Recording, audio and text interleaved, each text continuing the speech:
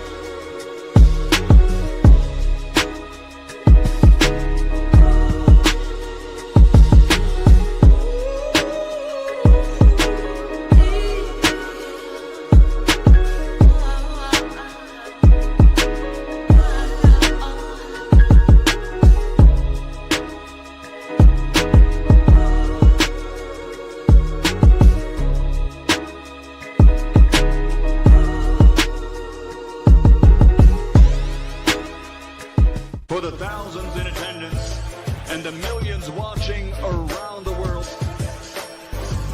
ladies and gentlemen, let's get ready to rumble!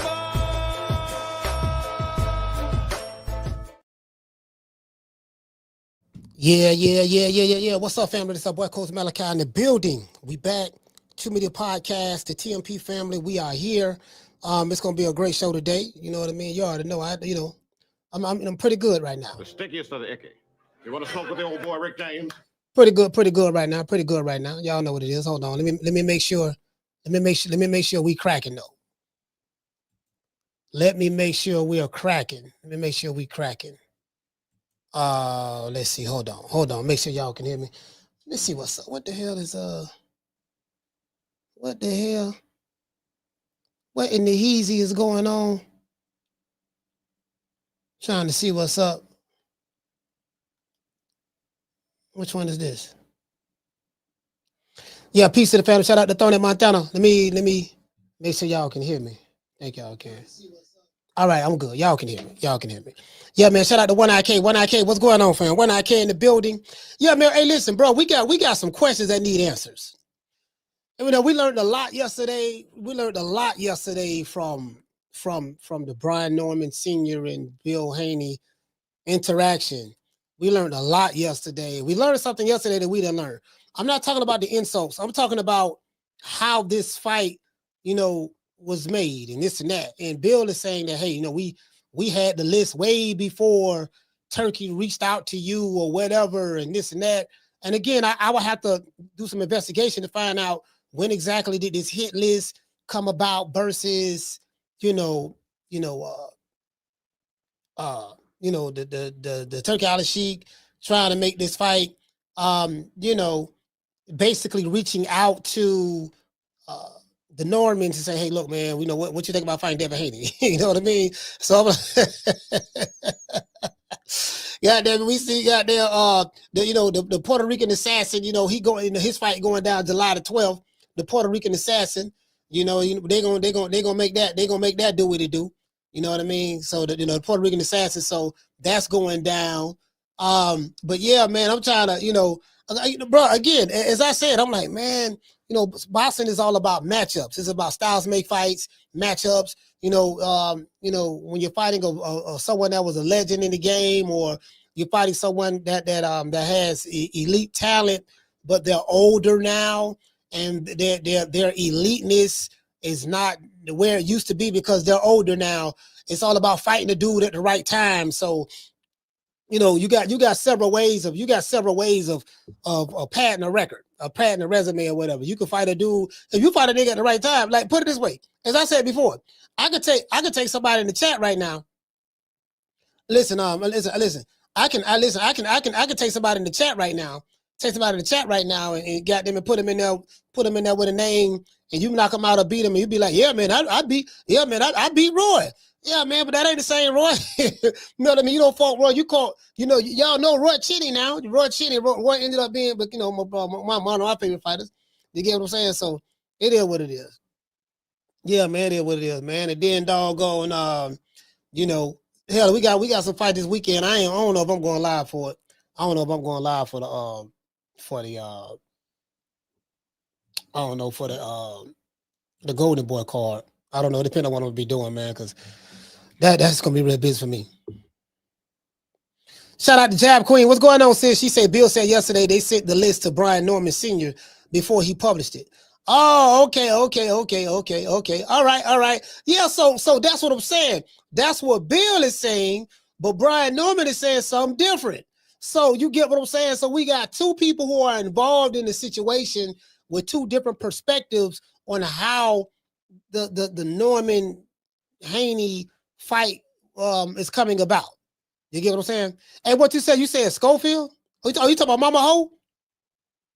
You talking about, you talking about Mama. Your mom talking about Mama Hofield. Your Mama Hofield boy do fight Farmer this weekend. Mama Hofield boy do fight Farmer this weekend. You know what, man? I was sitting back looking at, and again, I think they might be fighting on the Jake the Snake Paul card. Needed, definitely needed, because Jake the Snake is, I'm just happy. You'll never know. Just hope this motherfucker don't pull out, because he don't pull out of like 3 fights already. Mama Ho's son don't pull out like 3 fights. So yeah, so we don't need that right now. You know what I mean? We won't know until we have to see this motherfucker in the ring. You know what I mean? Because last time we saw him, they were playing Afro beats over a dead body. True. You know what I mean?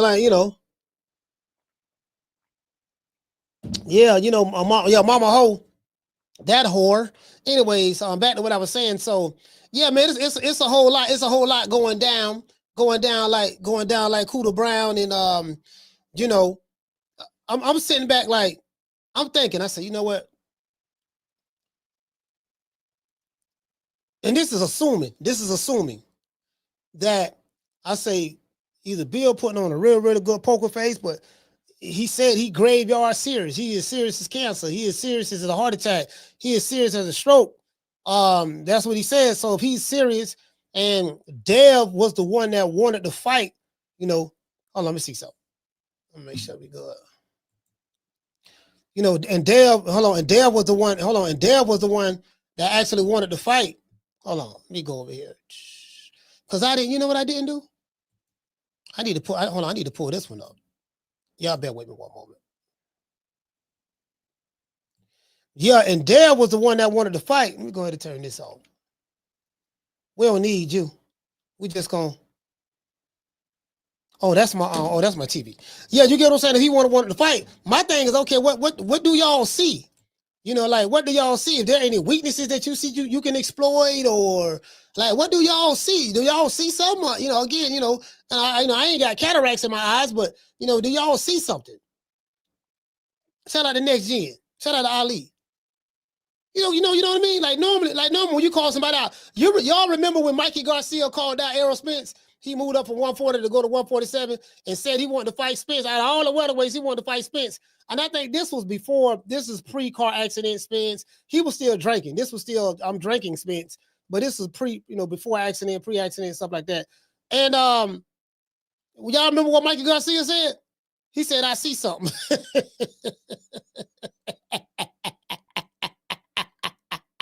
Hey, it was the funniest shit ever. He said, they kept asking, they kept saying, man, Mikey, man, why you want to move on to fight Spence? He said, I see something.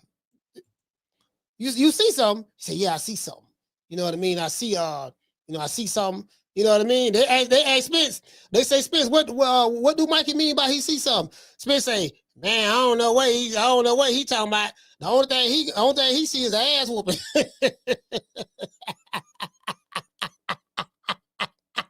Hey, Spence, hey, bro. Errol Spence had me crying, bro. When he said that line right there, that famous line right there. Man, I don't know what he talking about. He see, man. I don't know what he talking about. Man, the only thing he sees is ass whooping. It's gonna be a one-sided ass whooping, man. I'm beating man with 12 rounds straight. You know what I mean? I'm telling you, man. Hey, bro. And I'm like, damn, man. The Bill did acknowledge that this man got a left hook from hell. So I'm like, well, he don't acknowledge he got the left hook from hell. And I'm like, well, that ain't that Ryan Garcia Osterman field left hook. Ryan Garcia had Osterman in his left hook, and he still couldn't knock Devin Haney out. But this dude right here, you know, we you know what? We going to have to start calling Brian Norman Jr. Mr. Melatonin. If he put it this way, if he knocks somebody out, if he knock one more person out, listen, if he knock one more person out, we just gonna start calling him Mr. Melatonin. That's it, Mr. Melatonin. Yeah, that's all. You know what, dog? Check it out, dog. Right now, we just gonna call you Mr. Melatonin, dog. Right now, that you the way you hitting motherfuckers. You know what I mean? You went to Japan and knocked out Goku. You knocked out Kakarot. You know what I mean? You feel me? You knocked out Kakarot. You know, like this a total different fighter than as I said before. I'm like, man, I don't know. You sure you want to fight that nigga? But I don't know, man. Bill selling them whoop tickets. And Bill selling them whoop. He going all over the world. Yeah, nigga, we want to see this nigga. Man, he got 20 niggas looking at the pen. Ain't nobody signing nothing. You know, I'm trying to tell you, Bill got people thinking he don't sitting over a contract. And I figured out that didn't make no sense. I said, that don't even make no sense because, if Turki Alashikh is the one that's financing the fight, then the contract is going to be with Turki Alashikh. It's not going to be Bill drawing up a contract or the Haney's attorney drawing up a contract and sending it to Brian Norman Jr. Then you're going to go to Turki and say, yeah, Turki, I got him under contract. This how much money we need. It don't work that way. You know what I mean? So that came out. What came out was, they, talking about a term sheet. Did you sign the term sheet? Do you agree to the terms and stuff like that? And both of them said they did. So we'll see how that work out. But my thing is, does Devin Haney, assuming what Bill is saying is true, does Devin Haney see any weaknesses in Brian Norman Jr.? Like out of all the people, I want to fight that nigga. Derek can whoop him. And I'm like, what do you see in this guy what type of weaknesses that you see in this guy that you can exploit? Do you get what I'm saying? Like, man, he got to see something like, cause I'm trying to see it and I got cataract. What you see? You don't see it. I'm trying to see it, dog. I see the melatonin. That's what I'm looking at. The nigga got melatonin. That nigga look strong, bro. Yeah, that's from downside Georgia, boy. I'm trying to see it, dog. Well, yeah, he 24. He ain't got that. Well, you know what? He don't have I'll put it this way. If there was one weakness I would say that Brian Norman Jr. has in comparison to a Devin Haney, I would say that weakness would be he doesn't have the experience, championship experience, and that's how you can sell it. Same thing. Now, Mikey Garcia was saying that same stuff, though. I got more experience than Errol Spence because Mikey Garcia was fighting longer than Errol Spence at that time. And, I got more experience. And, he was saying that he's a boxing technician. And, Mikey Garcia is fundamentally sound. And, Spence has never fought anybody with fundamentals like Mikey Garcia. So it might be this situation.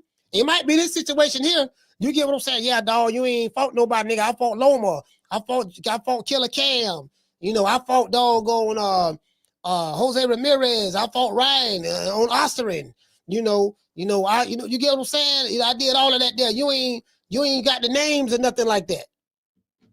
See, this is why you can't be caught up. Hey, shout out to Lonnie, man. This is why you can't really be caught up on the name stuff either. Yeah, he got the names. Okay, but what's the names when he fought him? Do you get what I'm saying? Was the names when he fought him? Like, listen, I'm gonna give you a perfect example. Well, I'm gonna give you a perfect example of what I mean by that. Oscar De La Hoya fought Julio Cesar Chavez, right? They fought twice. But he didn't fight Julio Cesar Chavez, the one that fought Roger Mayweather, or even a Pernell Whitaker or whatever. Right? He didn't fight that version. He fought. Yeah, it was Julio Cesar Chavez, a namesake, but that wasn't the same Chavez. Do you get what I'm saying?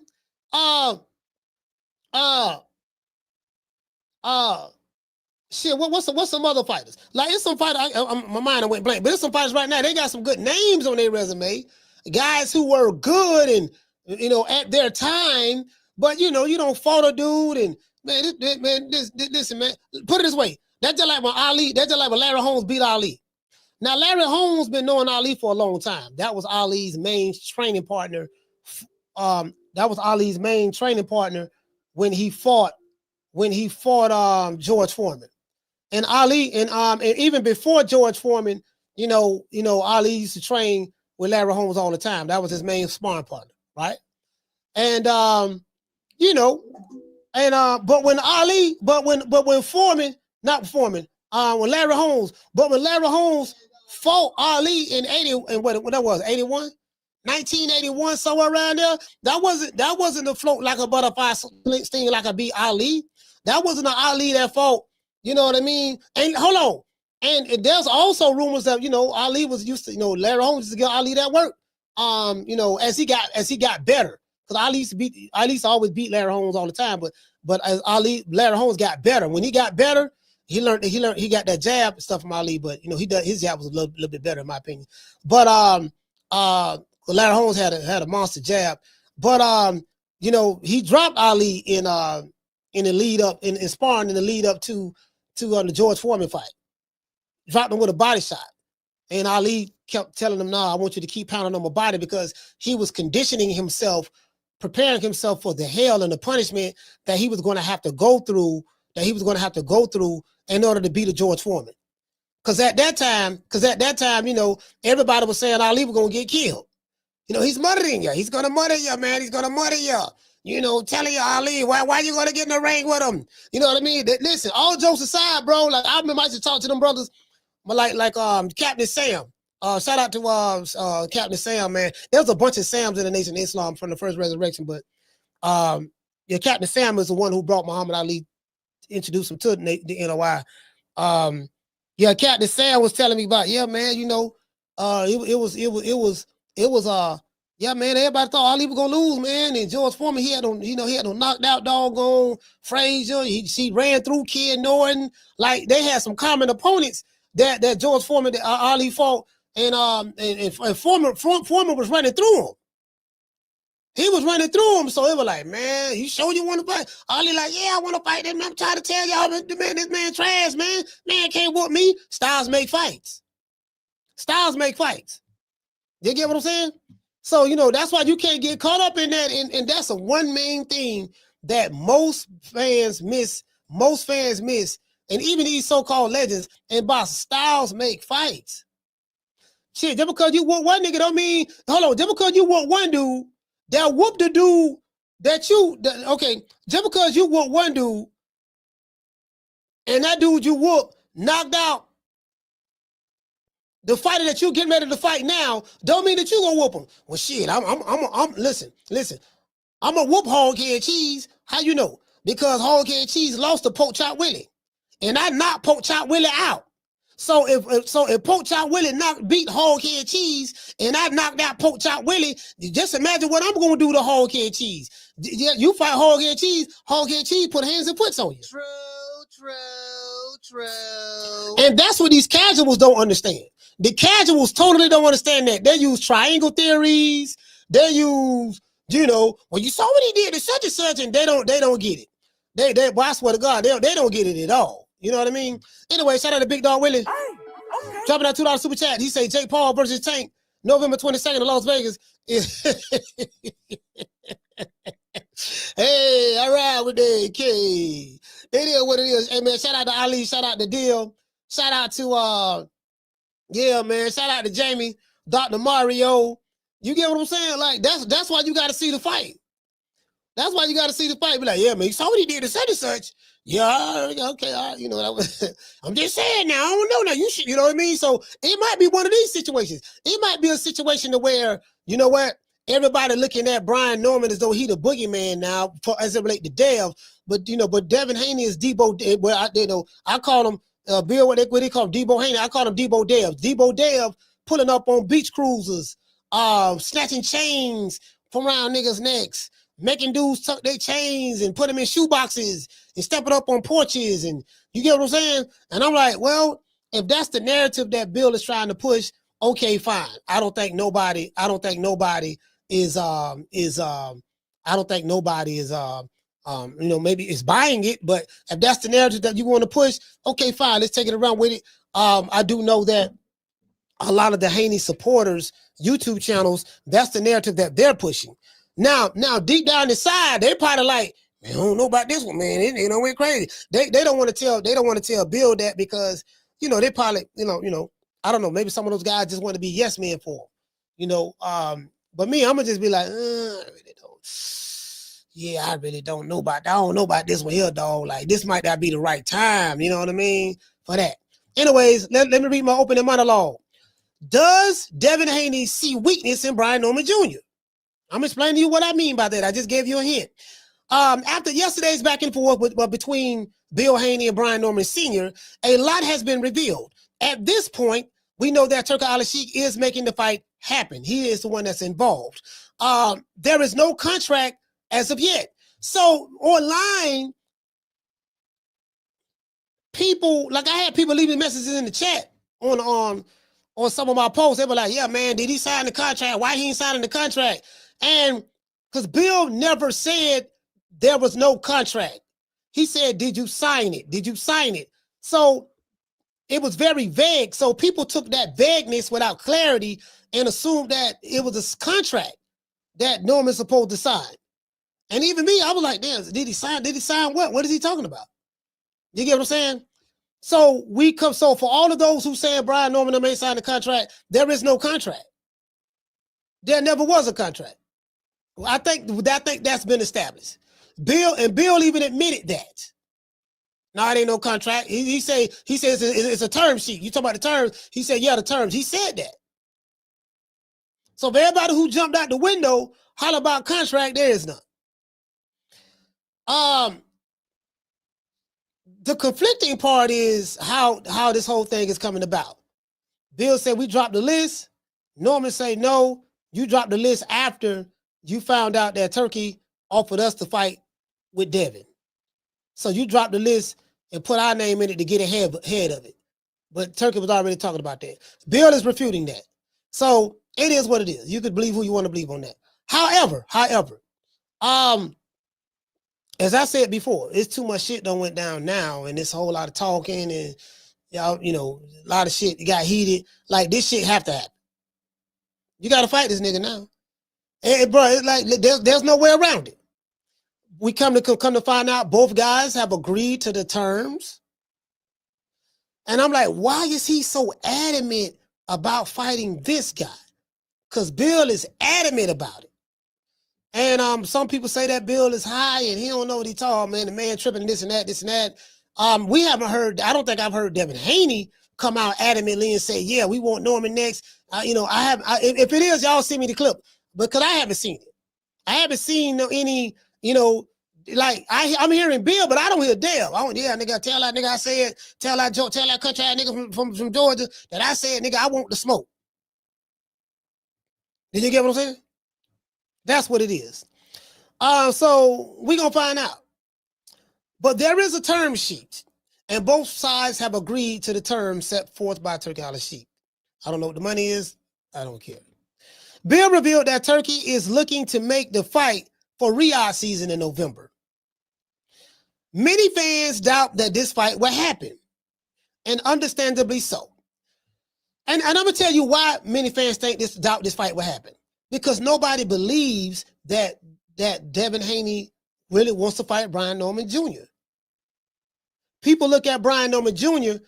as in comparison to Devin Haney, is like a pit bull on a poodle. This is why people don't believe it. It's not the fact that they don't want to see the fight, or it's the fact that, man, ain't no way in the hell. They looking at it from a matchup standpoint. Man, are you sure about that? Yeah, you get what I'm saying? That's why they don't believe. Like, nah, hell no. That nigga, because people like, nah, Devin Haney, the Haneys ain't that stupid. That's what people are saying. Nah, the Haneys ain't that stupid. Nah, hey, this nigga just cap. this what Casino saying. Nah, them niggas ain't in the fight. The Haneys ain't that stupid. And Devin Haney don't talk. See, that's the thing. Devin Haney don't talk. So we saw Brian Norman give some interviews. I saw Brian Norman give interviews. I played it yesterday. He said, well, If I got to put somebody to sleep in order to wake y'all up, then I'll do it. So he doing interviews. He going out talking. You get what I'm saying? Devin Haney don't talk at all. So, you know, hell, even Terrence Crawford is talking. And y'all know Bud was real bad with the media for years, but hell, even Bud been doing well talking since the Errol Spence fight. Devin Haney don't even do that. So, you know, I really don't know. You get what I'm saying? But that nigga ain't said nothing. All we got is what Bill is saying, and Bill is saying I'm the representative of Dev. When you see me, you see Dev. When I talk, I'm talking for Dev. And as a matter of fact, I got a receipt to show y'all. Let me show you. Hold on. Let me show y'all this receipt first. Let me show y'all this receipt. Hold on. Oh, because I'm finna back up. I'm fixing to back up what I'm saying right now.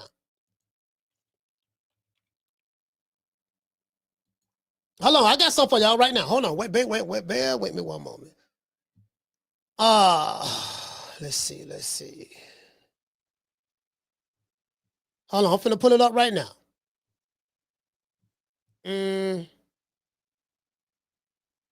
Y'all bear with me.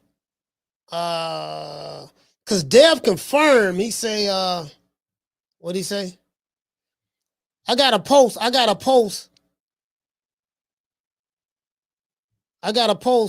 where Devin says that everything my dad says, he says that everything my dad says, you know, I stand by or whatever.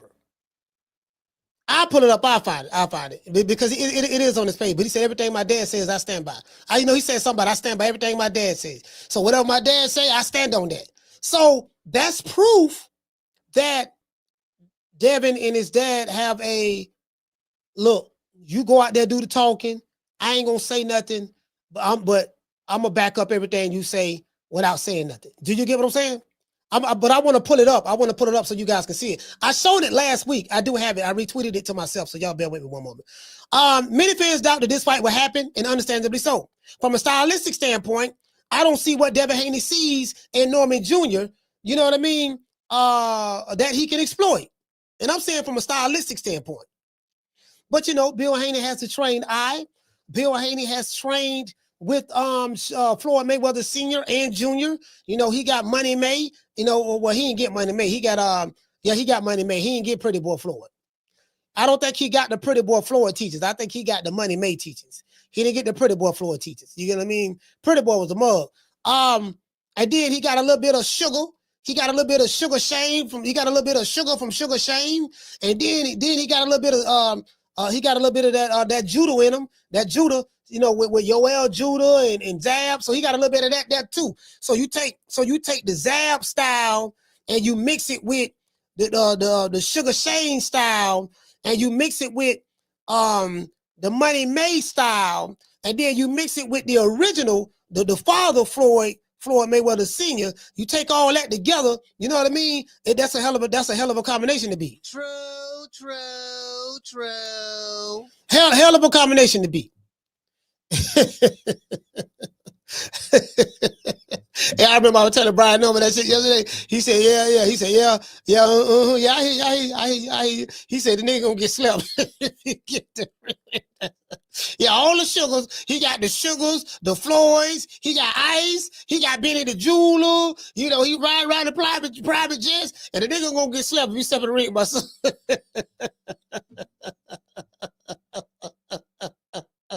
This one. He said, yeah, he can have all that. Then got the jewelry, the Ice, yeah, he can have all that, dog. But back to what I was saying, if he step his ass in the ring, goddamn it, you know, he said that shit. He said, what that got to do with that? You said all that. Ain't none of that got to do with boxing. What does that have to do with boxing? I said, no, the man got ice. Hey, this another thing too, right? This what be killing me with some of these fans. Hey, this would be killing me some of these fans, right? They be, yeah, you know, he ain't got no swag. Nigga, my fighter know how to dress. Nigga, my fighter know how to dress. No, my fighter hip. My fighter, you know, they use non-boxing talking points to make a boxing argument. I hate, listen, bro, if there's a pet peeve of mine, hey, shout out to Big Stokes. Hey, Big Stokes, if there's a pet peeve of mine, I hate to see a fool online using non-boxing arguments, using non-boxing talking points to make a boxing argument. It's crazy. It's crazy. It's crazy. They use non-boxing talking points to make a boxing argument. Anyways. I mean, it is what it is. Does Devin Haney have better footwork than Brian Norman? Does Devin Haney have a better jab than Brian Norman? What about his defense, punching power, ring IQ, and stamina? Does, Brian Norman is a young, strong, I think he's 24 years old. Brian Norman is a young, strong, he's young and strong, and he can fight off the front foot and the back foot. He's hungry as well. Although Devin the Dream Haney has more experience than Norman, that doesn't always translate to a guaranteed victory. We'll see how these negotiations play out. As far as I'm concerned, I don't want to hear nothing. Somebody's selling wolf tickets. You don't got your ass in something, you can't back out now. Whether that be the Normans or whether that be the Haneys, you niggas gonna fight. I don't give a damn what nobody say. You niggas gonna fight. No, it got to go down. I don't want to hear nothing about it's shaky right now. Man, it's Buddy look like he don't want it. No, I don't want to hear none of that. I'm flaming who up. I'm flaming who up. Let y'all know right now. I don't want to hear none of that, boy. Right now, the next fight that I better be hearing for Brian Norman Jr. and Devin Haney is each other. True. Yeah. Anyways. In other news, there's always other news. Deontay the Bronze Bomber Wilder has officially fired Malik Scott as his trainer.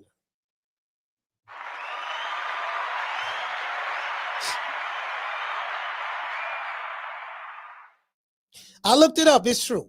I Googled it. You get what I'm saying? And Google don't lie. Don't everybody believe in Google? Go Google that shit. I Googled it. You got to get your Googles up, your Googles. You see what I'm saying? I have a PhD in Googles. You know what I mean? I don't know Taekwondo. I don't know karate. I don't know Kung Fu. But I'm a 5th degree black belt in Google. To this day. True. Yeah. You get what I'm saying? A 5th degree black belt in Google. You get what I'm saying? When it comes to my Googles, very hard to beat. Very hard to beat when I'm on my Google game. You get what I'm saying? My Googles. Now, don't get me wrong. There's no beef. They still friends. They still brothers. I think Deontay Wilder still cooks dinner for Malik Scott when Malik is not with his wife. You know what I mean? He still cook dinner for him. So I don't think that they fell out. They haven't fallen out. It's still good. You get what I'm saying? Wilder has gone to war with Malik Scott in some of his biggest defeats against Tyson Fury, Joseph Parker, and Zhilei Zhang. Since 2020, Wilder has lost 4 of his last 5 fights. 3 of them he lost by knockout. You get what I'm saying? Literally. Many fans believe that Malik snaked his way into the lead trainer position by convincing Deontay Wilder to fire Mark Breland. I don't have any proof of that. However, I am inclined to believe that because, you have an opportunity to step into the spotlight and be that lead guy and seeking you take a guy such as the Deontay Bronze Bomber Wilder and see you can instill your knowledge inside of him to make him a better fighter. Ever since Wilder got rid of Mark Breland, bro, look at him. Look at him. Ever since Wilder got rid of Mark Breland, bro, it ain't been the same, fam. Y'all don't think that's a coincidence?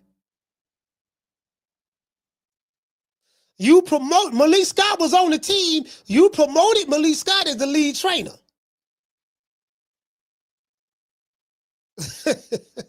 You promoted Malik Scott as the lead trainer.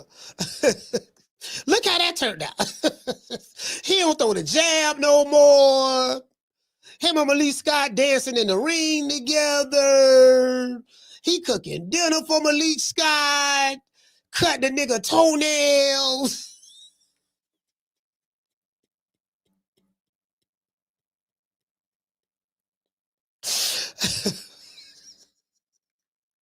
No, I'm exaggerating. I'm exaggerating about the toenails part, but y'all get my point. True.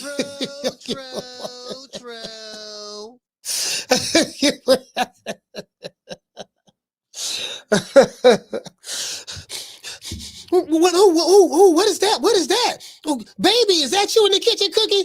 Baby, yeah, that's me in here cooking, baby. Baby, that's me in here cooking. Oh, Deontay, this is so sweet. You know what I mean? You know, you're having me coming home and, oh, you know, from a hard day's work, and I'm going to sit down and let you massage my feet, and you cooking me dinner. No, baby. Baby, what you mean I's cooking you's dinners? You know, you cooking for me, right? No, I ain't cooking for you. Malik is on his way over here, baby. Yeah, get up. Help me set the table. I got Malik coming over here. True.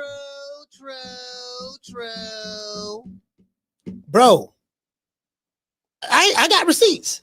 What y'all know about me, man, I got receipts, bro. I don't play the video on here before.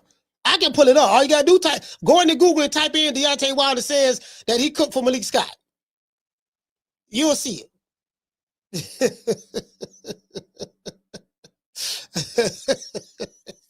You don't got with this nigga. This nigga had OnlyFans. You know, Malik Scott was a wild boy. I met Malik Scott. Malik Scott nice. Now he's a nice dude. Man had a OnlyFans. Man, I'm talking about, man. Oh my God, Malik Scott was wild, bro. Don't got rid of the brother, man. You get what I'm saying? Man, what's my man's name? Mark Breeden ain't had a job in boxing since. True. Mark Breeden haven't had a job in boxing since, man. The man heart was just broken. I done took this nigga. This nigga didn't know how to throw a jab. He didn't know how to even jump rope. I took him from scratch. You know, when JD's done brought him to me, you know, he was nobody. I took him from scratch. We gave him a whole bunch of setup fights, tomato cans, hobos, and bombs. But this bomb is taking the easy matches. Fight another bomb. You know, we listen. We gave him 40 fights in a row or nobodies. You get what I'm saying? And this how he do me? I throw the towel in to save his life because he getting the brakes beat off of him, and he fired me and keep JD's. Anyways.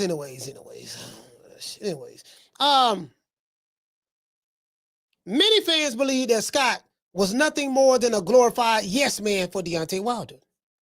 Whatever you think,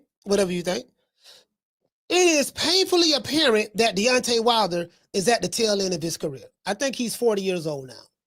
He's either 40 or he will be 40 in the next couple of days or something. His next fight is on the Chitlin circuit against Tyrell Herndon.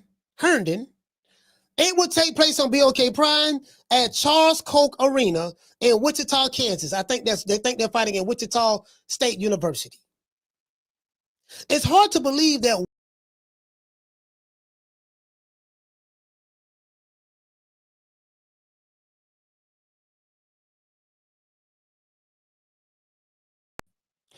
Sorry about that. My bad. Let me make sure y'all can hear me. All right, we good. My bad. I don't know what the fuck happened. It just StreamYard just kicked out.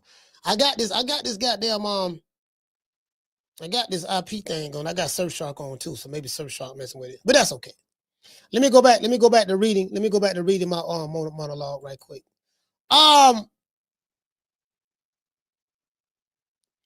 Where we at? Yeah, the man got rid of Mark Breeden.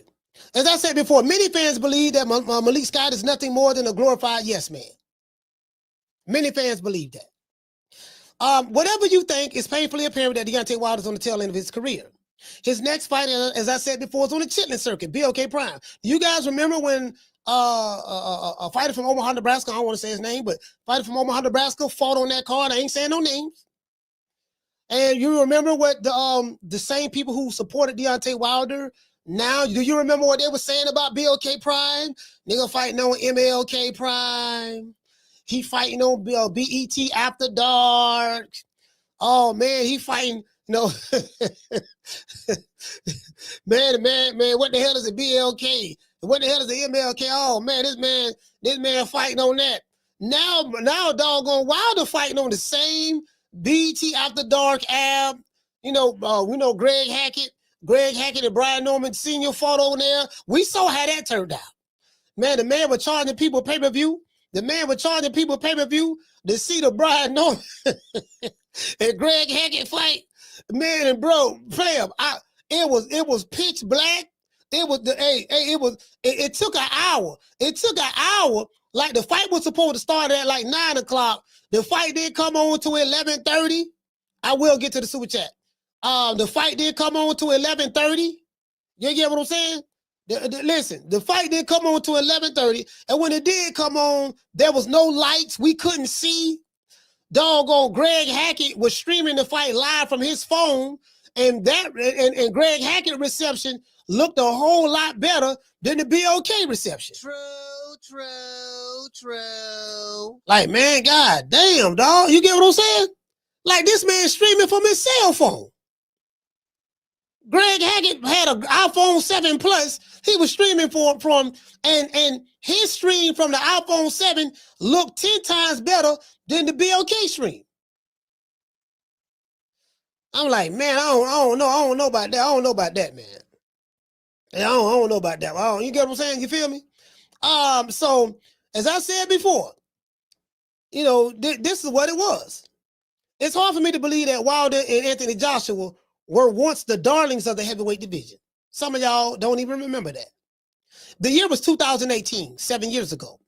And Anthony Joshua and Deontay Wilder were both undefeated, and they ruled the heavyweight division by owning all of the titles. And they were supposed to be en route to face off for an undisputed championship fight. You guys remember that? Oh, let's go back. After Wilder fought Tyson Fury to a draw in 2018, he planned to move on to face Joshua. That was the plan. In March of 2019, DAZN, they had a meeting with Deontay Wilder and his handlers, Shelly Finkel and all of them. DAZN offered Deontay Wilder a $100 million contract for a 3-fight deal, including 2 against Anthony Joshua. It was going to be $20 million for Dominique Brazil and $40 million apiece to fight Anthony Joshua. So Wilder would beat Joshua. If Joshua wanted to rematch, that's another, you get what I'm saying, another 40 and all that stuff there. You know what I mean? So they had that, the 2 fight against Anthony Joshua. But he declined the deal, citing dishonesty. He also said it was a slave contract. $100 million slave contract. Joshua moved on to fight Andy Ruiz Jr., and he suffered his first loss. And then he rematched him and stuff like that. He hasn't been able to properly find his footing since going 6-4 in the last 6 years. And I'm talking about Joshua. Joshua, his last 10 fights, he won 6 and lost 4 of them. Something of that sort. Lost twice to Usyk, once to Andy Ruiz, and he just lost to Daniel Dubois. Wilder ended up moving on to face Tyson Fury 2 more times, and he lost both by knockout, going 1-4 in his previous 6 years. 1-4. Fast forward to 2025, and both Wilder and Joshua are washed up. Then it's back to Devin Haney and Brian Norman Jr. Let's get back to them. What weaknesses do you think Devin the Dream Haney sees in Brian Norman Jr. that he can exploit, since he's so adamant, according to his father, so adamant about fighting Brian Norman Jr. next? Do you believe that the Haneys are making a big mistake by pushing for the Norman Jr. fight? Or do you believe that Devin's experience inside of the ring will be too much for Brian Norman Jr. to overcome? Tell me, what do you think? Today's show is sponsored by Foster's Barbershop. If you are in the city of Tampa, download the app Booksy. That's BOOKSY. Type in Foster's Barbershop in your phone and book an appointment. You know, the Foster's Barbershop is open Monday through Friday, closed on the weekends. You can book an appointment. And I promise you that when you get there, you don't have to worry about waiting 20 hours after you get the appointment. Because sometimes you get some places you go to, you get an appointment at 10 o'clock and you don't get in the chair till 12:30. You know how it is. He did this barber backed up. Oh man, hey man, look here, man. Thank you for working with me, man. Man, the guy who came before you, the guy who booked before you, he came kind of late. So I got him in your spot. I got him in your slot right now. As soon as I finish with him, you know what I mean? Then I got 2 more people. Then I'm gonna get you in there, okay? But man, I had an appointment for 10:30. Yeah, I know. You know how it is. You get what I'm saying? True. Yeah. True. Yeah, you ain't gotta worry about that. You ain't gotta worry about that at Foster's Barbershop. You ain't gotta go through that. Not at Foster's Barbershop. You get what I'm saying? Let them know that Coach sent you, Coach Malachi sent you. You get a 10% discount. You can also there's a tiki bar in the back, and it has AstroTurf where you can play golf as well. So if you want to rent the facility in order to do events or some type of function or whatever, watch sports or whatever, just get in contact with the boy over there at Foster's Barbershop, my brother. Let's give our sponsors and everybody a chat round of applause.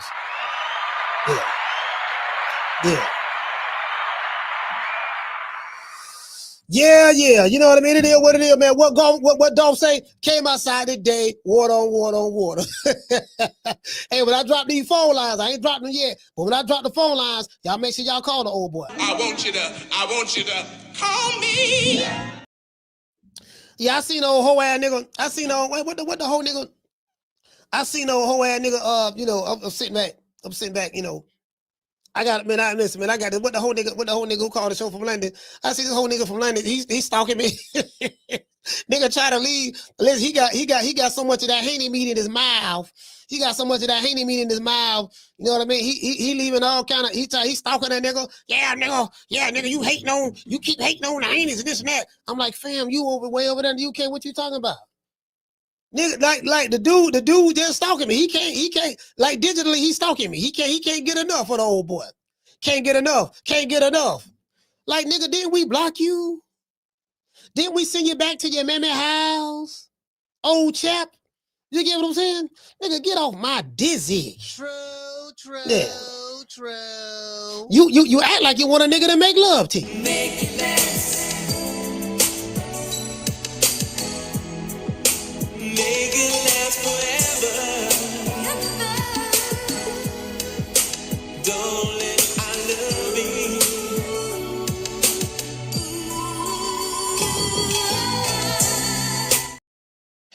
Yeah.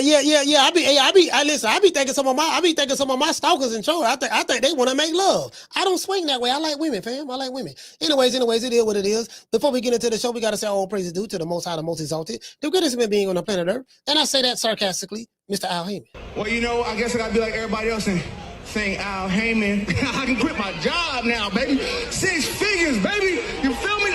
But a name. Do you have a name? Oh, nah, I ain't got no name, Name them names, man. They know who they is. Name them names, please. The names need to be named. They know who they is. The Mexican monster. That nigga pain free. Whole lot of more, bad boy. Whole lot of more. Swear to God, I got a whole lot of more. To that whole ass nigga, you know what it is. Let me address something to some of the haters out there about me. Y'all can kiss my ass. Twice. You can kiss the ass twice, both cheeks. Take your time when you do it too. True. What the whole nigga name? You can't. The nigga name Ro. I think the nigga name Ro. Take your time when you do it too. You know what I mean? You know what I mean? We going. Let me stop. Hey, that was a low blow. Even for me. There's nothing that I can do. Sorry, I moved my camera. There's nothing that I can do other than just be patient. Let these boys keep talking that smack and me be who I am. Damn, phone number falling.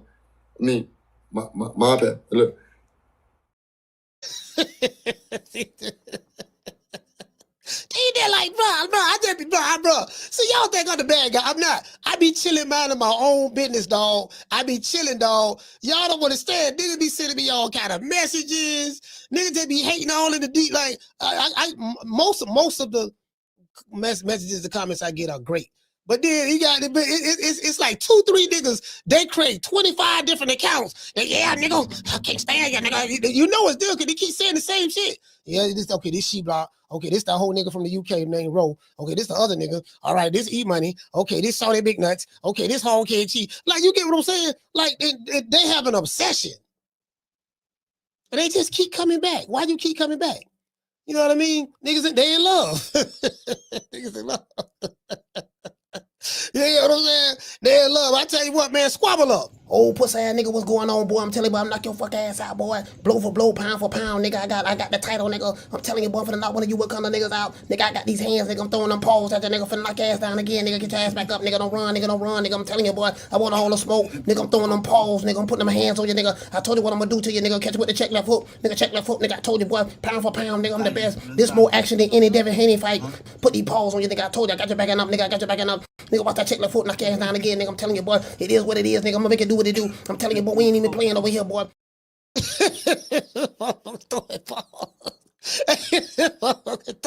they throwing paws. I ain't even seen lie to you, boy. Yep, that's right.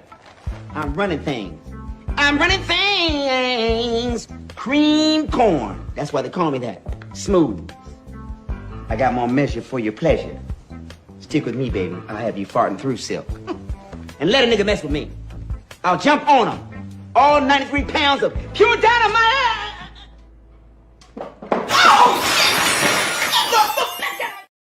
Hey, you know what? See, listen. I gotta do this for the new people because we've been getting subscribers like crazy. I ain't gonna lie to you, dog. Like, I want to thank everybody for sharing these shows, but like sharing these shows and stuff because we've been growing like crazy. We almost at 40,000. We need less than 300. We need less than 300 more subscribers to get to 40,000, and we'll probably be there by next week. We'll probably be there by next week. You get what I'm saying? So that's, you know what I mean. So we're doing very well. We're doing very, very well. Like literally, like the past couple of months, especially the past month, we've been on kind of like fire a little bit. And again, and we doing it brick by brick. We doing it brick by brick. You guys know I had the analytics right here. I had an analytics. You know what I mean? I got the analytics right here. I got the analytics right here. You get what I'm saying? I'm trying to tell you, boy. Look at these analytics right here, boy. These motherfuckers looking just like showing up, and we're doing it organically. I ain't spent the dime. You know what I mean? I haven't paid for no advertising or anything. I mean, I can. My mentor is telling me you probably need to put some money behind, run some ads on your channel. He's telling me to run some ads on my channel and do a lot more collaborations with other channels. You know what I mean? So I'm looking to do that as well. Do some collabs with other channels. But I'm talking about not just. I'm saying outside of boxing. Let's see, Gooch Grease. Hold on. What a video. Hold on. Where the video at? Gooch Grease. Where the video? Hold on. Gooch Grease. I got the video. Hold on. Because some of these niggas suffering from Gooch Grease, boy. Y'all got that Gooch Grease? Is that BuzzFeed? Or what a Gooch Grease, boy? I'm talking about, boy. Listen, I got to do it. I got to do it. I have to. I got to do it. Here it go right here. I saw that maxi pad. Boy, I saw that Kotex. These niggas wearing Kotex out here, man. True. Yeah, I ain't want to do it, boy. I got to do it. I got you got to. No, I got to do it. I got to do it, boy. You know what I mean? These niggas wearing Kotex. Everybody know these niggas wearing Kotex. Coming up to me talking about they got a big flex. You know what I mean? I don't want to hear nothing about your Rolex. You niggas wearing Kotex. Stalk a nigga. Every time I turn around, you want to stalk a nigga. A little short, thick nigga. Thick, stocky nigga. True. Every time I turn around, they haters want to stalk a nigga. You know what I mean? Yeah, we finna hold on. Let me pull it up. Where is that? Boy, that Gooch Grease got you niggas.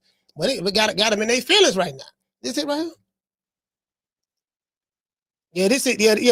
No, this it right here. Hold on. Now, this ain't it. This it? Yeah, this it right here.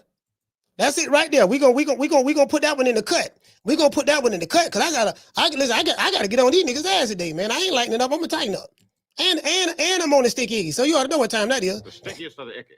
You want to smoke with the old boy Rick James? Yeah, it is what it is. Nigga, please. Yeah, it is. But they got the wrong one. But I don't know what they be thinking about. He must don't know. He can't know. He can't know.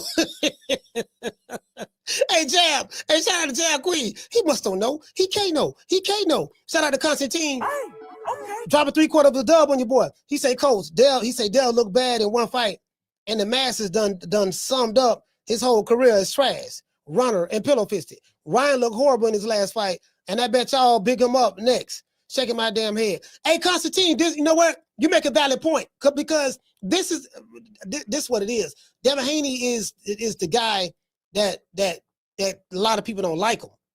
Now they pay attention to him because they don't like him. You get what I'm saying? So I get what you're saying. You're saying that ain't nobody saying nothing about Ryan Garcia, but they keep talking about Dev. That goes to prove that Dev he's a very popular fighter. Now he might be popular for all of the wrong reasons, but to say his career was trash and label him as a runner based on one fight. And if you listen to anything I said, I've always said that. Is it fair to label him a runner just based on one fight? Is it fair to do that? He ran his one fight. He's never done that before. So you can say, well, he ran the last fight. And I still say that. I told Bill that. No, because he ain't never fought like that. You know, so, but however, is it fair to label him that just based on that one fight? And me personally, I don't think it's fair to do that, to be fair. Shout out to Mr. G4L. For dropping that. Bam, dub on your boy. Hey, Leroy. Super chat received. Playtime's over, boy. Yeah, Debo Dev. That's a new name, round one. Debo Dev. He say, Coach, some back end money. He say, keep up the good work. Salute. Hey, shout out to Mr. G4L, man. He say, salute to the members, much love. Yes, sir. Yo, hey, you ought to know what time it is, man. We got to hit him with the huggy. Down from the bar, there's a platform stage. People pimping, sharp as razor blades. Yeah, you get what I'm saying? These niggas got Gooch Grease. I don't know why they whole nigga keep fucking with me. Knowing goddamn well. But they got that Gooch Grease. Matter of fact, hold on. Let's do this. Let's start the show out like this here. Let's start it out like this because I don't want nobody thinking I'm capping. We gonna get into the show. We're gonna get into the show, but I want to show y'all that whole nigga from the UK. See, this is your problem. You suffer from Gooch Grease right now. Right now, boy, your Kotex is acting up. Y'all want to know what Gooch Grease is? Here we go. To the Factor Uncensored. When my producer sent me this topic, I had to stop my lunch. I just couldn't eat anymore. It's a male hygiene problem or issue called Gooch Grease. I was like, what the hell is that? And after Googling it, I was bothered. You heard what he said? He said after Googling it, he was bothered. Don't everybody believe in Google? Go Google that shit. Let's continue. Victimize, bamboozle, led astray. It's described as a culmination of lint, sweat, and dried up pieces of feces between a man's butt and balls. See what I noticed. See a lot of I ain't want to do it, but y'all making me do it. See, a lot of you, not the Devin Haney fans. If you're a fan of Devin Haney, this is not for you. If you get offended about what I'm fixing to say, you the nigga I'm talking about. But you Haney maniacs, like y'all, I get it now. You got lint, feces, and dust between your balls and your booty hole. And what it is you irritated down there, and it's itching and it's irritating you, and y'all coming over here, you get what I'm saying? I just got to throw that out there. Now I get what's going on. Let's hear it one more time. Gooch Grease. I was like, what the hell is that? And after Googling it, I was bothered. Victimize, bamboozle, led astray. It's described as a culmination of lint, sweat, and dried up pieces of feces between a man's butt and balls. First of all, who are these men? He say, first of all, who are these men? All he got to do is come on YouTube. You're going to see a whole bunch of these niggas in the chat. Yeah, nigga, hold up what you say about Devin Haney. I don't like what you say about Tank. And yeah, and what you say about Sugar Shakur. And I'm like, listen, if you want to know who these men is, tell them to come to the YTC, the Boston community. You're going to see a whole bunch of them in chats. True. Oh, shit, I can help them with that. First of all, who are these men? They right here. True. Anyways, let's continue. But the problem is so bad for some men, according to some reports, they now have to use women's maxi pads to stop the mixture from messing up their underwear. So now y'all get it. Now y'all get it. So when y'all arguing with a nigga online and he acting crazy, maybe he feeling kind of Gucci today. Maybe he feeling Gucci. The Gooch Grease is acting up. You get what I'm saying? He down there scratching. He's scratching down there. He doing there scratching. You know what's going on? Yeah, man, my Gooch Grease acting up. And I don't like this whole ass nigga Coach Malik. He right here talking bad about Dev. You know I ain't saying that about Dev. No, nigga, you talking about Dev. Hold on. What's wrong, man? I'm itching right now. I'm itching right now. No, nigga don't see scratching down there. The Gooch Grease acting up. You know, he got the ball juice and the lint and the dirt and the doo-doo balls, and you know, and it's mixed all together, and he's scratching. Then when he stick his hand up, you know, his everything black under his nails. He got nails full of Gooch Grease. Nigga coming over here talking that flair popping that weed. Gooch Grease ass nigga. You Haney maniacs got Gooch Grease. It's a mixture now. Let's get into this. Joining me to talk about it, Steph Schaffner, influencer Devin Biggers, and media personality KG Smooth, and comedian and sports journalist Barry Laminack. So Barry, have you? I don't know what to do. But Barry, when you walked in, you dropped this. I don't get it, nigga. Hey, and he grabbing it. This must be, oh, bro. He gotta be a Haney maniac. And he put it up. Oh my Lord, oh my bro. But look here, man. You know what, dog? Listen, let's get the Haney maniacs and the Gooch Grease boys a round of applause. Get a round of applause. Yeah. I get it now. I get it. I didn't understand it before. But now I get it. Y'all, you niggas got Gooch Grease. You get what I'm saying? You crashing out right now. You got Gooch Grease. I get it now. I get it. Anyway, let's get into the show. Now, let's see. I ain't gonna lie to you, bro. As I said before, fam, I don't know what he see.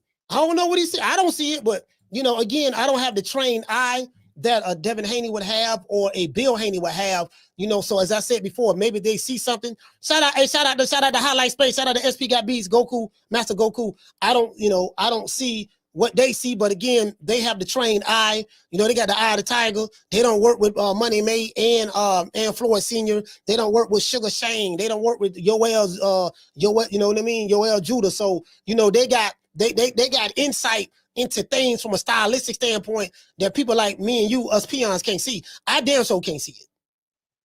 Shout out to Dub right side. Shout out to Dub. Dub, what's going on, fam? Yeah, we Miss Black Panther said, Coach, you a fool. No, hey, Miss Black Panther, somebody gotta tell it. These niggas got Gooch Grease, and it explains their behavior. These niggas got Gooch Grease coming over here, talking crazy in comment sections. You know, get what I'm saying? You know, these niggas got Gooch Grease. How about what the fuck they want to do to me? Knowing damn well I know a little Bruce Lee. You get what I'm saying? Yeah, I heard these niggas got Gooch Grease, but they can't fuck with me. You get what I'm saying? Hey, I'm finna go to the studio. And I'm coming out of retirement. Yeah, that's it. Yeah, that's it. Hey, I don't make my mind up. I'm finna round up the posse. I'm finna hook up with one of these jitterbugs who be making these fire beats, fire ass beats that these young fighters be rapping on. These young rappers be rapping on. I said, yeah, dog, I need one of them good old trap beats, dog. I'm finna come out of retirement. I'm finna make a diss record. I'm dissing all my trolls, bots, and haters. True. Yeah. True. We gonna name that bitch the Gooch Grease Boys. That's gonna be the name of the song. Hey, Jam Queen. The name of the song will be the Gooch Grease Boys. The Gooch Grease Boys. You get what I'm saying? That's going to be the name of the song. The Gooch Grease Boys. You know what I mean? You might as well. You know what I mean? I'm talking about these boys. I'm talking about these dudes crashing out, fam. They crashing out for nothing. Just crash dummies. You get what I'm saying?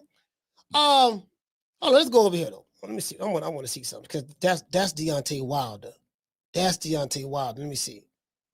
Oh no, but I ain't gonna lie, bro. I really don't. You know, I ain't gonna say nothing because you know, I don't want to talk nobody out of nothing. I don't want to talk nobody out of nothing, man. So who am I to tell a man? You know, who am I to tell a man anything? But I'm trying to think. Let me drop the phone line because I want to know. I want to know. Do you guys see anything? But before I do, let's do this now. I told y'all I had the receipt. Oh, did I move it? I told y'all I had the receipt. Oh, here it go right up. Now, if you Google this, this is true. This is true. But there's no beef. There's no beef. There's no beef between the two. Let me show y'all this. Now, I looked this up. When I saw this on here, I looked it up. And it's coming back tenfold. It said, report, Deontay Wilder and trainer Malik Scott have parted ways ahead of his fight this weekend. Deontay Wilder said, we're brothers and always will be brothers. We talk a lot. He said, we talk all the time and there's nothing bad between us. Some things changed. You get what? Some things changed. And this was one of those times. You know, he said, sometimes things change and this is one of those times. Deontay Wilder. He said that to the Montgomery Independent. So I think Montgomery, Alabama. So, you know, they parted ways, him and Malik Scott. Now, you know, I ain't gonna lie, you know, again, and again, now some people gonna be like, oh man, you talking bad about the brother. You happy, coach, that he got rid of the brother man. I said, what was that same energy when Deontay Wilder got rid of Mark Breland? Mark Breland was a brother man, right? Y'all didn't have that energy when he got rid of Mark Breland. So miss me with the brother man shit because y'all have selective outrage. You pick and choose when you want to be upset about something. You'll see when one brother man get done wrong, you ain't got nothing to say. When a brother man get done wrong that you like, all of a sudden, goddamn it, you want to start a revolution. Nah, we ain't doing that. Let's see what the people got to say. This guy say Wilder might actually have a chance winning now.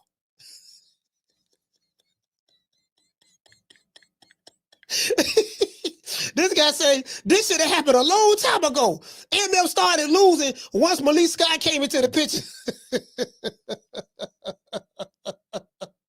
He said maybe he will win this time around. You know, now we shall see tomorrow. Y'all remember that song? I think they fight tomorrow. Y'all remember that song about Michael Jackson? This time around, ain't taking no shit. Say you steady trying to diss me. Why they wanna diss me? This time around, y'all look that song about Michael Jackson. This time around, this guy right here say Malik Scott probably told him he should hang up the gloves, and Wilder probably was like, "F out of here." Okay, all right. Hey, Marco said definitely not brothers. That's why you had to split. This dude say definitely not his brother because if he was, he would have slept with his girlfriend. Wow. Okay, yeah, Deontay Wilder slept with his brother's girlfriend. You know what I mean? No, he was in love with her. This guy say, thank God. I ain't gonna lie, but it's too late. This dude right here say past his prime to do something now. Should have parted ways 10 years ago when his footwork was ass, much like it is now. You know what I mean? Hits like a truck, moves like the Titanic. This guy say good. He said, I remember when Malik Scott entered the ring to hug Zaylee Zane first.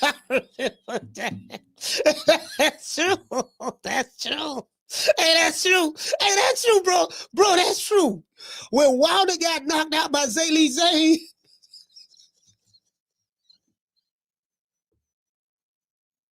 that ain't the funny part.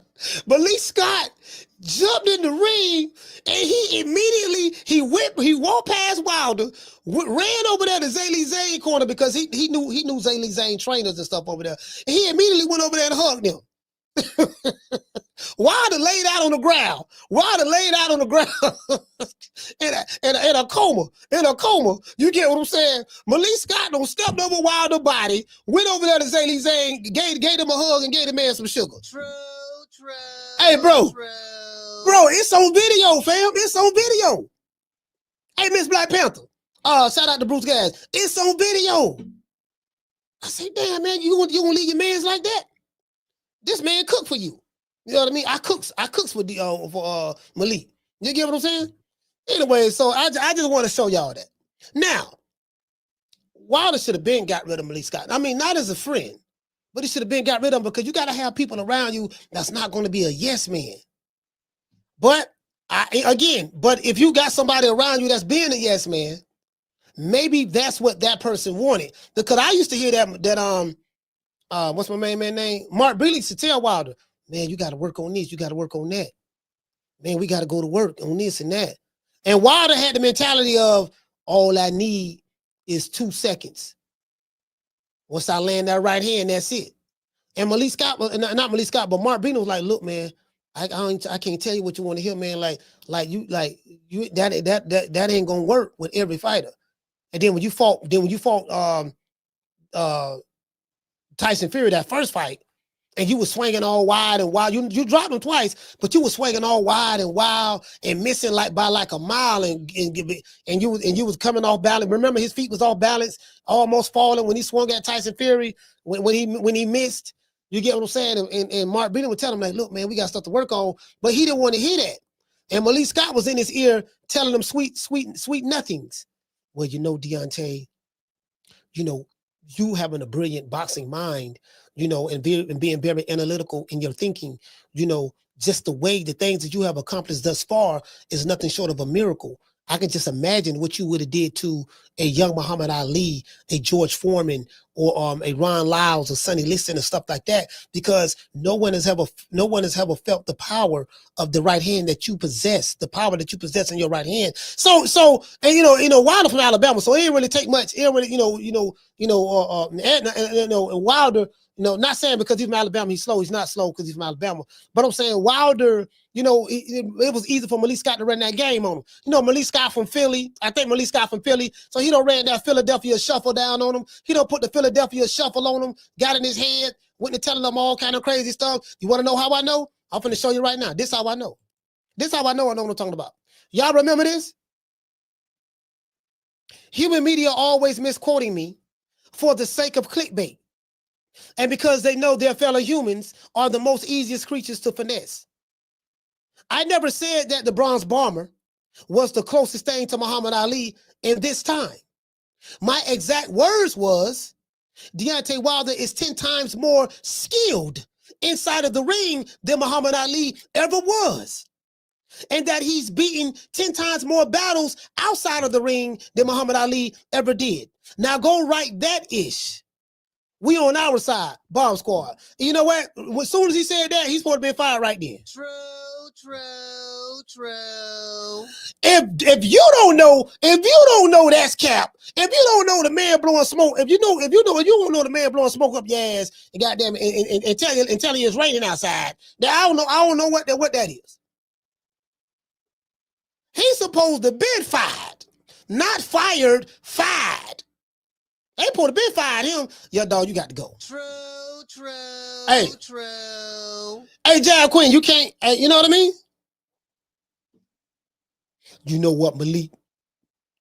You the only one believes in me. You's the only one believes in me. You get what I'm saying? It is what it is. Anyways. Again, bro, I ain't gonna sit here and lie to you, bro. That nigga Brian Norman scare me, fam. I don't scare easy. I don't scare easy, bro. But that dude Brian Norman scare me, bro. Like me personally, again, I'm not the fighter. I'm not the manager, the father, none of that. But I do understand styles make fights. I mean, that dude scared me.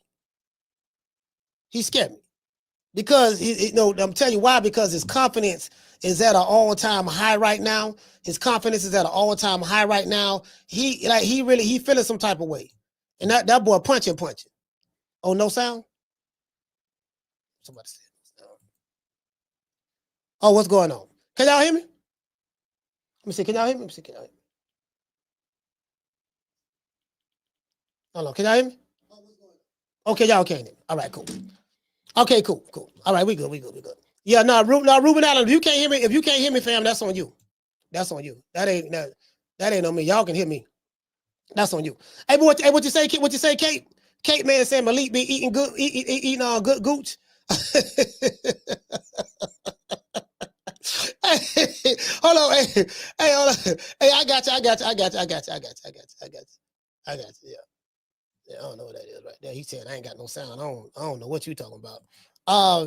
Anyway, hold on. Let me get the super chat. Shout out to the Jab Queen. Hey, okay. Dropping that quarter of a dub. She said no. Devin deserves grace for his past performance because he was traumatized. But if he run again, I'm on his ass.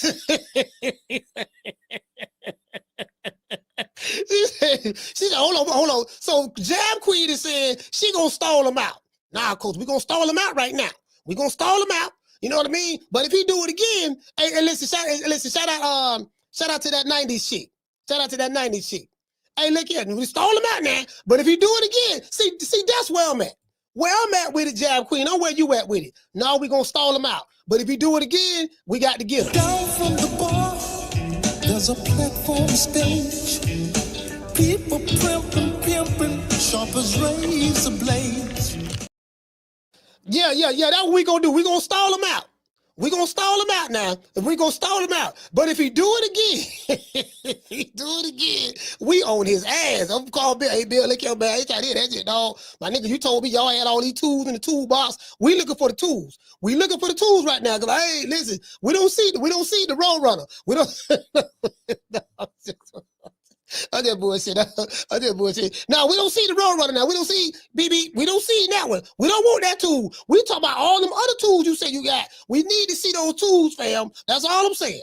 You said you got the tool. See, I swear, I'm a whole builder. That's it, dog, my nigga. You told everybody over here that y'all had a bunch of tools. My nigga, we need to see those tools.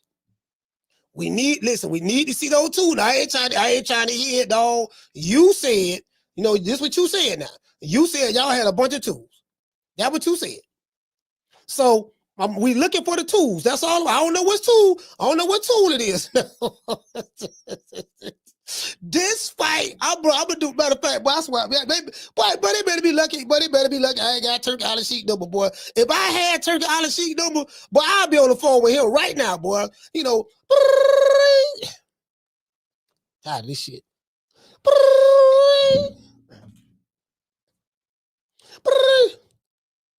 Hello. Hello. Hey, Turki Alashikh, what's up, baby boy? Who is this? This goes Malik Scott, True Media Podcast, TMP family. Hey, check it out though, right? Who you know what it is, man. Cut all that. Anyway, yeah, check it out though. Listen. We need this fight to happen. What fight are you talking about, brother? I'm talking about the Devin the Dream Haney versus Brian Norman Jr. We need this fight to happen. I don't care how much sand in the Arabian desert that you're going to have to move in order to make this fight happen. You need to make it happen. I don't care where the fight happens at. We would like for this fight to happen over here in America. Let it happen in America. You can do it at the Georgia Dome or something. Can we do it in Atlanta? Can we do it in Atlanta? Or we can't do it in Atlanta. We can do it in New York or something. But we got to have, because this fight here for the hood. This is for the hood. We gonna label this fight. Because Brian Norman Jr., they came up, they're a blue collar working family. That's a blue collar working family. And the Haneys are more like, they're more like lavish. You get what I'm saying? You got Dollar Bill, my favorite character in the Players Club. I love Bernie Mac and that character. We got Dollar Bill, you got Devin the Dream Haney, you got Benny the Jeweler, you got Ice, you got private jets, and on private planes, exotic women, and then you just got Brian Norman Jr., old junkyard dog that's ready for the scrap. What I need you to do, I need you to make sure. And this for the hood. This for the hood, Turkey. This for the hood. I need you to make sure that this fight happens. You want to know why? Because Bill Haney talking a whole lot of goddamn shit, and we need him to back that shit up. We need Dollar Bill to back that shit up. He's dead serious about it. I think they see something, so I need you to make that happen. If you don't make now another fight, now, I know now is not a word, but just take it and run with it. If you don't make now another fight, you better make this one. True. Listen, I would tell Turkey that right now. I know that His Excellency, all that sound good. Look here, man. All I want you to do, dog, is make this fight. Cause this nigga, they on a shit talking. They on a world tour, a shit talking world tour right now. If you don't make there another fight, you gonna make this one. Oh, you gotta make this one. Oh, no. Bro, no. You making this fight. True. No, you making this fight. No, you making this fight. Hey, what it say? He said the Georgia Dome been gone for 25 years, Ali. Wait, but you know what I'm talking about. hey, Ali, you know what I'm talking about. You know, the Georgia Dome, the whatever the name of it is right now, it need to happen in Atlanta. How about that? True. Yeah, it need to happen in Atlanta. It need to happen in Atlanta. If not Atlanta, we gonna take it to New York, and we ain't talking about the Hulu Theater, cause we try to sell out the Barclays Center. We sell out the Barclays for this. This one here for the hood. This is for the hood right here. This is for the hood. The hood versus the suburbs. You know, Devin Haney is the. You know, he would be looked upon as the golden child. You know, when I was young, I used to ride around in a Rolls Royce with Floyd Mayweather. You know, when I was young. He taught me everything that I know. He taught me the shoulder roll. I perfected it. He taught me the sweet science, how to stick and move, how to hit and not get hit. He taught me the famous, probing jab to the solar plex. He taught me all of these things, and how to turn on a dime, how to work the angles at a 45, how to turn the angles on a 45 and all that stuff there. He taught me all of that. You know what I mean? And then I got some of the wisdom, because even though I didn't meet Sugar Ray Robinson, R.I.P. to him, even though I did meet Sugar Ray Leonard, but I didn't get any training from him, but I got training from another Sugar Shane Mosley. So I was able to take some of the knowledge and wisdom and skills that I got from Sugar Shane, and I was able to put that into my repertoire to mix it and combine it with what I learned from Mr. Like I said before, and then on top of that, then I got a chance to get with Yoel Judah, and get some of that knowledge from them. So I was blessed at a young age. I'm a multimillionaire. So this will be looked upon as the hood versus the suburbs. Just because he's from the suburbs don't mean he can't fight.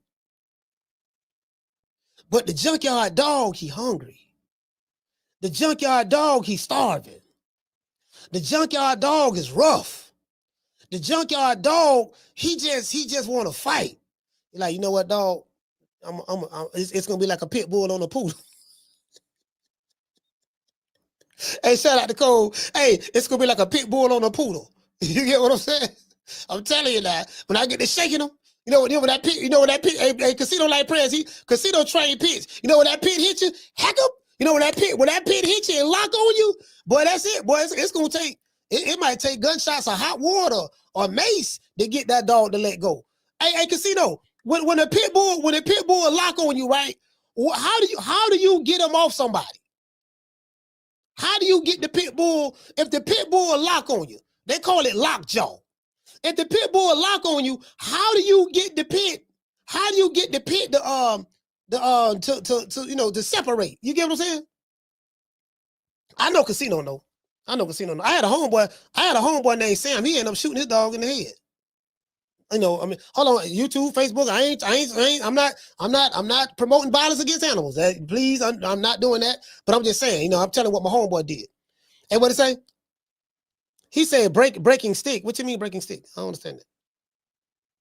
You say choke. One eye can't say choke it out. Nah, Casino. Hey, I need Casino. Casino know. Casino, cause this is what Casino do. If you lock on him, because the man, it's gonna be like a. And I can hear Brian Nova Sr. right now. Look here. Hey, B, check this out, B. Yeah, what's that, Dad? Look here. If you don't do nothing else, you knock this nigga out. Nigga, you can't come back home. You ain't getting on no plane with me. You ain't gonna be none of that. You can't even come back home to Georgia. You can't come back home in Atlanta, you know, without knocking this nigga out. He got to be sleep. I'm telling you, he got to be sleep. That's it. If you go 12 rounds and beat him for 12 rounds straight, that's a loss to me. That's a loss. Anything less than a knockout is unacceptable. True.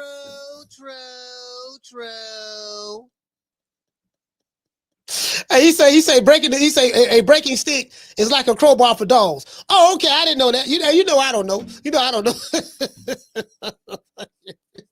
Hey, we gonna need a crowbar. We gonna need a crowbar. Oh boy. Hey, we gonna say a special prayer. We gonna say a special prayer for them boys. And I want you to hold on to God's unchanging hand, because he helped Joshua fight the battle of Jericho. Yes. He helped Daniel get out the lion's den. He helped Gilligan get off the island. Lord. You know, if the Lord can help Gilligan get off the island, if the Lord can help Gilligan get off the island, I'm pretty sure the Lord can help us make this fight happen. And listen, I'm finna drop these phone lines, man. 530-494-9636. Y'all call the old boy, man. Phone lines are open. You want to talk some shit? Call me.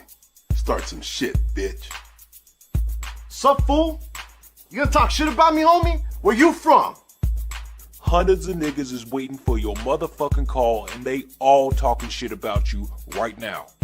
Call the coach at 530-494-9636. We waiting on your bitch ass. Hold on, y'all. Hold on. Caller, what's your name? Where you calling from? Jamie from New York. Hey, Jamie, talk to me, fam.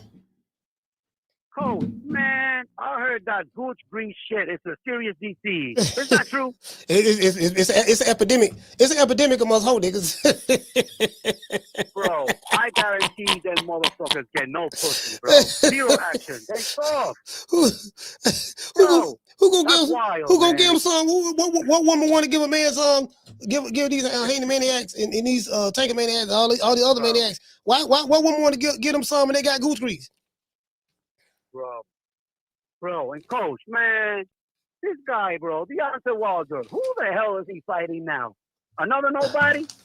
Like, I hate to call him that. He's fighting, bro. He's fighting Herdon. He's fighting Terrell Herndon. Bro. Yeah. In the Wichita I've never heard of the guy, bro. And I don't want to knock him, bro. But to think that Wilder was a world champion, bro, this is embarrassing. How the hell does he benefit from this, man? Is that going to line him up for a title shot, Well, so who's next? This is the thing, right? I think that he's worked. I think Wilder's big money paydays have kind of passed him now. He's worked with Turki Alashikh on 2 cards, and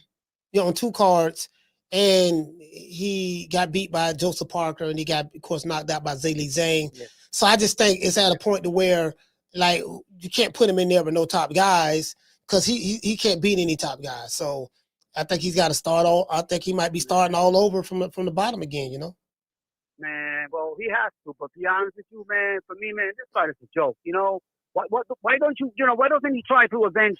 One of those losses like Malik Lewis did. You know what I mean? See, coach, I don't blame Wilder for wanting this fight. He's like me. At my age, I only want easy fights, man. Yeah. Picking and choosing like opponents like Canelo be doing. Yeah.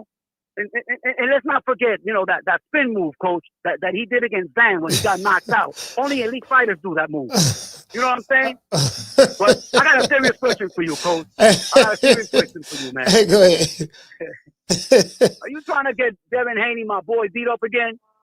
Huh? What you mean? How am I trying to get him beat up? Yo, Devin, if you're listening, don't listen to Coach, man. Yo, Coach, you go with them.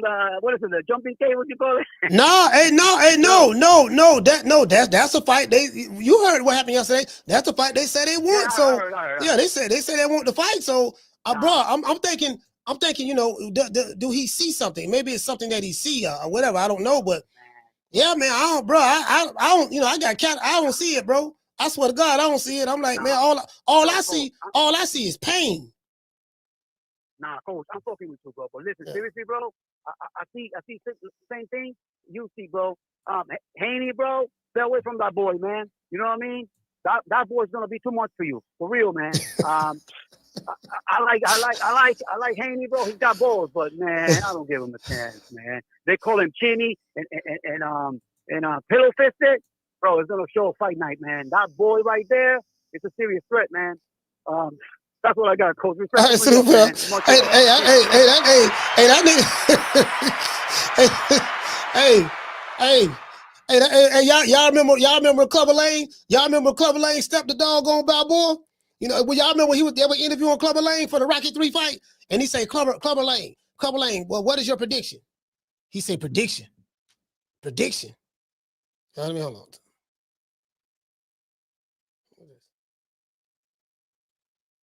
He said prediction. What the hell is this? He said pain. Lots of pain. I'm trying to answer his phone. You know what I mean? Pain. Lots of pain. Carla, hold on. Hey, Clubber Lane, what is your strategy? Strategy? Don't need one. Knock his ass out. That's the strategy.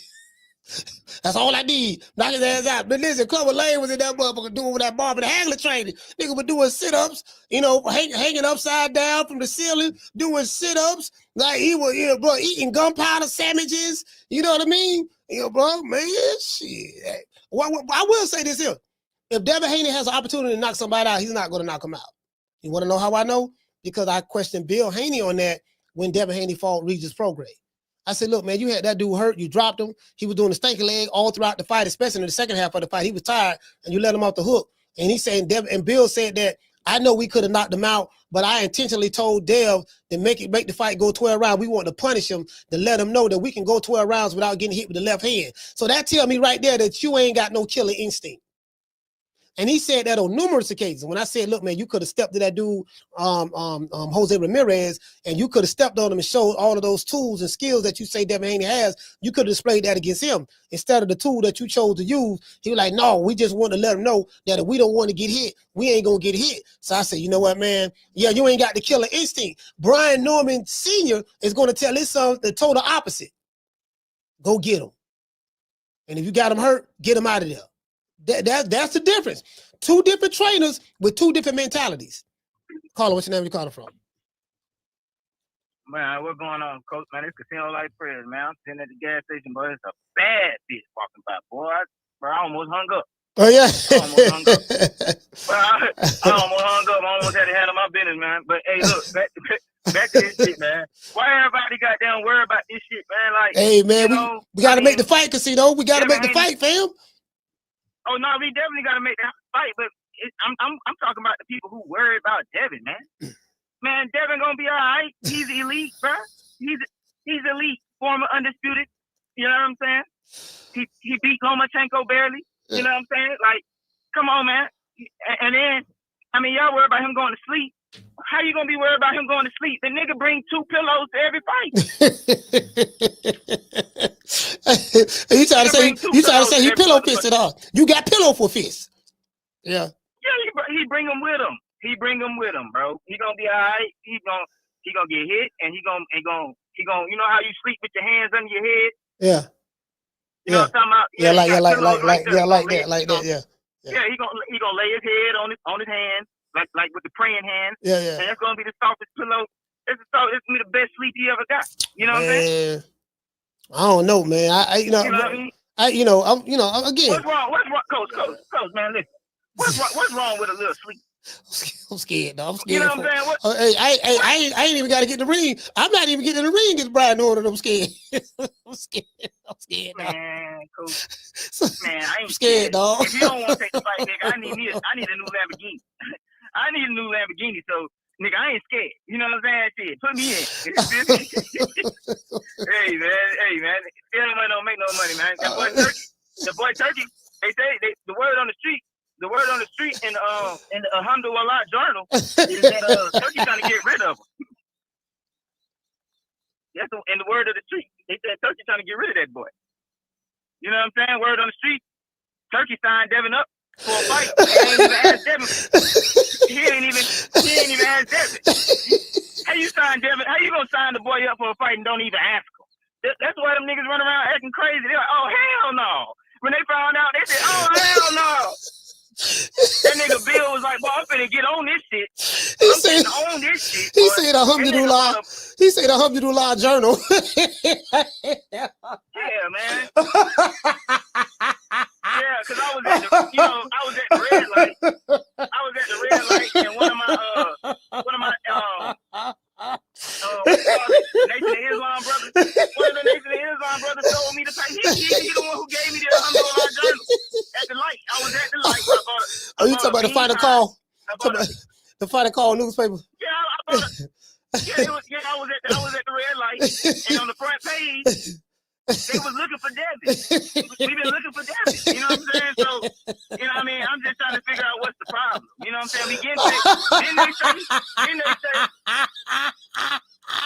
hey.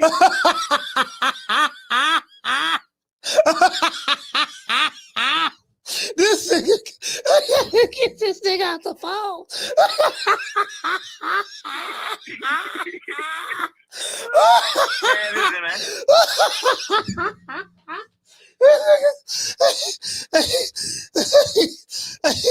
Hey, go ahead. Because we've been to keep this same energy. So Oh, man. This is my job. My job is to make sure this fight happens. I'm on the job. I'm on the job. I'm on the job. This fight happening, coach. I'm on the job. Fuck that. Fuck that. Because y'all told me now that Turkey is involved. Y'all told me that now that Turkey is involved, it shouldn't be no problems about no money. It shouldn't be no problems about no money, right? So money, we gotta throw that money problem out the window. You know what I'm saying? That's out the window. There's already a term sheet on the table. You know what I'm saying? Yeah, man. They agreed that they're going to fight Haney. So now we're looking at the Haney. What y'all going to do? Ain't no excuses this time. You can't wiggle your way out this motherfucker, man. Because look, either way it go, it's over. It's a 42 fake out. It's a backdoor joke. Okay? Hey, check this out. Hey, check this out. Yeah. Brian Norman ain't got the experience that Devin Haney have though. Now if you look at the resumes, who they fought, stuff like that, I'm gonna just stop you right there. I'm gonna just stop you right there because Devin Haney, that is true. He don't have the experience Devin Haney has. Yeah. He has never experienced getting his ass beat the fuck up by Ryan. You know what I'm saying? Yeah. So the experience that Devin Haney has gotten has created a shot fighter. You know what I'm saying? It's created a shot fighter. So his experience don't mean shit because his experience was a nightmare. But you ain't worried about, okay, everything on the even playing field. You know, he's trained with the Mayweathers. He's trained with Mosley. He's trained with Yoel, Judah, and Zab, and all of them. You get what I'm saying? All that experience. Man, listen. Hey, but listen, everybody you name, man, it's a reason them niggas don't fuck with that boy no more. Oh, you know what? You make a valid point. You make a valid point. He did fuck with them. But they don't fuck with that nigga no more. Why? Because they seen he wasn't that. You know what I'm saying? They seen that shit. You feel me? Like at the end of the day, this fight gotta happen. Like I was saying, it's over either way, right? You got two choices, Devin. You can get one last payday and it's over, or you can duck the fight and it's over. Either way, it's over. Either way, it's over. At the end of the day, so pick which one you want. You might as well get you some more money. And go ahead and goddamn go to sleep because it's bedtime. You know what I'm saying? The Cal County stand up, A-Town. You know what I mean? That's what it is. That's my call, coach. That's good, fam. Hey, the man said, hey, bro, let me tell you something. Man, Casino, Coach Eddie, and Gray, man, bro. I can't with them. I can't, bro. I can't. But them two there, bro. But they, man, Casino be saying, man, he be saying some crazy shit, man. What he say? Yeah, man, I'm around here, man. I got something I'm working on too, man, for y'all. Y'all gonna love this one I'm working on. Let me see. I'm trying to see. Okay, here you go right here. This who Wilder fight. This who we fighting. This who we fight. Hi, Rel. I see you in here working hard. What are you feeling like right now, man? I'm feeling great. I'm feeling like I put in the work, and I'm ready to show the world what work I put in and display my talents to the world. So Tyrell, a rare opportunity here. Not a lot of guys get an opportunity like this. How you feeling mentally as you prepare for the fight? I'm feeling blessed. Like I said, to feel like a week before I was gonna hang it up, which I know in entirety I wasn't. To get that call the following week shows me that you keep that faith. Anything can happen. And Tyrell, we all know it's not just physical; it's a mental game, right? You're a leader out here. A lot of guys look up to you, and it's not just boxing. It could be business or whatever. You're still going hard at the age you're going. What is it like to mentally prepare like that? And what would you say to all the people out there that are still fighting, whether it's boxing, athletics, business, for their careers? Yeah, I mean, that's a great message. Like whether it's people trying to start a business, whether it's people that want a promotion, whether it's somebody that just wants to be seen, I'm a guy that's the template or the blueprint for that, showing that, if you never give up, it may not come tomorrow or the next year, but it'll eventually come. So your work ethic and your conviction towards your craft eventually be seen. And Tyrell, we all know a big part of the game is perseverance. You're not always going to feel a certain way. What is it like mentally to keep going forward through the fight, training, and keep that positive message as you move forward? I think if you got a great coach, great team around you that keeps you motivated and keeps you on your P's and Q's, I think it as crazy as it sounds, is an easy process, because you need people along the way to keep you motivated. There's self-motivation, and then there's people good people around you. And when you got that combination, you can take on the world. Tyrell, thanks for the interview. We appreciate it. Sure, thank you, man. Hey man, he give a great interview. I like. He's very articulate. He can speak very well. This is who Wilder is fighting. Now I'm gonna tell y'all something. Bro, my nigga, Wilder.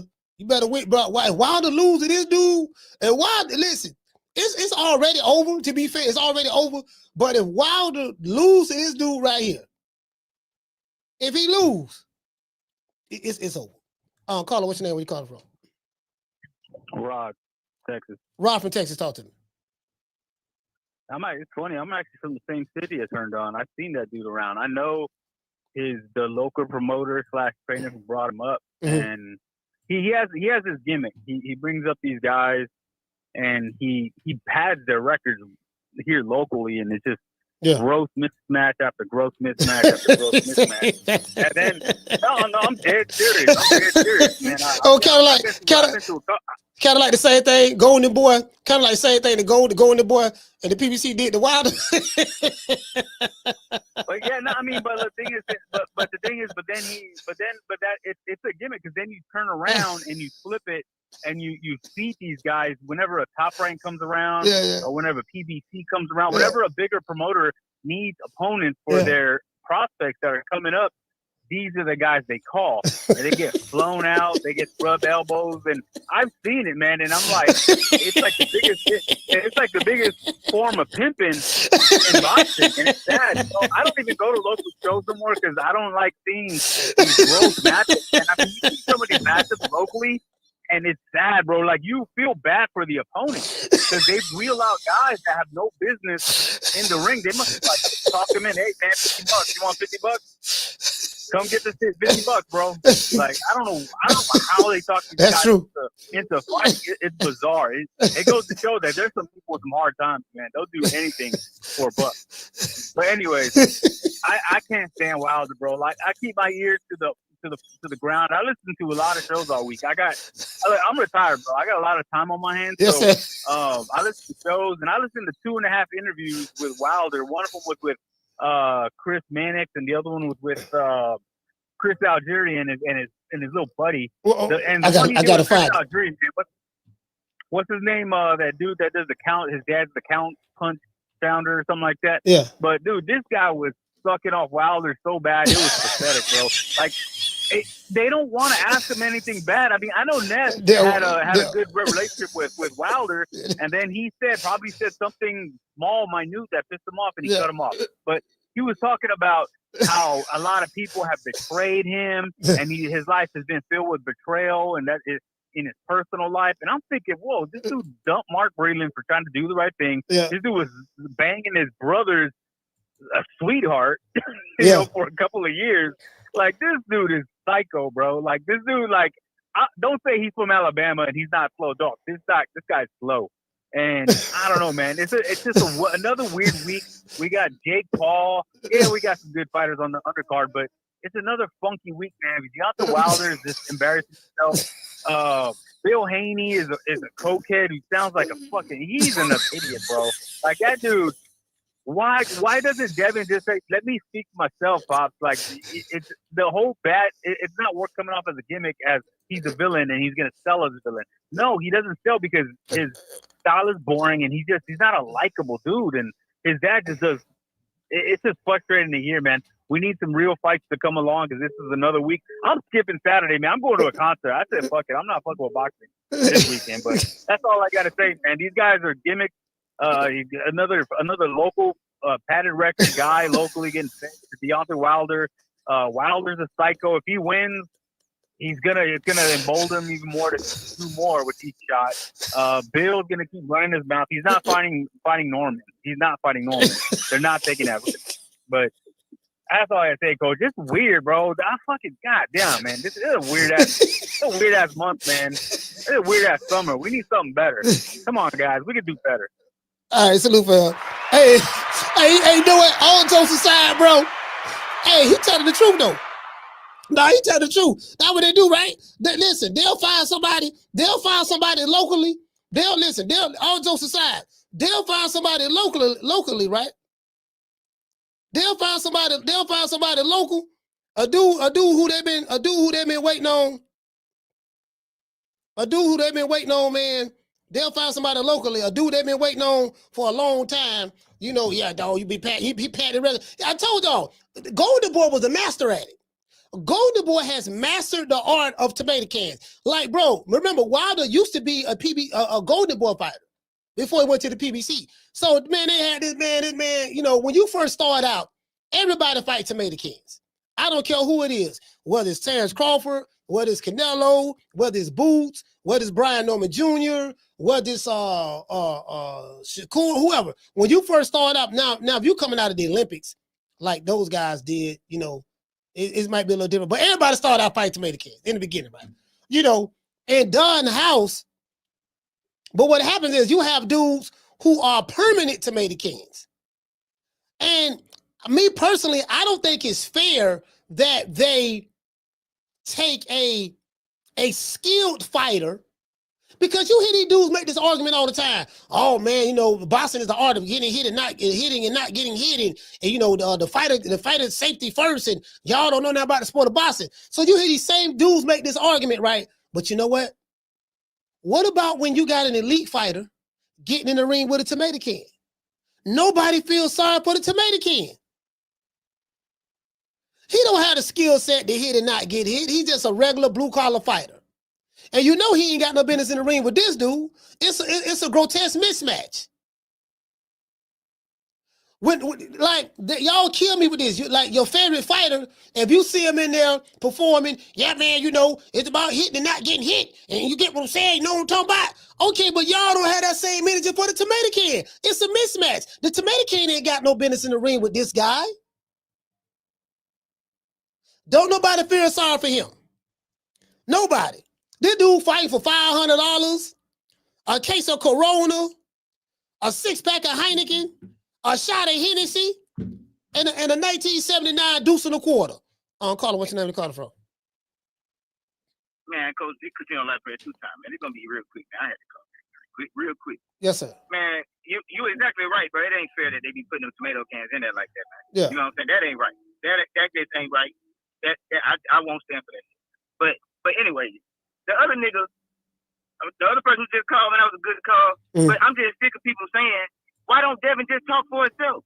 Y'all niggas don't see what the fuck happened every time Devin talk for himself. Y'all don't know that nigga dumb than a motherfucker. That nigga don't even know how to talk. That's why he don't talk. The nigga stupid as fuck.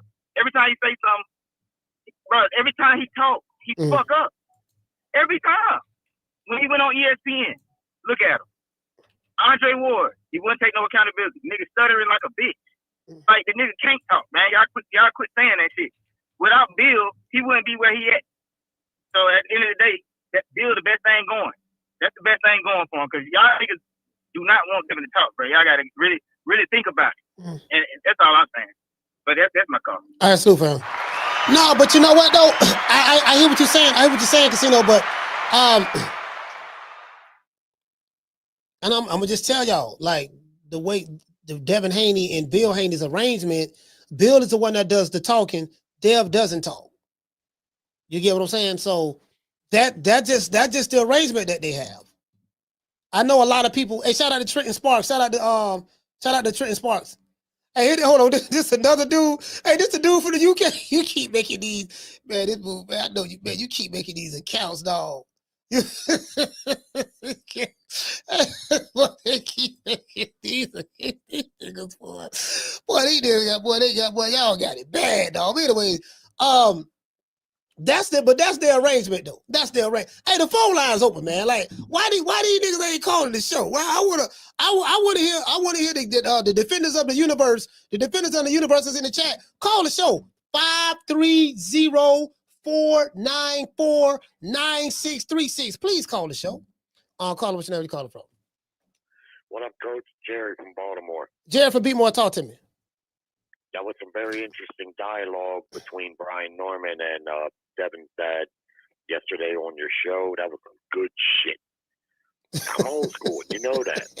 Back in the day, you never would have got shit like that.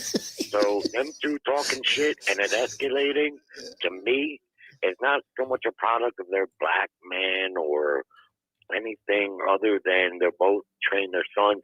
It's just a matter, they got a format.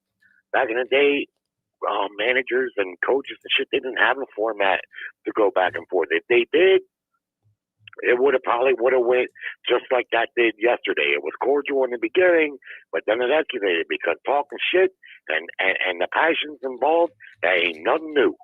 Especially when the dad's involved, right?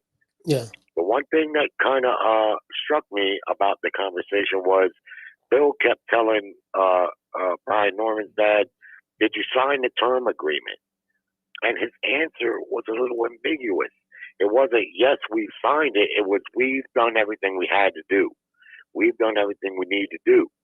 But it seems to me, if he had signed the term agreement, he would say, yeah, we signed it. So it was a little ambiguous. But what I want to ask you, Coach, is because after I watch your show, I watch another show, Lunatic, I won't mention his name, he's saying there's no difference between a term agreement and a contract. And I know for a fact there is. The term agreement is a working document. That's where you're going back and forth on the terms. Yeah. The contract is the long-form finalization. Can you speak a little bit about what you know about that?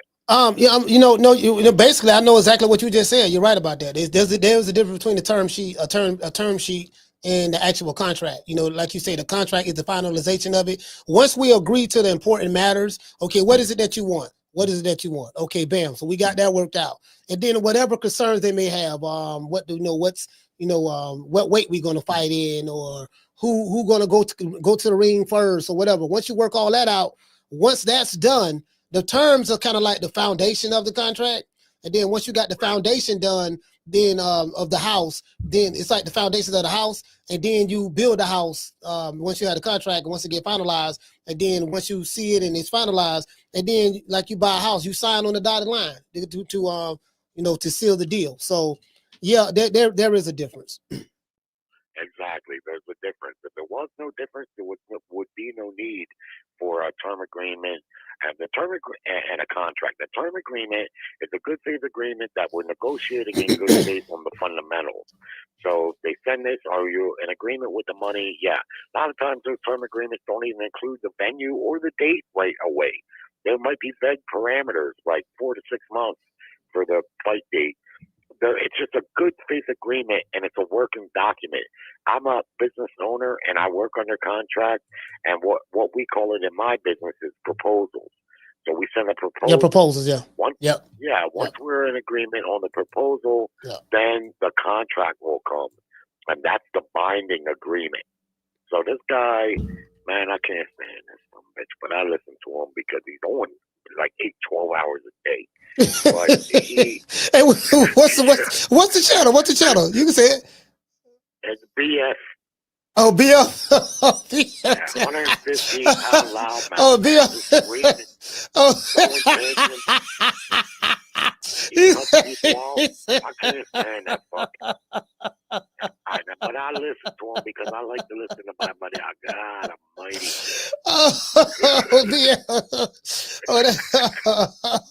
Hey, got that. Yeah, you know. He's a Tank ball glazer and a Bud Crawford hater. No. He don't like Tank. He don't like Tank. He like Devin Haney. You talking about BLTB? That's that's Bill Haney. That's Bill Haney's right hand man. That's his main like go-to media guy. That's his guy. Yeah. Yeah. He shined Haney's ball so much that they could make a title belt out of his ball section at this point.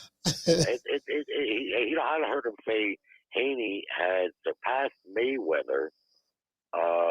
Is better than Floyd Mayweather. Yeah. Is the face of boxing. I mean, look, bro, if you're a fan of his, that's okay. We all got our fighters that we like. But, man, the way he ball glazes is just... And then all he does is accuse others of ball glazing. Yeah. He's out of control. But like I say, after I listen to your show, I won't break to listen to him. Of course, he was on fire about the Devin Haney, Brian Norman discussions and stuff. Yeah. But then he got on to talking about term sheets and acting like he knows what the fuck he's talking about. He doesn't know what he's talking about. I like to chew him up and spit him out, but I would never get on a panel with him unless it was an independent panel, like maybe yours, because he mutes people, right? You don't like what you're saying, he just shuts you down. Some bitch shit. All right, well, shout out to Jerry, man. B must stand up. Hey.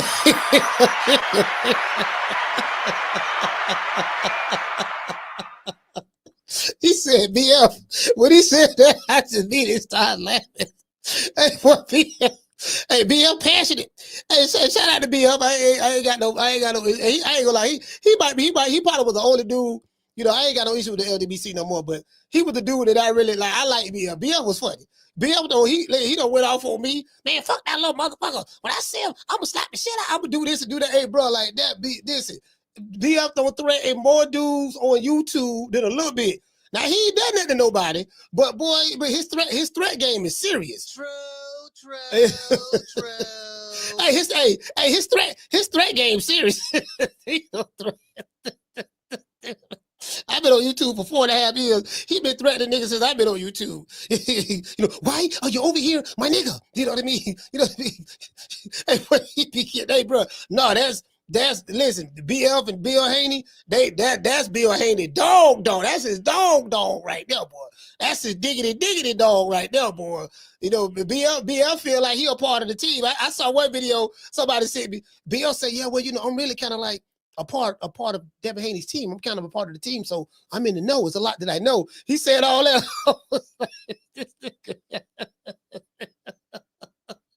And Bill ain't breaking no bread. Bill ain't breaking no bread, bro. Bill ain't, bro. Y'all think Bill be paying these dudes? He ain't paying them. Nah, like I'm gonna be honest with you. Like some of these dudes, you don't even gotta pay. Payment for them is the simple fact that you come on their channel. You came on my channel. That's payment.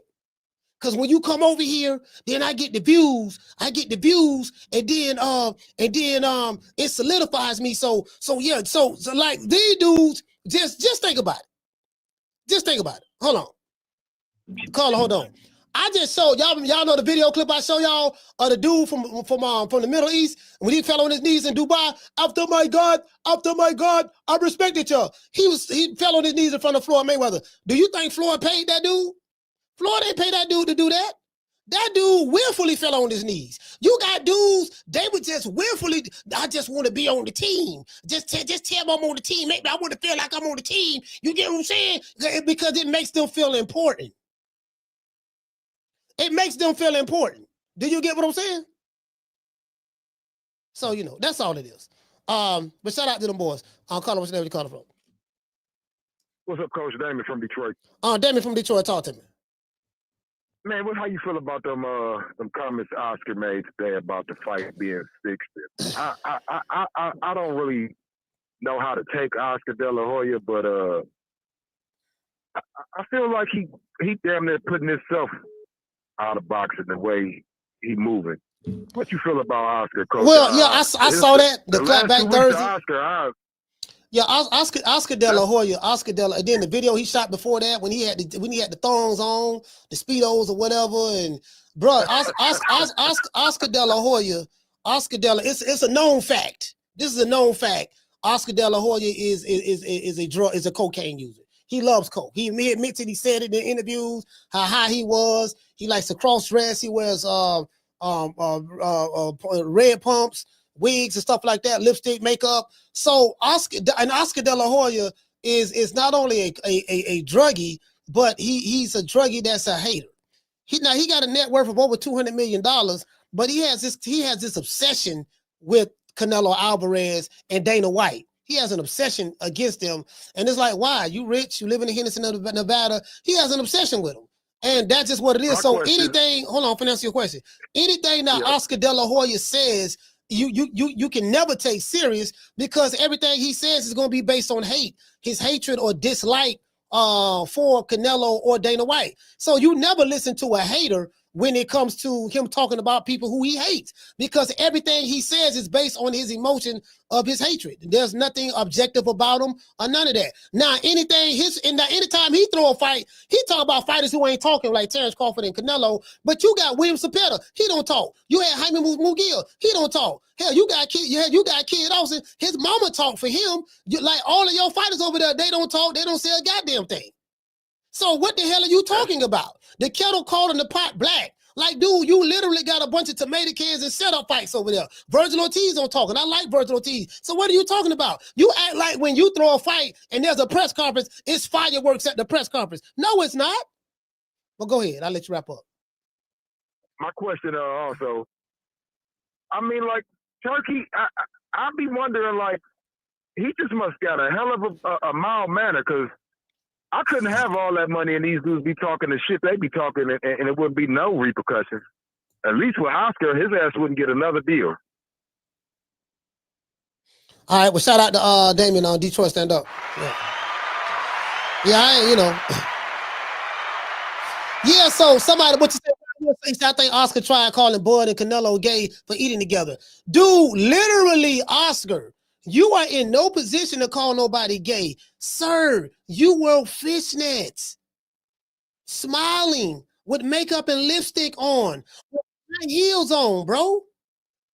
You over there with Skeletor, the little skinny chick you with, and listen, man, bro, I'm hearing you pitching and catching. You literally go both ways, and you're open about that.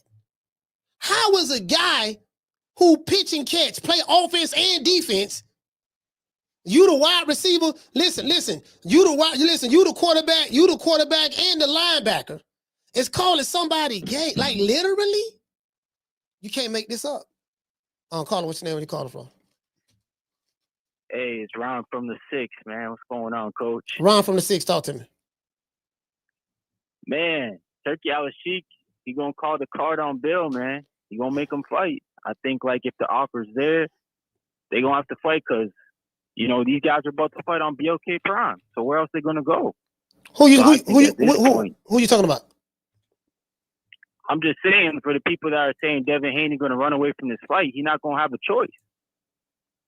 This might be his last hope. Who else is bidding for a Devin Haney fight? Last time it was Top Rank, and what they bid, like $1 million for that Sandor Martin. Yeah, that's when Devin was his fight went to purse bid. And that's when he dropped the belt. Right. That's when he dropped the belt. Yeah, so. Yeah, I feel like it's going to be tough, man, for them to find somebody else to bid on Devin Haney. So I just feel like he got to take this Turki Alashikh deal and just fight whoever they put in front of him, to be honest. But for all the fans out there that think Devin Haney not going to take the fight, he may not have a chance, man. Brian Norman Jr. and Sr., they may have just called his bluff, the way it sounds. Yeah, he ain't got no choice. And, he ain't got no choice. But this is what I'm saying. According to what's put out there for what Bill Haney is saying, he's saying, look, we are the ones actively calling them out. So why people keep saying that we don't have a choice but to fight them? We are the ones who chasing them down to fight them. That's what Bill is going to say. That's the narrative that they're pushing. Bill trying to you get what I'm saying? Yeah, he's trying to do damage control, Coach. And I don't care about none of that. Because once Devin Haney get in that ring, if he wins, I'm gonna give him all the respect in the world, man, no matter what. Do you think, listen, Ron, before you go, I'm gonna ask you this here. Do you think that there's something that Devin Haney can exploit?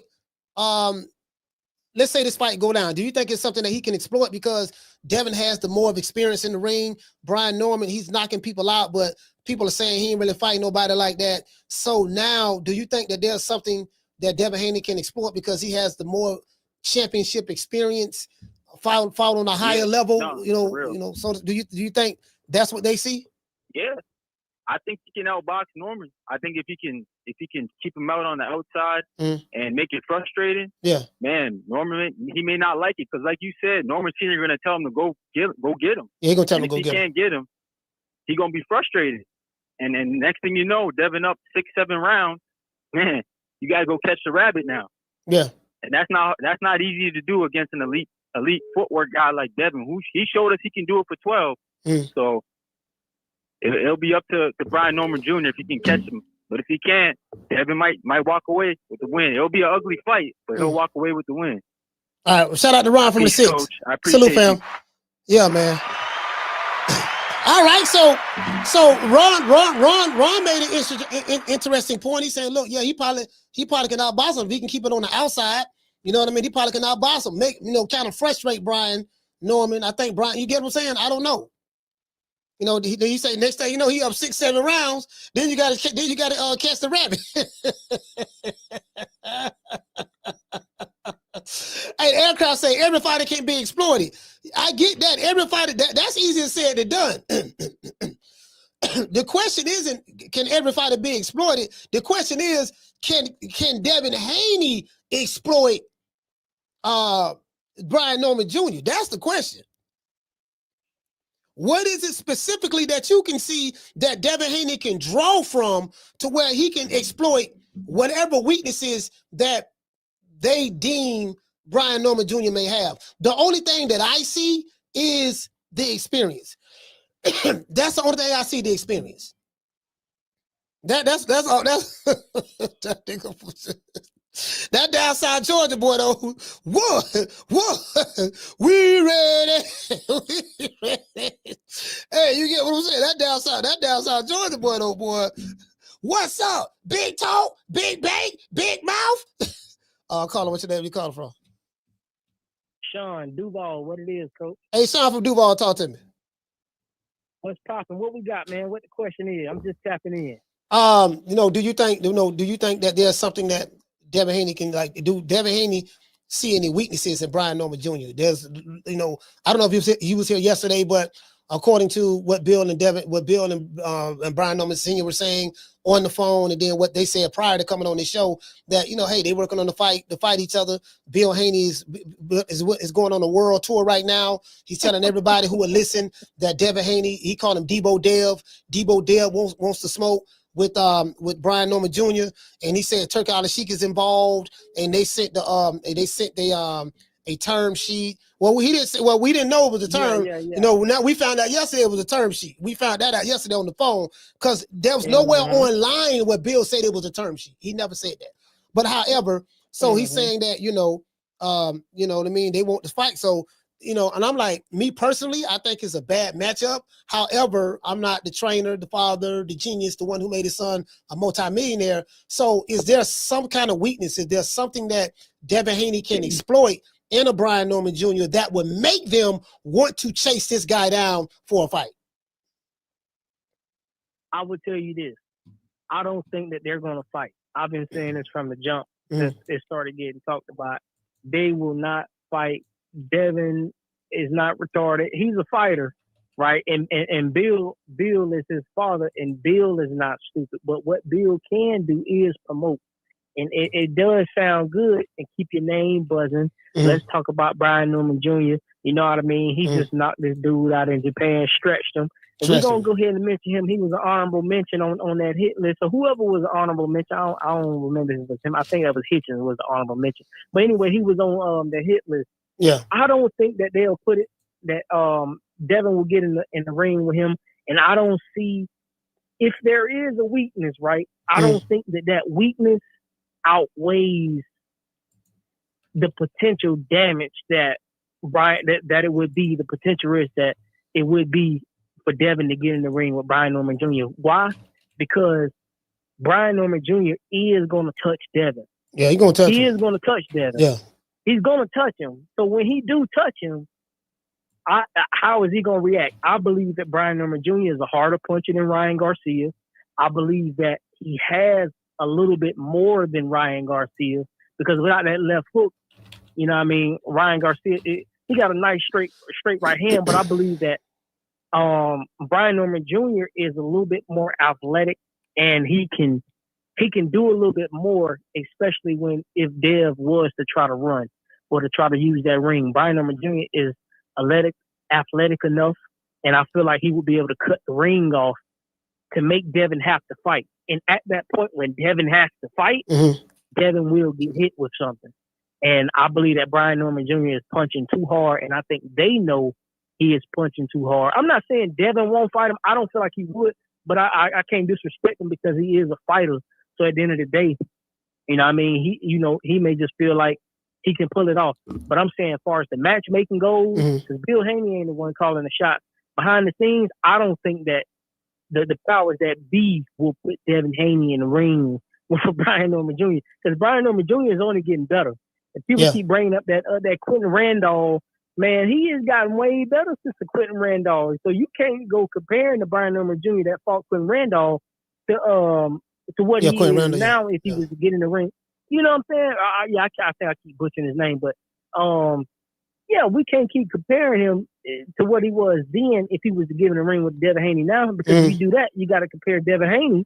You got to compare the Devin Haney that we just saw in the ring with Ramirez. And if it's going to be that guy not wanting to punch and using the ring, well, we got to look at what Brian Norman Jr. can do to cut that ring off and what he going to do when his hands touch Devin Haney. And hey, man, I got Brian Norman stopping a Devin Haney if that was to ever happen. All right, shout out to Sean from Duval. Salute, fam. You know what I was thinking? What I would ask Bill is this. That's probably part of the game plan. But I know they'll probably say, well, Devin Haney is good at taking away a fighter's best attribute. So let's say Brian Norman is known for having a mean left hook. He called it the left hook from hell. Then Devin Haney, because he has so many tools in the toolbox, he would know how to take that left hook away from Brian Norman and make him go to something else. And then once he take the left hook away, and he go to something else, then then Devin Haney, Bill can give him instructions to show him how to take away his other weapon. So, he may have the left hook and the right cross or whatever the case may be. So maybe there's a game plan that Bill can implement to say, hey, look, okay, we're going to take the left hook away. You see what I'm saying? After we take that, then we're going to use the fancy footwork to put us in position and hit and not get hit. Do you get what I'm saying? So I don't know which trainer that they will work with, because it appears that Bill Haney, it appears that Haney's have burnt a lot of bridges. At least that's what I'm hearing. It's like every trainer they work with, they don't work with him again. And I'm hearing it's all about money. And so I don't know how true that is. I didn't really ask Bill about it, but I'm hearing that they ain't paying these trainers. Dudes got to fight to get their money. And you get what I'm saying? I'm hearing all kind of stuff, man. So call it what's your name? Where you calling from? Man, it's my past Tay out of Houston, H-Town. Hey, look, check this out. Bill, in my position, in my opinion, Bill gonna call Shakur Stevenson. He gonna say, all that Shakur tweeting and stuff, all that stuff was a joke. So, cause right now, my son really needs your help. I need you to show him how you get around that ring so fast 12 times without getting touched. That's game plan number one. That's game plan number two. Brian Norman Jr., he don't need to worry about Devin in the ring. He needs to worry about a defense team outside the ring, because law will be involved. Devin Haney will get that prosecution on his head. He better learn how to defend outside the ring. That's my real big thing. I feel like Devin ain't trying to beat this man face to face. He gonna suit up when he beat him. He gonna say, "Hey, I was assaulted." And you gonna see that meme again. Well, Devin Haney. Listen, Devin is not the one who put the lawsuit. That was Bill Haney. Bill was the one. Yeah, Bill represents his son. So whatever Bill says, him and Dev is one and the same. So that's pretty much what it is. No, but all reality though, Brian Norman Jr., he's like that rocket that's going up. You down on the ground. You see that rocket rise going up, yeah. Devin know he don't want that smoke. Bill know he don't want his son jumping in the way of that fire, but just to save face, I'm gonna claim, yeah, that's who we want next. That's we gonna make this fight. It sounds good. It's to the black and white is signed. That be self-destruct. You really like, and if you really for your son, for his best interest, you gonna keep him far away. Like what old boy Bob Evans said to Earl, if you're smart, you stay far away from Bud. He said that years before they fought. So if Devin's smart, he'll stay away from this dude. That's a Rocky right there. Not saying Devin don't got the material, he don't got the fire to fight fire, but he ain't got them bangers. That dude, he got them bangers. So getting your jaw rocked like that for 2 rounds is devastating for Devin. So come on, man, let's be real. That's why I say it's just it's a clout move. That's why I looked at it as. He don't need the clout, but it's just to save face. They want to make it seem like Devin gonna do something, but he ain't trying to push them buttons.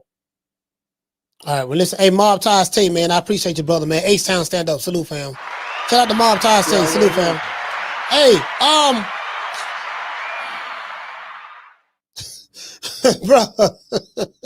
bro, but see, if you listen to the LDBC, they saying something totally different. Especially if you listen to BF. I haven't heard BF in a while. I probably got to listen to some of his shows again to hear what he's saying about Devin Haney. I'll call it. Hold on. It's kind of hard for me to take. It's kind of hard for me to take a fanatic of a fighter seriously, even those who have a YouTube channel, because they're not going to be objective, and everything they're going to say is going to be to glaze their guy.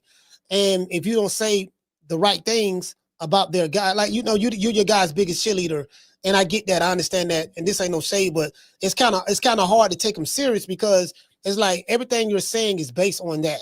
When you go to saying, well, Devin is better than Terrence Crawford, Devin is better than Floyd, and his resume is this, and they didn't do this at that age, and all that stuff there, it's too easy to poke holes in that. Like I said before, like when they go to talking about what Floyd never went undisputed at lightweight. Well, Floyd only had 4 fights at lightweight. People fail to realize that Floyd Mayweather did not have a long reign at lightweight. Like a, you know what I mean? Like Devin Haney was at lightweight for a long time. He didn't have a long reign. You know what I mean? Just because he didn't do it don't mean, goddamn it, you saw how he fought. And just because he didn't do it don't mean, goddamn it, that you're better than him, because that's what you're insinuating. How do I know? Because that's what your YouTube channels are saying. The Pro Haney YouTube channels, they just coming outright saying, yeah, man, he better than Floyd. Yeah, you saw he better than all of them niggas. He became undisputed, this and that. And they just, I'm like, man, you know what, dog? Yeah, you got it, dog. You got it. Bro, that's crazy. Like, you get what I'm saying? Carter, what's your name? You call it from? Leo, H-Town. Hey, Leo, talk to me, fam.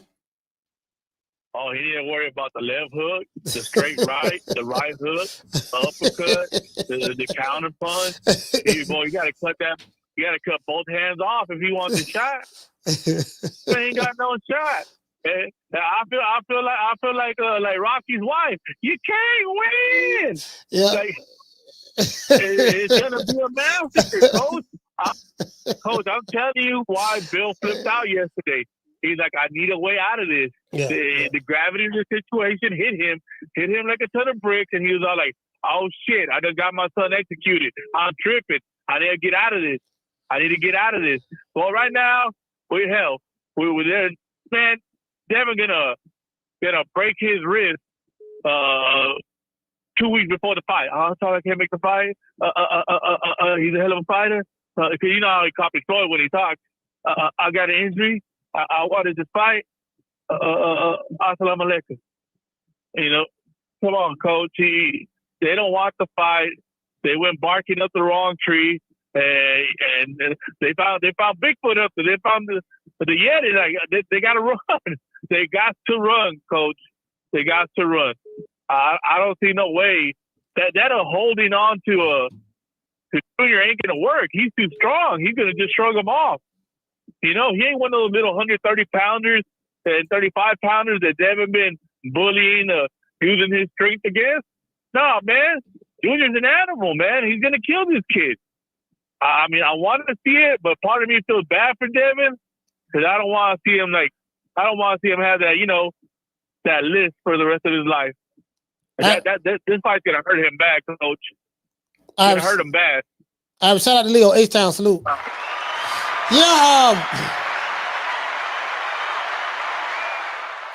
I don't know why y'all, bro.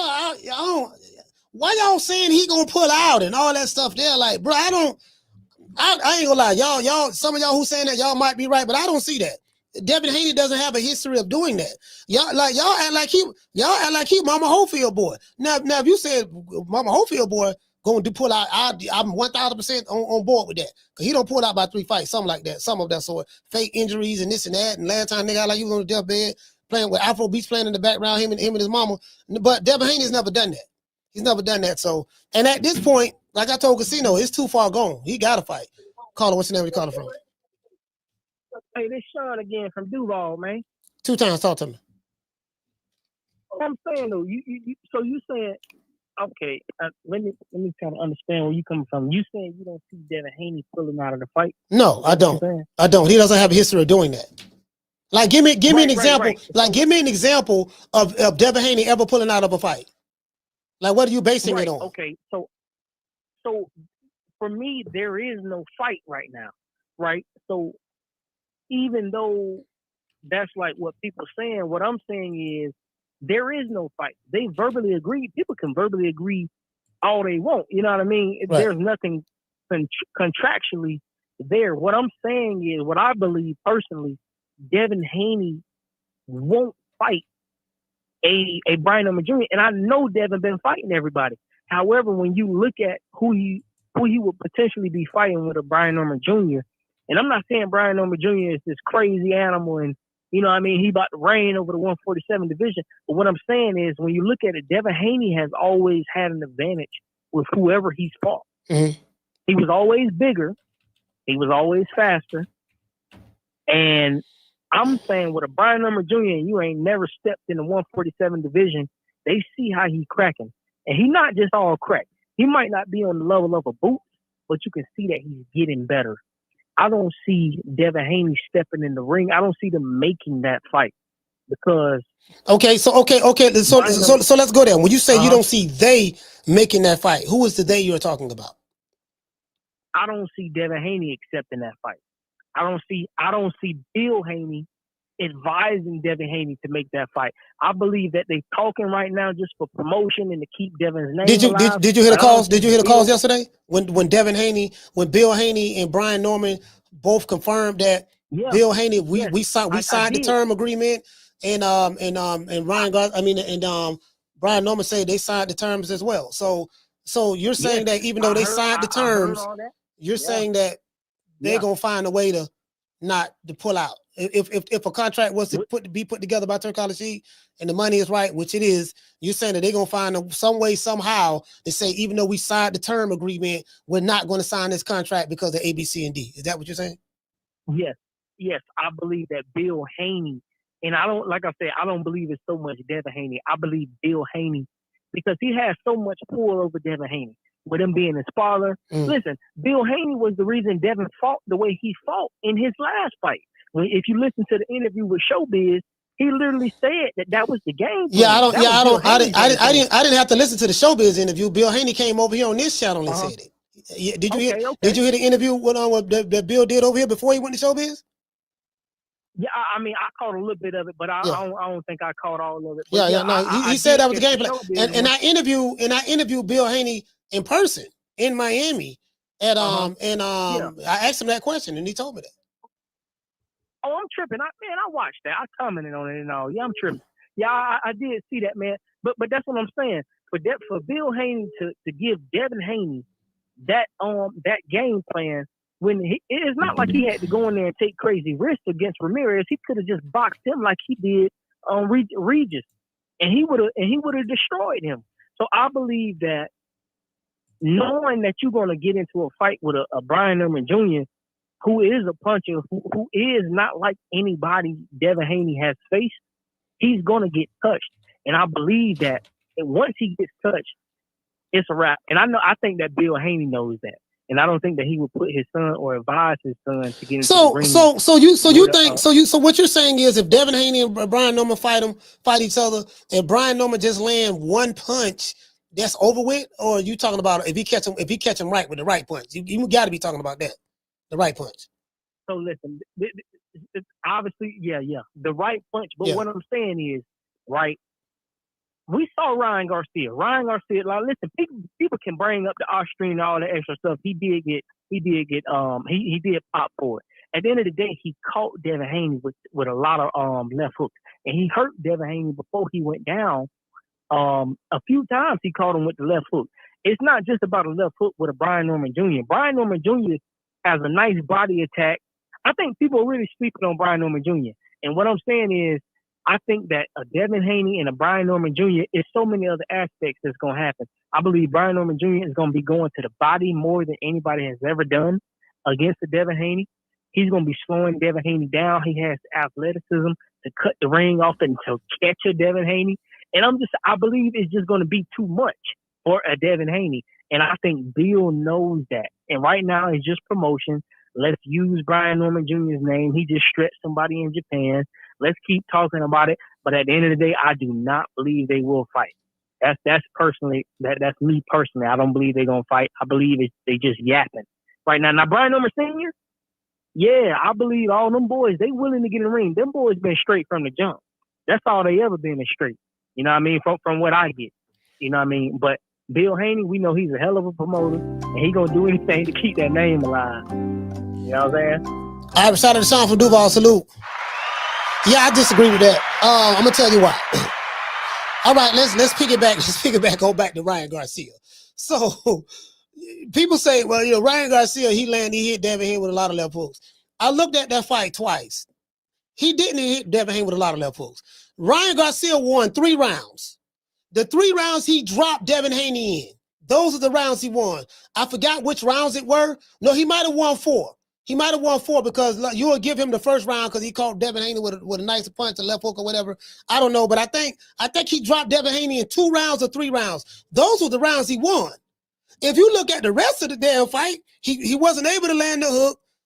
Devin Haney pretty much was bossing him. I'm just being honest. Hold on. Just take your bias out of it and go back and look at it. The rounds that Ryan Garcia won were the rounds where he dropped Devin Haney.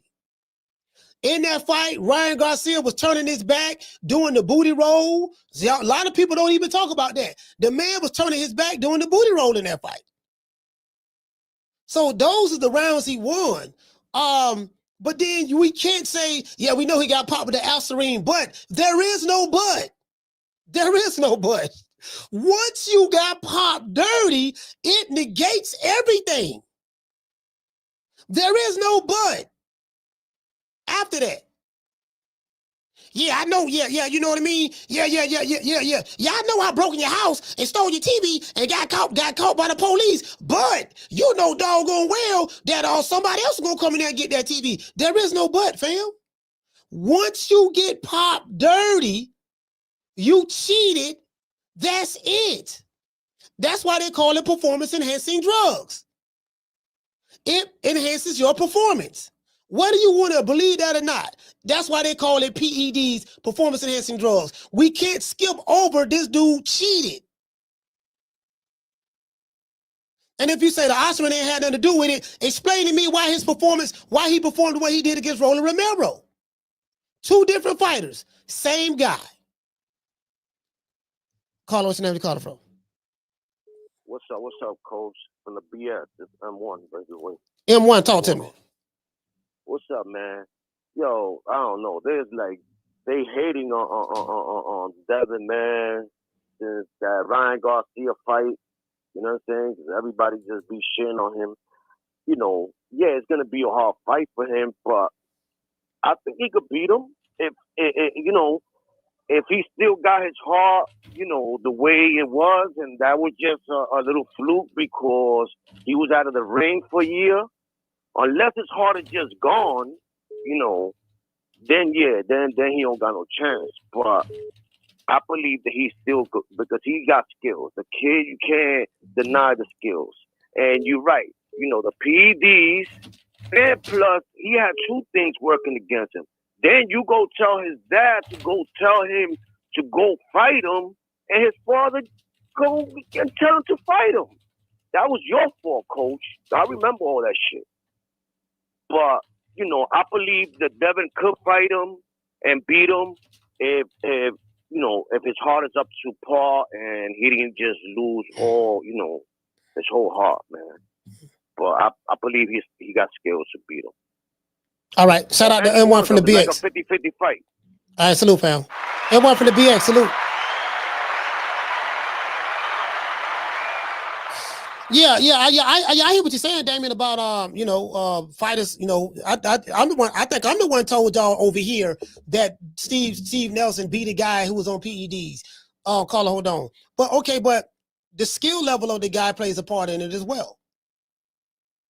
You got to add that factor into it. You got to add the factor in that Ryan Garcia and Devin Haney has fought each other 6 times before, so they're very familiar with each other. Then you got to factor in Devin Haney. Game plan going into the fight. His game plan, to me, was all wrong, played a big part of him losing. The game plan that I wanted to see him fight because Ryan Garcia was disrespecting him. You can't take away from the people. But I don't care. Listen. I don't care how you slice it. I don't care how you dice it. Whether you like the Haney's or not. If a nigga on the losing end of the stick and a guy got popped dirty, you cannot negate that. They call it performance-enhancing drugs for a reason. However you interpret that is however you interpret that. Some people can use a performance-enhancing drug and they still get their ass whipped. That is true. But if a person wins with using the performance-enhancing drugs, you cannot say the reason why he won because the performance-enhancing drug had nothing to do with it.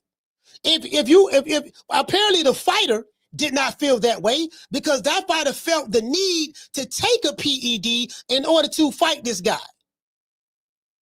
So, regardless of what you say or what I say, that fighter made a conscious decision. I need to take this PED, a performance-enhancing drug, in order to beat that guy. So you can say all you want. Oh, I don't think that had anything to do with it. Clearly, Ryan Garcia did not feel that way. Carla, what's your name? Where you call it from? Couldn't agree more, Coach. Just what you said. Yeah. Performance enhancing. They don't take them. They're not dehancers. They are enhancers. And the bottom line is they're illegal. If you get caught with it, that's a wash. They got it right to overturn that to a no contest. They got it right. However, it doesn't, and you know, it doesn't eliminate the visual image of Devin being knocked all around the ring and falling down and getting knocked down, you know, and people oftentimes aren't fair. They don't want to look at the circumstances that were involved, and we know what they are. They got it right, and Devin doesn't have an L. But also, I also agree with you entirely that one thing about Devin Haney, I don't give a fuck if you love him or you hate him. This guy is not afraid to get in there with the top guys. I don't think his dad is bullshitting. He knows the ramifications if they say that they're pursuing this fight and it looks like it doesn't happen because of them. He knows what the ramifications of that is. And I don't think so. I don't think right now at their last couple of performances, it's hard to pick Devin because for me, he doesn't have anything to keep Norman off. He might be able to outbox him, but in a 12-round fight, Norman's a young, big, strong dude, very fast too. He's gonna land some punches. And the question is Devin going to be able to take them punches? And his last fight didn't answer those questions. The Ryan Garcia fight, steroids aside, he did not look good taking those punches. And Norman is probably a harder puncher than Ryan without steroids. You see what I'm saying? Mm-hmm. He punches harder, and he's not some smaller dude, which Ryan wasn't smaller. Some people say that was part of the reason why that fight turned out the way it did. But yeah, Norman is a strong, hard punching, fast, young, hungry fighter. And I don't like his chances against Devin. But lastly, I don't think that they're fun. I think they'll fight him as long as Norman doesn't price his motherfucking self out. Because let's be honest, this kid's a little bit, I don't know, a little ambitious in thinking what he's really worth. Now, if he can land a Turkey payday and get paid beyond his value. Turkey is the one that's putting the money up. Yeah, well, I mean, if he can do that, you can't blame him because anybody's going to want to do that. But here in the real world, $2 million or so. If he doesn't sign for that, he's the one ducking, if you ask me. All right, hey, shout out to Jared, man. Baltimore, stand up.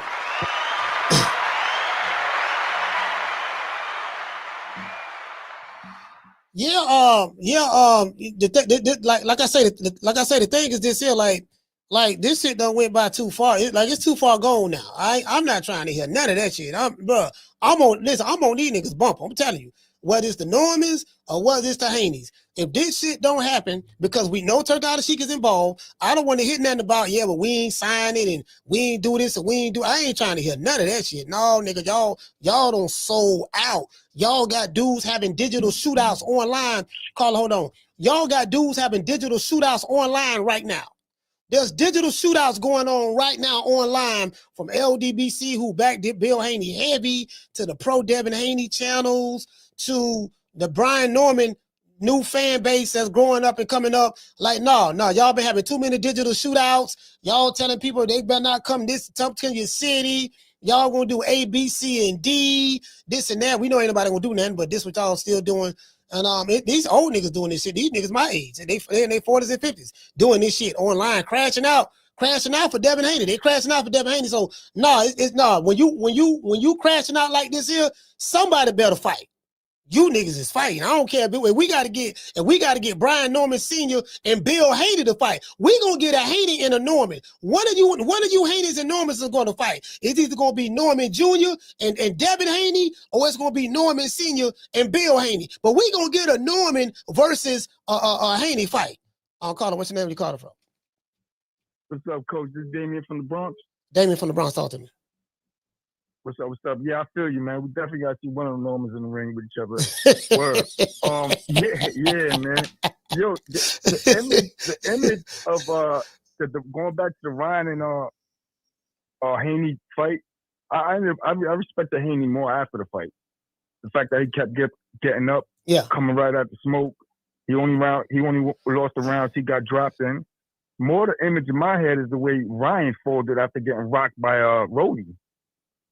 The game plan Rody put for Ryan, Devin could do that with his eyes closed. You know what I'm saying? That's what people forgetting. And Devin always been a big young boy, big at the lightweight. Mm-hmm. We don't know how his power gonna carry over. He could turn into the knockout streak that Crawford went into. And this is a Brian Norman fan talking. Like I got Brian beating him by grit, but it's gonna be a tough fight. But he ain't got nothing that Devin ain't seen. The boy was fighting men in Mexico. Father ain't throwing his son. He ain't pipping his son out. This is gonna be a good fight. We're gonna get the fight we want. And win or lose, Brian Norman is only 24 years old.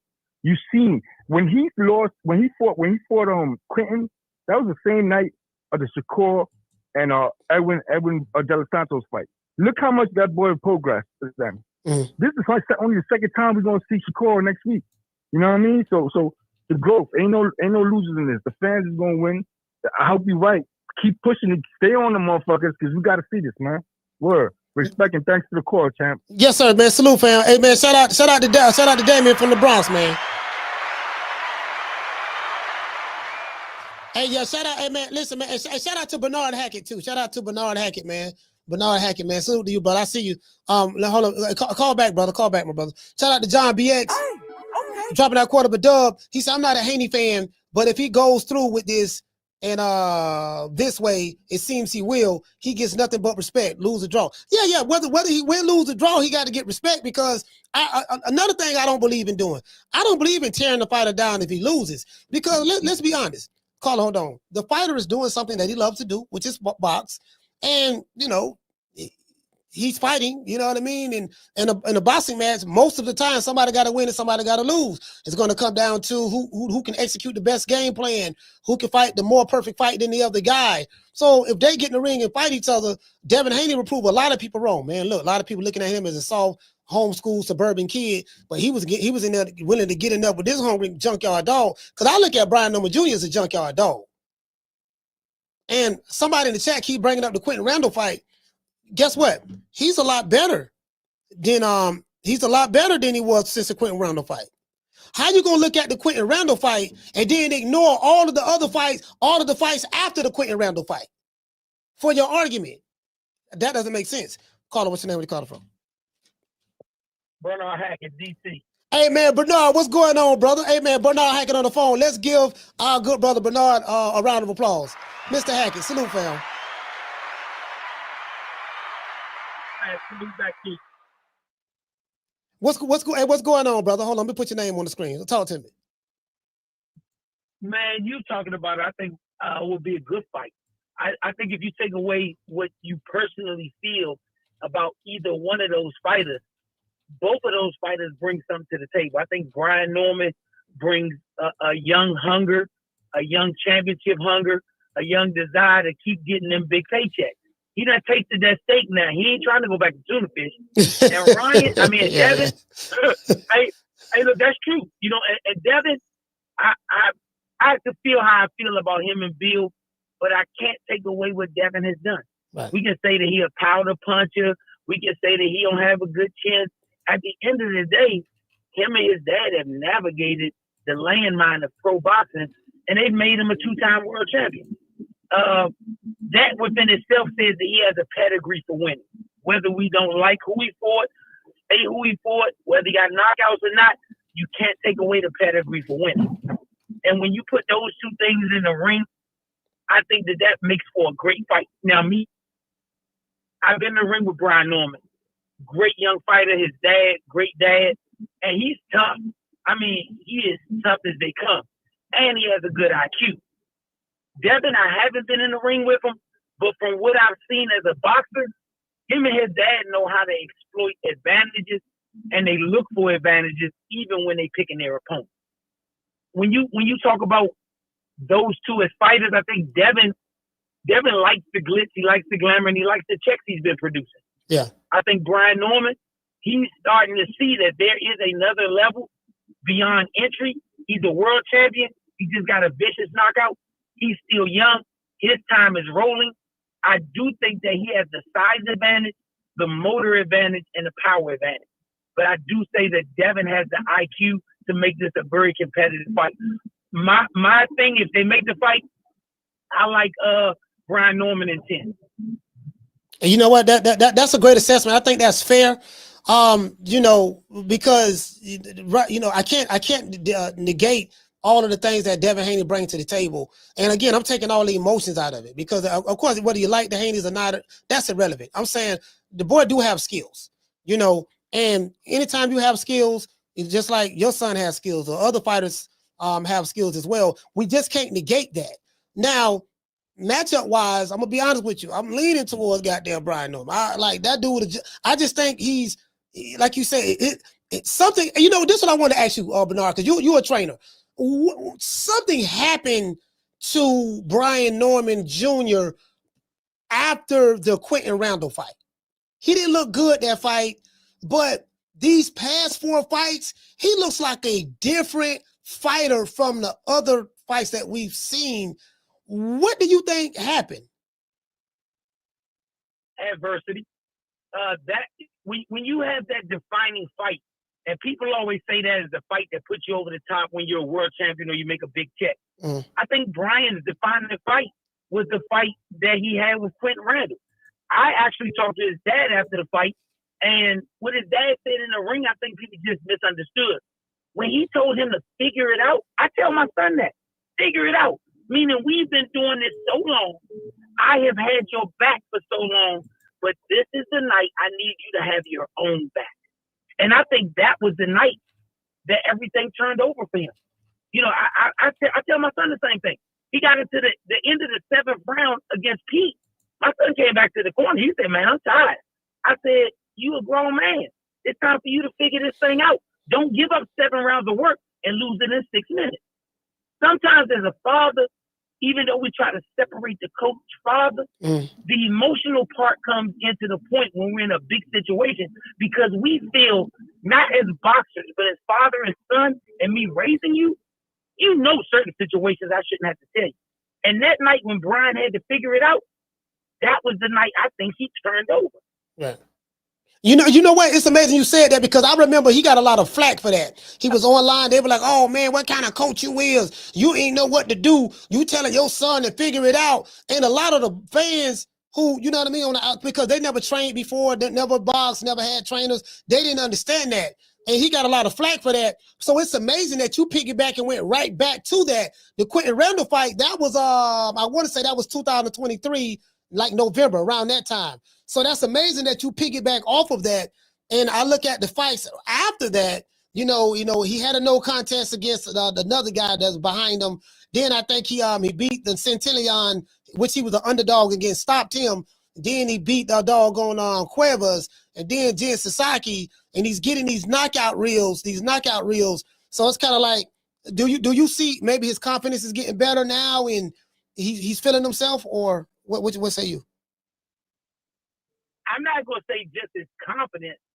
If anybody has been watching, don't look at Brian Norman when he's training. Don't look at Brian Norman on fight night. Look at Brian Norman when he does regular interviews. If people not realize he's growing, he's getting bigger. Yeah. You got to remember, this is a kid. He's 24, I think. 24, yes, He's sir. a kid. He hasn't even touched his physical maturity yet. So people don't realize this boy growing. As he grows, his body's developing new punching power. His twitch muscles are starting to kind of work with his brain. Mm-hmm. You got to think, the development of a fighter is the same as the development of a child. When certain things click, they can never do that wrong again. Brian is just clicking. And if you didn't see him before the clicks happened, you think, oh man, this, that, and the third about him. But if you've been watching him for a while, then you'll see. And I'm going to tell you the biggest thing I like about Brian and his dad. When you talk to him, outside of interviews, all of us try to make fights. Right. They humble. When his dad went on one of the podcasts maybe 3 years ago, somewhere that, and he was talking about fighting, his dad said, Jaleel Hackett humbled my son and made him know we got to work harder. And they didn't take it back with a chip on their shoulder. They took it back, worked on it, and the next time we worked, the work was better. Mm. So humility brings about greatness because it makes you look inside yourself for something that you didn't see that somebody brought out, even if it was an imperfection. And I say the same thing about Devin. I say the same thing about him. I think when Devin fought Lomachenko, up until that point, I thought that was Devin's coming out party. And the reason I say that is because if you go back and watch in between rounds, I think Bill motivated his son when at times Devin got down on himself. And they figured out how to win. Whether you think he won, whether you think it was a close decision or he lost, at the end of the day, the only record that matters is the three officials who refereed that fight. When is to change the subject a little bit, when does when is Jalil's next fight? We back in the gym training. They got us a date coming up. They haven't locked everything in, so I never introduce anything until it's actually locked in. Okay. But Jalil will be going to 50. He's going to 54, and I think that's a better thing for him. I think the team around us, including Matchroom, they think that's a better move for him. Yeah. So he's going to go to 54, and it's going to be a very good fight. We haven't got it locked in, but we got some concepts of locked in, and whatever it is, it's going to be a very good fight. Okay. All right. Well, listen, Bernard, I really appreciate you, brother, man. I wish you and Jalil luck. And when that fight when you do get a date or whatever, I'm coming to your city. I'm coming to DC, man. I want to interview you, man. I want to interview Jalil, man. Man, you got it. One thing I want to tell your listeners, anybody listening to you, you keep everything 100. Whether we cool or whether we not cool, you keep it 100. That's the one thing I like about you. It's not any bias towards one or the other. It's what you see, what you felt, and what you got away from the fight. I mean, listen, man. Shout out to Bernard Hackett, man. I appreciate you, brother. Thank you so much. Salute, and shout out to Jalil Hackett as well. Yeah, man. I think that's a good move for Jalil, because I think Jalil like 6'1", maybe 6'2". Jalil is a tall kid. He's still growing. So, Jalil probably should have been with the 154. Literally, he probably should have been with the 154. If you ask me, he probably should have been with the 154. He's a tall kid, and you got to understand, like, if y'all ain't never cut weight before, bro, like, put it this way. Just imagine. Let me show y'all how unnatural cutting weight is. It's really unnatural. Just imagine, okay, you eat 3 meals a day. You're used to eating at a certain time. There's a hormone in your body, in your gut, that tells your body, tells your brain that you're hungry. I don't know if you guys know that. There's two hormones. One hormone that lets your body know, lets your brain know that you're full, and another hormone that makes you know that you're hungry. So just imagine, okay, you got to get ready for a fight, and you're 5'10", 5'11", and you're shrinking your body down to fight at a smaller weight. So automatically, you're pushing your body to the limit to make a weight that you probably should not be fighting in.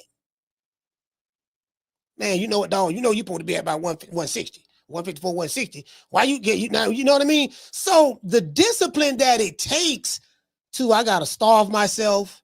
You're going to work out by 2-3 times a day because you got to keep burning those calories. You got to keep burning those calories. And then, you know, do it, and then wake up in the morning, do it all over again. Then you got to run, wear and tear on your ankles, wear and tear on your knees. Then you got to spar. You know, when you spar, a lot of people talk about fighters taking punishment in the ring when they fight. What you don't hear a fan say is the punishment that fighters take inside in sparring. Fighters take punishment in sparring. You can get concussions in sparring. Yeah, you got on headgear, but the headgear doesn't stop you from getting a concussion. It may lessen the blow. It does do that, but you still can get a concussion in sparring.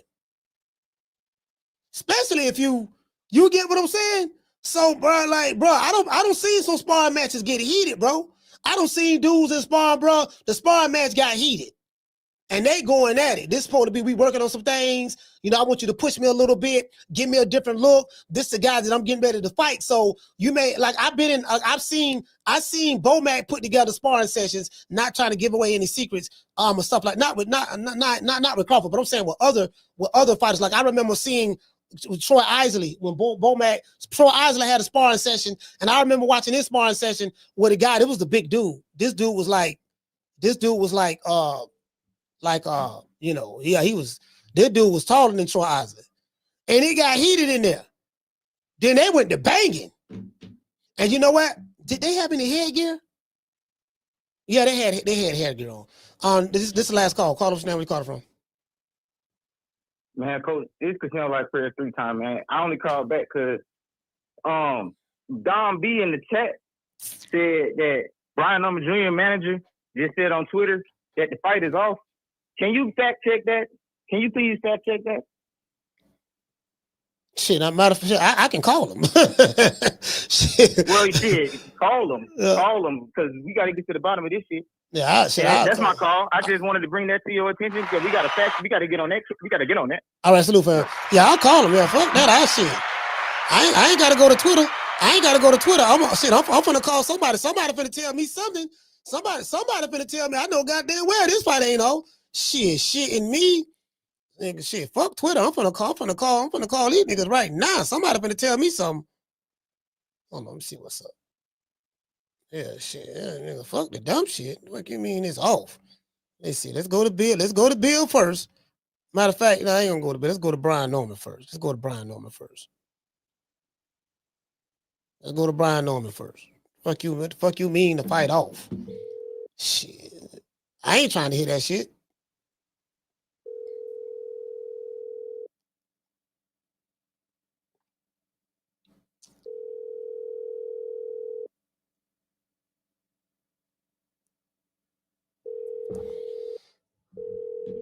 All right, Brian Norman ain't answering. All right, let's hit Bill. Let's hit Bill up. Shit, somebody finna fight. We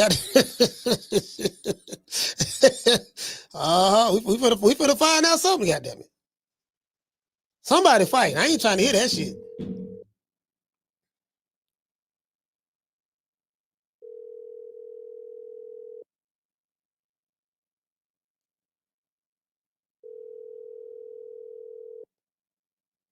Brian Norman ain't answering the phone. Bill Haney ain't answering the phone.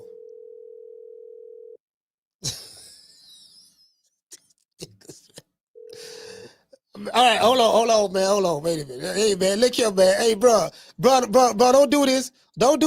What? Hold on, don't do this. Now, I'm calling. Matter of fact, somebody said something. I'm gonna call him back. I swear to God, I'm gonna call him back. And somebody better throw some hands. I don't listen. Hold on, let me turn this down. What you mean? Somebody, hold on. Let me go to Ring Magazine. Let me go to the Ring. Let me go to the Ring right quick. I don't know who called. I ain't accepting no more calls. Let me go to the Ring. I don't see nothing on the Ring.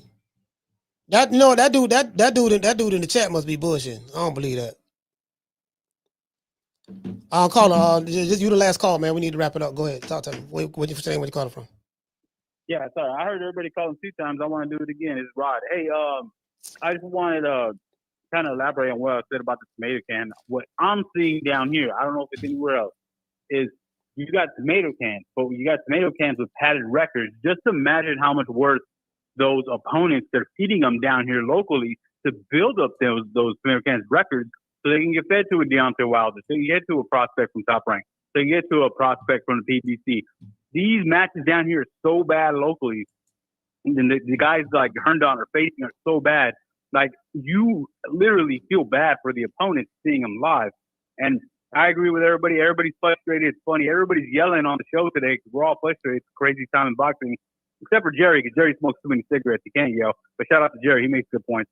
But I don't know, man. And I just wanted to kind of mention how Oscar just let off another clapback Thursdays. And the dude still is a jealous ex. Can't get over Canelo. Yeah. We spoke about Oscar and clapback Thursdays already. But go ahead.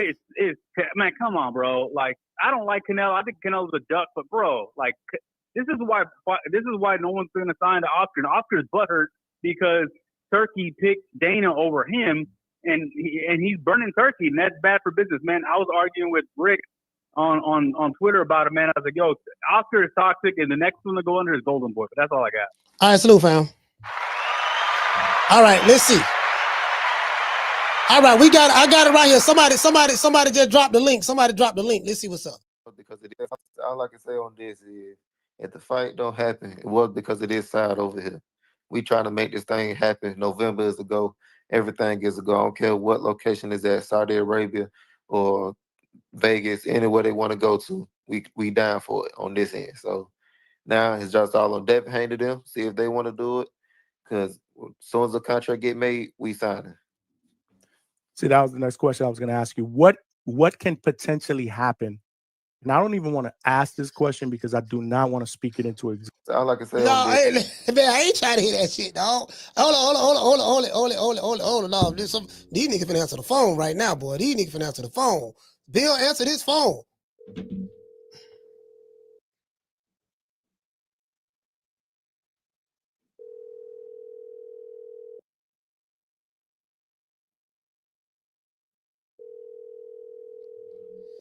Bruh.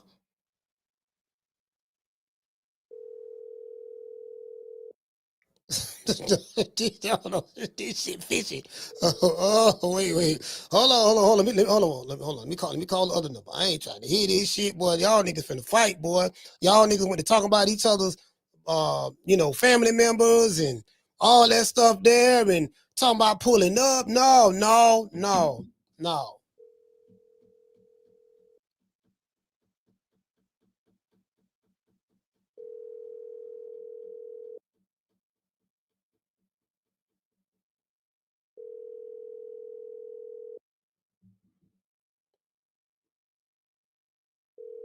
All right, so this Bill's second number. He ain't answering neither line.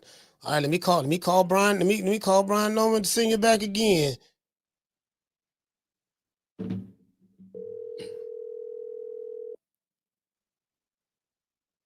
Matter of fact, hold on. Did somebody send me a text message? Maybe somebody sent me a text. Oh, he said 1 second.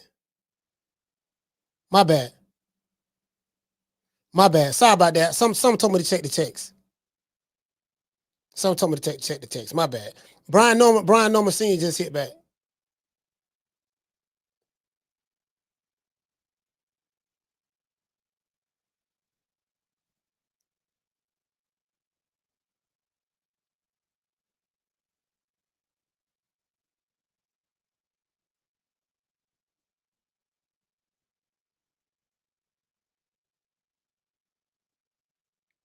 Yeah, Brian Norman Senior's at the hospital with his mother.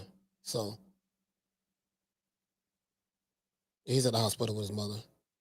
Let me text Bill. Hold on.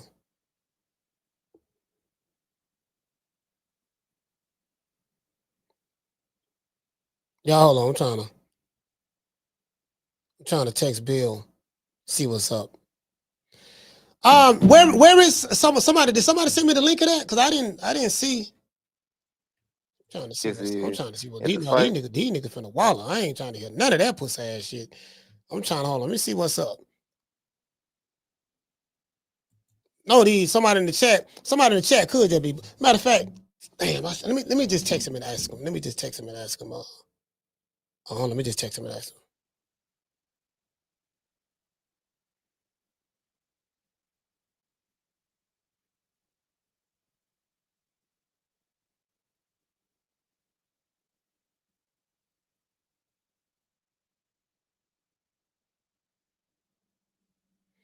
I just sent him a text. So we'll see what's up. He's in the hospital with his mother, man. So I really don't want to ask him that. You get what I'm saying? But yeah. Yeah, it is what it is. We're gonna find out. Bill ain't answering the phone. Bill got two phones. He ain't answering neither one of them. So let me see. Hold on, nigga. Hey, we on the case. We on the case like Inspector Gadget right now. Hold on, let me see what's up now. Hold on now. Wait a minute. Let's go to Google. Don't everybody believe in Google? Don't everybody believe in Google? Go Google that shit. Hold on, let me go to the ring. Let me go to the Ring magazine. Let's go to the Ring. Now, I ain't trying to hear that shit, man.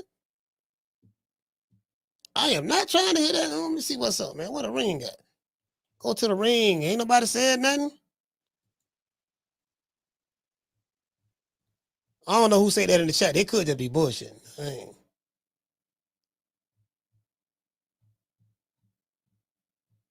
I don't see nothing in the Ring.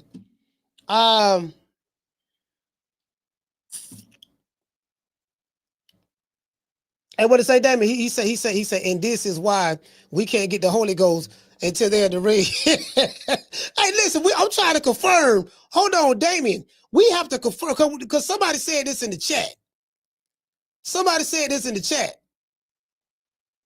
He say normal. You say Norman manager said it, coach. It's on X. Brian Norman manager said it. Dang, somebody sitting there. I don't know who his manager is, so. What's the manager's name?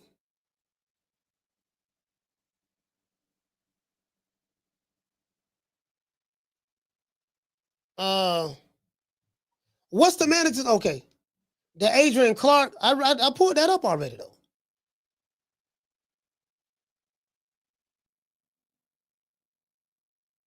Oh, Adrian Clark. Okay, I got this. Adrian Clark. So he said, "Well, that was quick. Unless I'm being punked, I'm told there's no fight between Norman and Haney Jr."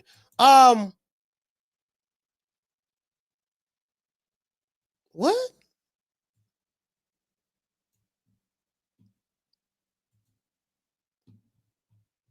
Hold on.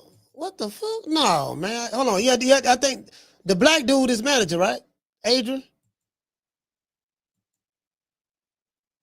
He said unless he being punked. Oh, this is, you know what? This the video. You know what? I didn't read the tweet. Hold on. I didn't read the tweet. I was looking at the video. Let's pull this up. Oh, let me see what's up.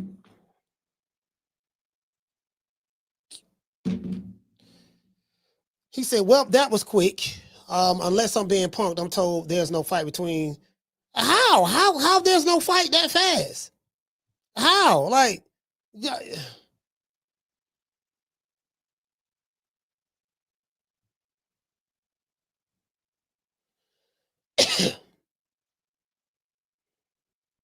They say Norman Senior called Bill with his panties down yesterday. They talking about my show. Other content creators are doing shows. Other content creators have shot videos and doing shows based on, the crash out that happened yesterday on my show. I haven't even reposted that video. I'm going to clip it and repost the entire thing myself. Matter of fact, I'm going to do it now. after the show. Say, this is nasty work. This is why you don't negotiate in public. Hey, man. Oh, my God, bro. Bro, don't tell me this, fam. Bro.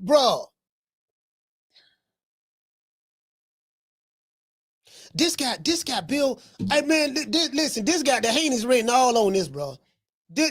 No, man, bro, if this fight ain't happening, there's nothing in my mind that's gonna tell me that it's because of Norman.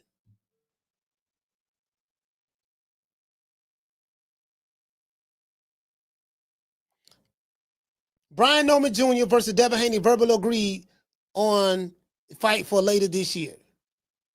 That was yesterday.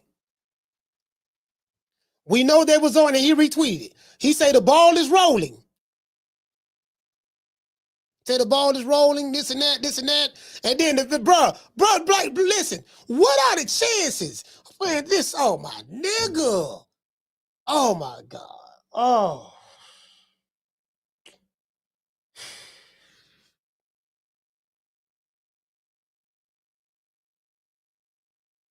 Casino, bro, I hope this ain't true, bro. Casino was right the whole time.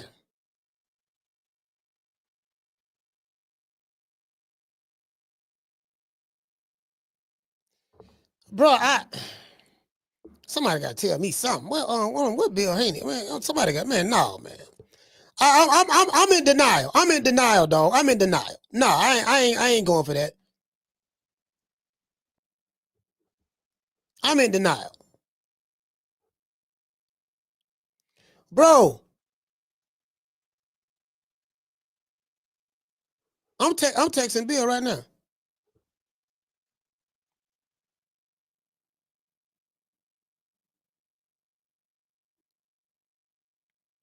This guy, bro, what's the chances? Let me ask y'all this. Nigga, I'm mad at him. This shit don't blow my heart. Listen, what's the chances of what happened yesterday on the phone and Norman explained what really happened? And Norman said they really don't want this fight. The nigga just capping, yada, yada, yada, yada, yada. Then the very next day, this happens. You got all these pro-Devin. I got niggas, Devin Haney fans hitting me up, talking crazy. Oh, you hating on the Haneys, this and that, yada, yada, yada, yada. Where y'all at right now? Matter of fact, let me drop these phone lines. Let me drop the phone lines. Where y'all at right now, man? Call me right now. Y'all told me I was hating this and that, yada, yada. No, okay, where y'all at right now?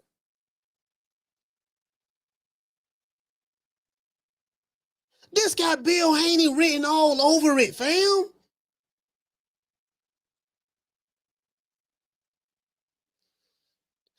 Phone lines open 530-494-9636. 530-494-9636. I only want Devin Haney fan to call. I want you diehard Devin Haney fans to call this motherfucker and tell me, cause this is Brian Norman's manager. This guy right here. Caller, what's the name of the caller from? Man, Coach, I ain't want to call back another time, but I think it's necessary. Brother. No. I had to call back again, so Casino like Fred 4 times. Goddamn. You know what I mean? Goddamn. We was trying to catch the goddamn rabbit and the motherfucker and got away. Goddamn. Man, I don't want to believe it, dog. I don't want to believe it. I don't want to believe it, dog. I don't want to believe it. I ain't gonna lie. I'm in denial. Man, I ain't gonna lie, Coach. I'm gonna keep the shit all the way 1,000 with you, bro. You owe the brother from Duval County. You owe that brother an apology, bro. You hit the music on that nigga. That nigga he was spot on. He said, I don't believe they even get in the ring with the nigga. Talking about Sean, Sean from Duval. Sean from Duval, yeah. Yeah, man. Shout out Sean from Duval, cause you hit the nail on the head, son. I mean, shit, bro. Real ones see through that shit, bro. Like, but that's the shit I was saying, bro. Bill, And I know you got to cover the sport of boxing, bro. No, casino, it don't make casino, bro. Listen, you came, bro, fam. Listen, this man went on a campaign for a week talking about Debo Dale. Yes, bro, we looking for Brian Norman. The 20 niggas looking at the pen. Ain't nobody signed the contract, which wasn't no contract. Ain't nobody. Then Brian Norman came on here. Look, it ain't no contract. Brian Norman bust all that up. 20 niggas signing the like, no, man. I say, I ain't never seen him jump out the window like this. I say, no, he got to be, and even though I was doubting it, I said, are you sure this the guy you want to fight? Are you sure? Then you said you got all these tools. You got all these tools. You got a toolbox full of tools, a warehouse full of tools. You got a landfill full of tools, and the best fighter. You heard him yesterday. We got the best fighter in the game. He got the best feet, the best jab. I'm threatening people's family members. Coach, come on, fam. He don't believe it. Coach, he don't believe that shit. Come on, Coach. He don't believe that shit. And I didn't want to call and say what I really, I said what I wanted to say, but as far as when you were saying you don't believe that he wouldn't pull out the fight because he's never done it before. You know what else he never done before, Coach? He ain't never been forced to fight a division where he got to fight people his size, Coach. He ain't never been forced. And Brian Norman Sr. said it. This nigga, they signed him up for a fight. Listen, he got to fight, bro. Trying to feed him. He got to fight, bro. Yeah, he got to fight now. He got to fight. This nigga talk too much shit. He talk too much shit, dog. Bro. They was trying to feed. Go ahead. Man, they was trying to feed Devin to Brian Norman Jr. to give Brian Norman Jr. some clout. You know what I'm saying? He was gonna beat him for the clout. Turkey, it was all a setup from Turkey. They said it yesterday, bro. Them niggas didn't want to fight. All that running around. The nigga was on a cocaine binge because he was realizing it's over. It's like the end of the movie. You remember that Scarface? Remember on Scarface when the nigga started tripping? He got down, hit that big ass line and got down, grabbed the stick and got down, just crashed out. That's what that was yesterday on the phone. That was what that was. And shit, remember when goddamn on New Jack City when the nigga was in court and the nigga said, man, fuck it. I'm telling on everybody. Remember that shit? Yeah. That's what that shit was, Coach. He was crashing out because it was a nervous breakdown. He was trying to figure out how the fuck he finna get out of this situation. You know what I'm saying? It is what it is, Coach. We ain't getting this shit. But that's my call. All right, salute, fam. Yeah, I was in denial. I ain't gonna lie. I was in denial because I had my doubts. I'm like, you can tell how I was talking. I was like, damn, you want to fight this nigga? Are you sure about that? I had my doubts because I was like, man, this nigga here gonna kill you. Listen to everything I said. I said, I don't know about that. This nigga got melatonin. He's sending people to sleep. They lose their memory. I'm like, you sure you want to fight this? No, we want to fight him. This and that. And I'm like, okay, you sure be all right? Okay, that's what you say now. So basically, I'm using Bill Haney's words. You the last call. Hold on. I'm using Bill Haney's words. No, that's what you said out of your mouth. Because see, this is what we're going to do. No, we're going to hold you accountable for what you say out of your mouth. We're going to hold you accountable for what you say. If you pushing that hard, and you got all these YouTube channels who are pro Devin Haney YouTube channels, all of them are saying, no, we gonna do this to Brian Norman, and we got a better resume than Floyd Mayweather, better resume than Terrence Crawford, and we the youngest to do it in the game and the best to do it. If you're saying all of that, and then you follow that up with, yeah, we want Brian Norman, he on the list, and this Debo Delve, you gotta fight that dude. No. It ain't no backing out because you don't did too much in the lead up to it. And then to put the icing on the cake, y'all had this crash out over here on this channel. You had the crash out over here on this channel. And then the next day, we're hearing Adrian Clark say that, he say he hope he being pumped. Matter of fact, let me see. No, man, I ain't going for that shit. Listen, somebody finna fight. Somebody finna fight, dog. Nigga, I ain't trying to hear none of that shit. Somebody from man, hold on, let me see what's up. Let me call. I got a call. No, I ain't taking no more calls. Call do the last call, man. I got some phone calls to make. Go ahead. Jamie from New York. Jamie, 2 times. Talk to me. Yes, sir. Man, I believe it, man. I had a feeling Bill was capping, bro. It's disappointing, coach. That's why I don't take boxing serious no more. You know, I every now and then I say, here, man, boxing is a joke. You know, it's bullshit, man. All that talking that man did yesterday, man. He came in here, you know, insulting that other guy and stuff, you know, being disrespectful. And now this, bro, we need that fight, man. We want that fight. Fuck that, man. You know what I mean? They went too far yesterday with all that personal shit not to fight. I understand, you know, again, man, I know that's exactly the reason why nobody likes Devin Haney, man. It's Bill, bro. Bill. Bro. You know, be real for once, man. Shut the fuck up, bro. Let your son talk. Seriously, man. He's a man, bro.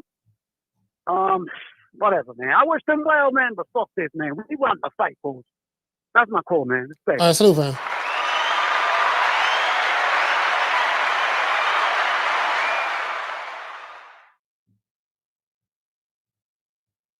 Man, I ain't trying to hear that shit, dog. I'm mad in the motherfucker, dog. Looking for this tough guy named Brian Norman Jr. If you see him or his dad, tell him that Devin Haney is looking for him. The same deal. Wait. Devin Haney. Now, listen, now, this just yesterday, fam. This is just yesterday. The same time they was on my show, crashing out. Let's go. Obviously, a name which I was going to bring up to you. I'm sure you've seen Bill Haney. So, we shall see what regarding that fight, but I'm down for anything. Devin Haney is obviously a name which I was going to bring up to you. I'm sure you've seen Bill Haney. He's had a few messages over social media. One of the most recent ones, he said, "I'm on my job looking for this tough guy named Brian Norman Jr. If you see him or his dad, tell him that Devin Haney is looking for him. The same deal you wanted for Boots, will you take that for the Dream?" Yes.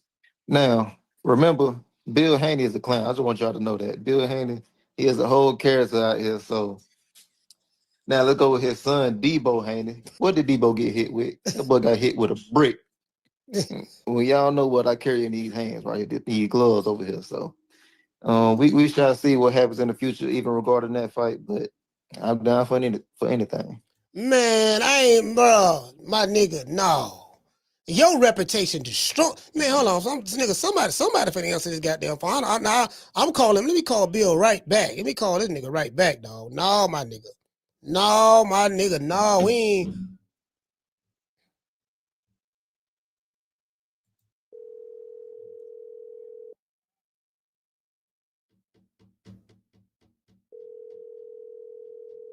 Damn, he ain't even answering the phone. Look at answering the phone. At least I got a text. At least I got a text back from Brian Norman. Your call has been forwarded to. Oh man, I don't know if this nigga ain't answering the phone. Hold on, god damn. This nigga ain't, bro. Hey, bro, man. Hold on. Let me call somebody. God damn.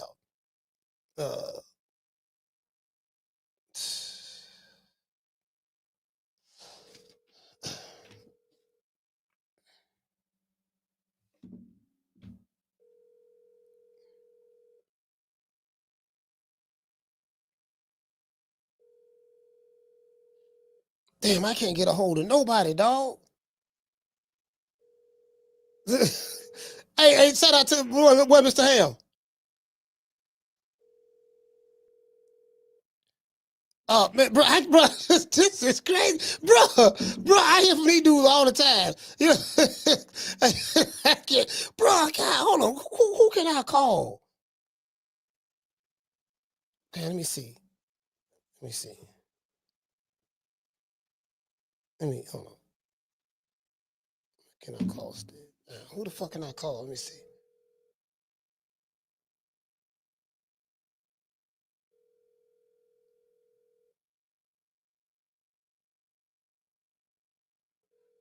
Man, I can't get it. I can't get it caught that way.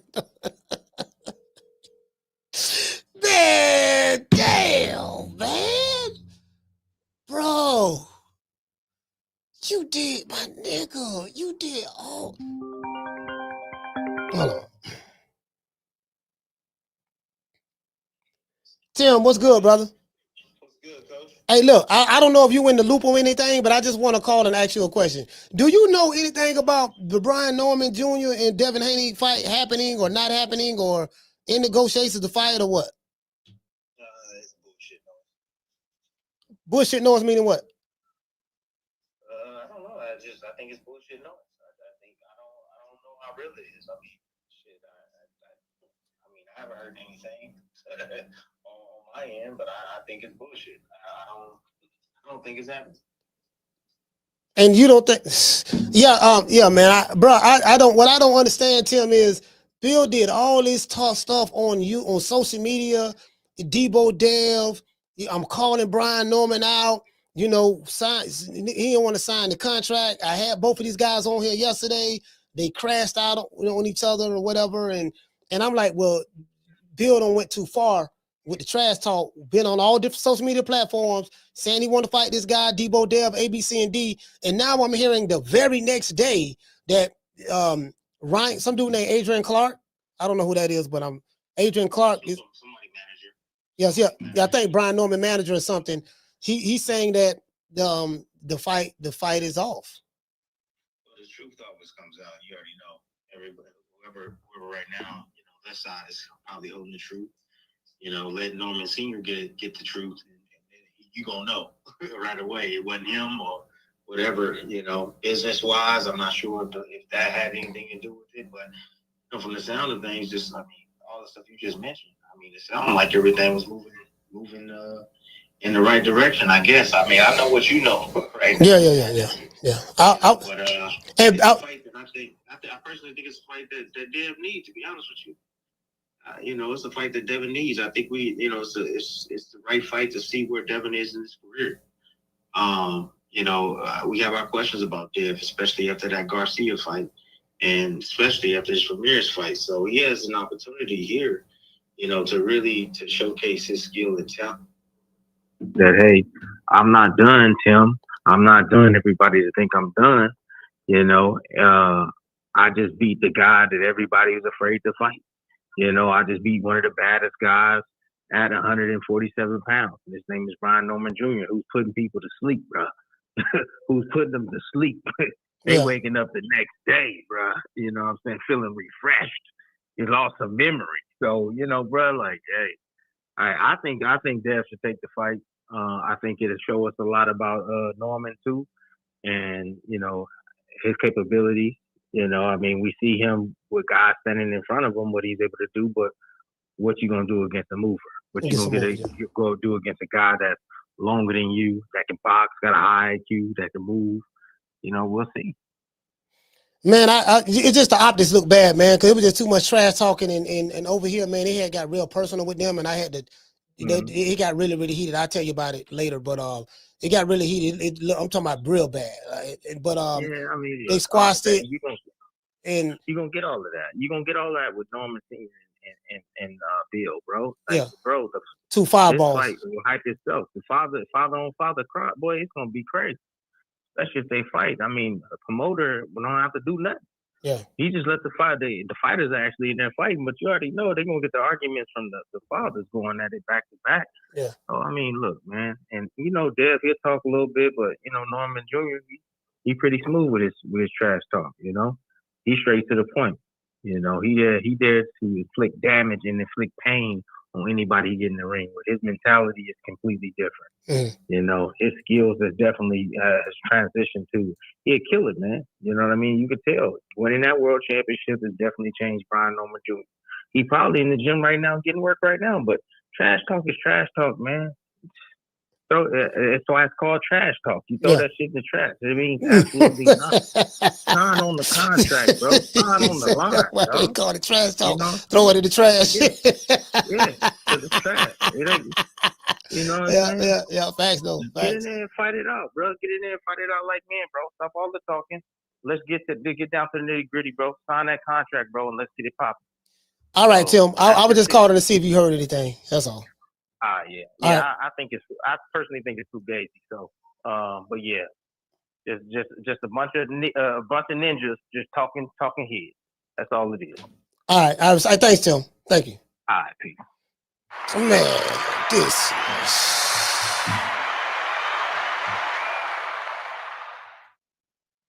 Let's give everybody a round of applause. Bro, listen. Yeah, he got to get it, dog. He got to get it. He got to get it, dog. He got to get it. He got to get it, dog. Like, bro, I don't believe the Normans did this. If this fight is off, there's nothing in my mind that's telling me Brian Norman, the Normans, is the ones who did this. Nothing. Nah. Anyways, y'all know what it is. Let's go ahead and let me go ahead and get my man. This shit got me, man. Nigga talk all that shit, man. We ain't finna get nothing. And so that's gonna be it. Hey, Ali say, where Ali at? Where Ali at? Hold on, Ali. Where Ali? Ali say, any other time, BH would be hitting Coach Live. Now, for some odd reason, he ain't answering two phones. Ali say,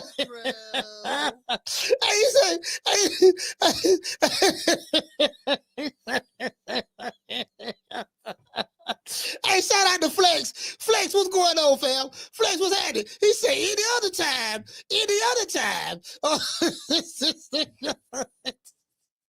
Nigga call. Yesterday I had Brian Norman was on the show and Bill just called in, just popped up. You get what I'm saying? Now, he got two phones. I can't get in contact with him.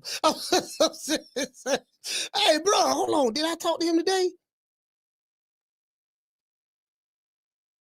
Hold on. Let me see. No, that was yesterday. That was my bad. That was yesterday. Oh, here you go. Hold on. Caller, what's your name? Where you calling from? Now, you know, it's the man with my voice is just now coming back. You told me to take a rest. Now that's it, but I will come back now. Don't tempt me, boy, because you ain't said shit. Bill? This is Bill Haney. Man, tell me something good, man. Tell me something good. Listen, the only thing that I can always tell you that I've been consistent about telling you, and until I tell you different, you can always depend on it, is Devin Haney versus everybody, and the list still stands. And that's what we do. Listen, we already signed up. We're already committed. We dedicated. We for it. We've already signed up. Ain't no bunch of rapping on our end, King. Who was Adrian Clark? Listen, I wouldn't give a fuck. Listen, if it was Lois Clark, Adrian Clark, if it was Superman himself, listen, it's Devin Haney versus Brian Norman Jr. Next. Okay. We already signed up for it. I don't need to talk to no bunch of people. I already said, listen, but let me make sure that I'm letting the people know why. Why he's next. With that tremendously quick, super talented, young 23-year-old phenom out of that Atlanta, Georgia, that comes from a fight family with an outspoken dad similar to me. You dig? So we picked them. If they picked us, then they would be saying the same thing, that there's nothing else to talk about it. They're already signed. Okay. There's no fucking secret. I've already told y'all that. All right. Y'all picked him. Y'all said it. We looked at it, and that's him. Unless y'all said it's somebody different. I just you know what? I'm just saying, Bill, because I got upset, dog. Is he the baddest nigga, most dangerous nigga on the list? Yeah. Okay, that's why we picked him, and we signed up. Ain't no negotiating, ain't no nothing coming back from us. We already been signed up. We've been signed up. Ain't nothing else to look at. Ain't no nothing. They can talk about term sheet contracts. They can talk about whatever they talking about. Man, we don't need to look at nothing else, man. Okay, so just to confirm, this dude named Adrian Clark, I think he's a manager. He might be Brian Norman Jr.'s manager or something. I don't know who he is. I don't know who the brother is. He's saying, listen, I'm telling you, a bunch of people can pop out. They're gonna say everything else except let's fight if they're not saying what's been consistent about. You know what I say, man. I say we ready to go, man. We don't need to talk to nobody else. We don't need to do none of that. Turkey is putting the money and the bounty on all these fighters' heads that ain't ready to fight. If you're ready to fight, then you're so happy about this. Okay. This is the time of your life because guess what? The narrative is not there. The legacy is going to always be there, right? But sometimes the money ain't there. The money narrative. That shit is not there, dog. Ain't no excuse. If you really like that, then it's going to happen, dog. Okay. All right, that's what I want to hear, Bill. Like, bro, I was hurt. I felt like crying. I was mad. I said I'm finna cuss Bill out. Man, I'm like, man, y'all, no, man, you. No. I come on, and I'm talking. But see, this is the thing, is bro, you have a conversation with me, and people have a conversation. But we can't have somebody that's shouting and trying to over talk, man. That's when you need to just referee it because it gets out of hand. And then with me. You know what I mean? Listen, when I run out of words, then it's going to when attacking diplomacy ends, violence and ignorance begin. Even on my part, it might be something ignorant that I motherfucking say because I've been as tactful and diplomatic as possible. And I've already said, man, that them dudes is, you know what I mean, to do. What else I gotta say? I mean, outside of the one title defense, how much more can I brag on the kid?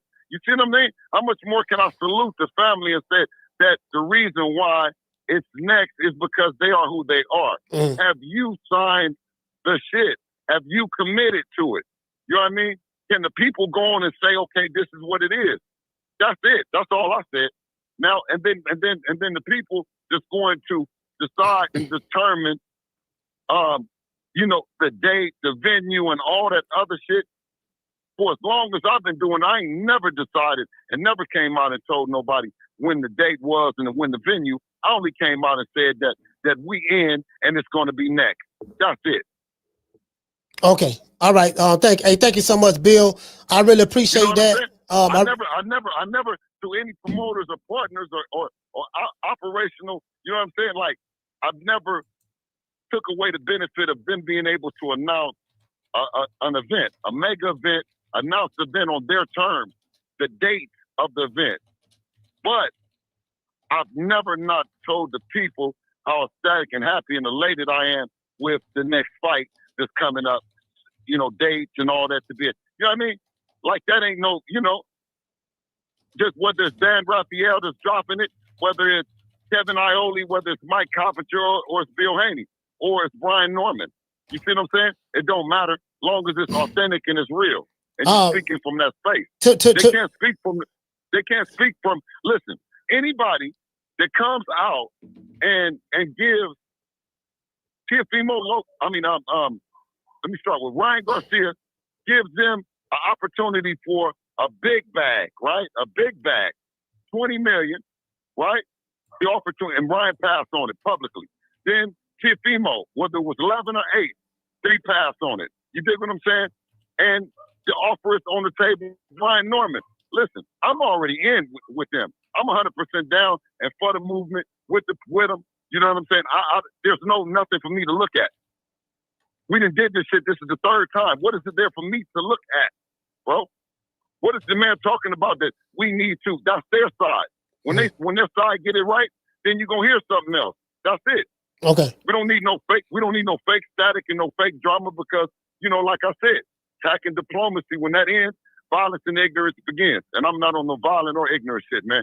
Yeah, I know. I get what you're saying. So hold on, hear me out. Before you go, the piggyback of what you're saying, I did receive a text from Brian Norman Sr. and he confirmed what you're just saying. He said that they're still working on it.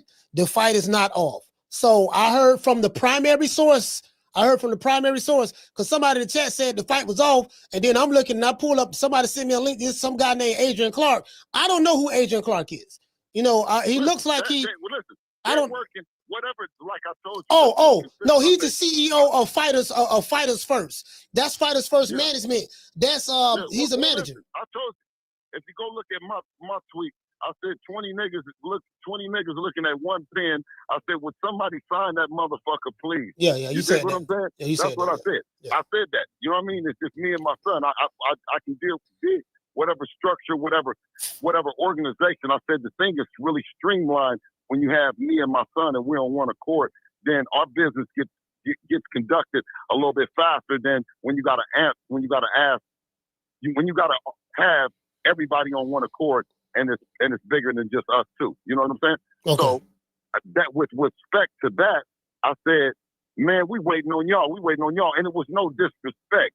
I was only and then so to be challenged about what ain't real and all this shit. No, you telling the truth. I mean, no, listen, and I'm saying, and this is black men and black fathers handling their business at an elite level with sons that are at the elite level, the top of the top, the cream, handling their business, right? And we have content creators that's running the content behind the scenes and in front of the, and in the ring and out the ring. What a beautiful time it is. You know what I'm saying? I don't want to convolute it with nothing that's non-descriptive of what it actually is. They want to, derail it and go and, you know what I mean? Say this and say that. But one thing that I do is I stay consistent at my job, and that's what is putting Devin in the position to get him more for his trajectory and his course to the Mount Rushmore of boxing. You know what I'm saying? And Brian Norman is an excellent next fight. You know what I'm saying? Yeah, I understand. Hey, Bill, thank you for calling back. I was getting kind of because I'm like, Agent Clark, who is this? He looked familiar, but I didn't really know exactly who he was as it relates to Brian Norman or whatever. And he put out, I hope I'm being punked or whatever, but I'm hearing that the fight, he said, well, that was quick. Unless I'm being punked, I'm told there's no fight. And I'll tag you in it. That's what he said. And then he said between Norman Jr. versus Haney. That's what he put out there. So listen, let me explain something to you. I seen Teofimo Lopez Jr. and Sr. when nobody else knew him. I seen Tank, Shakur, Richard Hitchinson, Shushu, Berlanga. You know what I'm saying? I seen all the, you know what I mean, before anybody knew him. All of them got solid teams and got solid people that's with them. You see what I'm saying?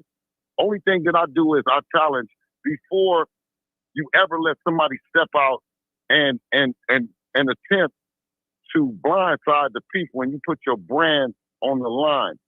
I'm just telling y'all, make sure what y'all doing, man. You know what I'm saying? I understand. Slow down, because you have one guy and even Punch that pleaded to Tio and told him, said, listen, this is not a narrative. This is forever. You see what I'm saying? I understand what you're saying. Well, listen, that's why I reached out to you. I said, let me reach out to Bill, because I don't know who this dude is. I don't want to go off what no one said in the chat. I'm sorry. I'd rather hear it from the horse's mouth. Both guys versus. You'll hear that.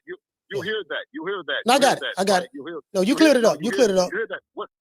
And what Devin was saying was what our number. We already know what it is. You know what I'm saying? Everybody. Our shit, we done been on the motherfucking stage. We done been in places, so the people already know what ours is. You know what I'm saying?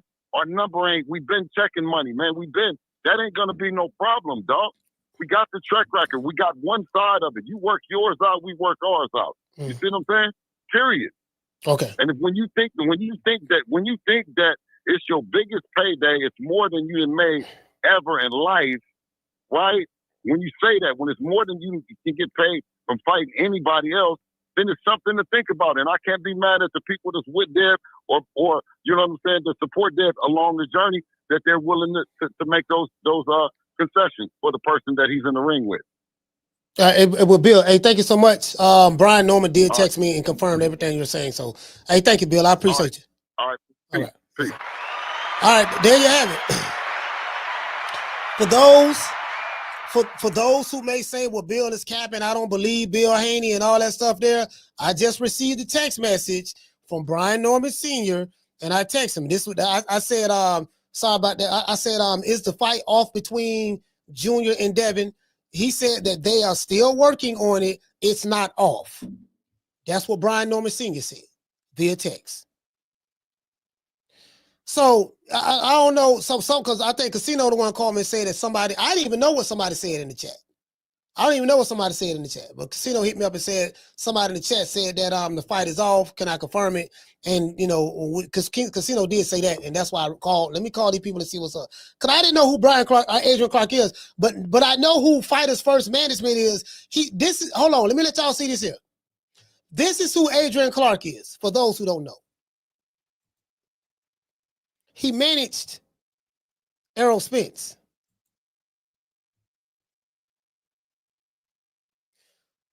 He managed. Do you guys remember when Errol Spence was trying to make the deal happen with Terrence Crawford?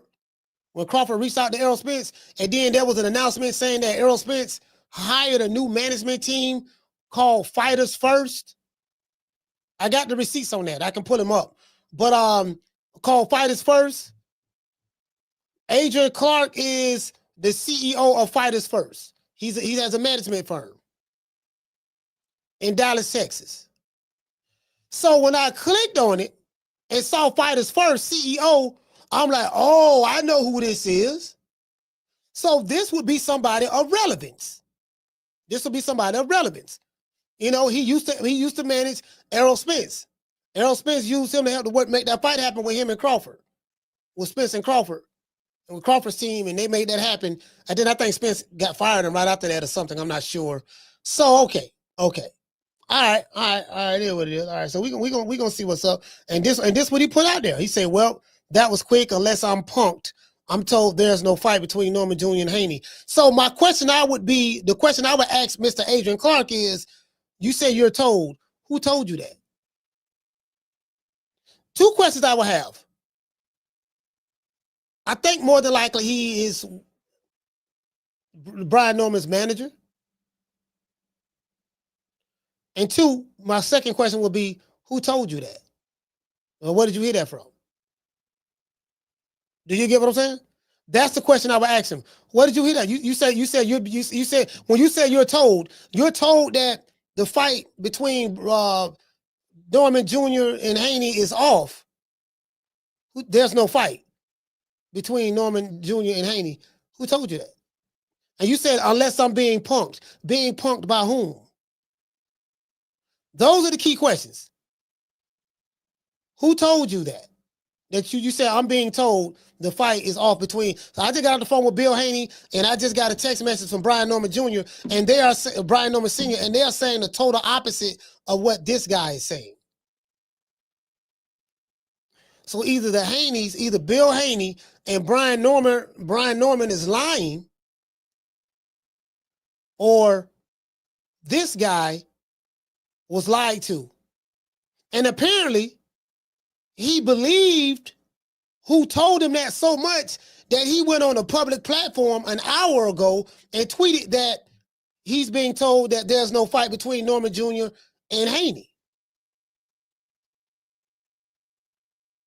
Do you get what I'm saying? Like, why would he post that? And if he posted it being a CEO of a management firm, you must trust who it came from. You know, could this nigga be trolling? Could this dude be trolling? Like, you know what I mean? But anyway, make a long story short, we heard from the horse's mouth. We heard from Bill Haney, and I just heard from Brian Norman Sr. So this guy don't know what he's talking about. Let's give this guy everybody a round of applause.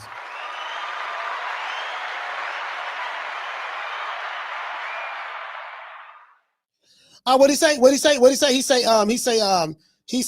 call Ness. I don't need to call Ness. The reason why I don't need to call Ness because I spoke to the sources.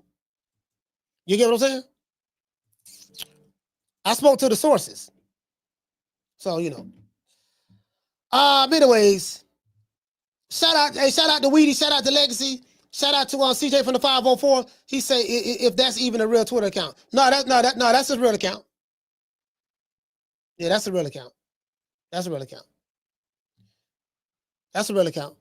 You know what I mean? So, anyways, it is what it is. So, I'm happy about that. Cause I would get mad at them. I'm like, no, hold on. All this shit these niggas were talking? No, these niggas finna throw some hands. I wasn't trying to hear that shit. But no, we good, we Gucci. So whoever, I don't know where that dude got that shit from, bro, don't be putting that shit out there like that, bro. Don't be doing that. Don't put that out there like that, fam. Don't do that. You get what I'm saying? Cause that shit right there, it is what it is. Well, I guess I gotta be like everybody else and saying, Al Heyman, I can quit my job now, baby. 6 figures, baby. You feel me? I'm about to But a name. Do you have a name? Oh, nah, I ain't got no name, Name them names, man. They know who they is. Name them names, please. The names need to be named. They know who they is. The Mexican monster. Yes, sir. Yes, sir. It is what it is. Let's give everybody who gave a super chat cash app a round of applause. Shout out to John, the Jab Queen, 2 times. Mr. G4L, Constantine, Big Dog Willie, and let's see, Big Dog Willie, and we got a super chat. We got a cash app as well.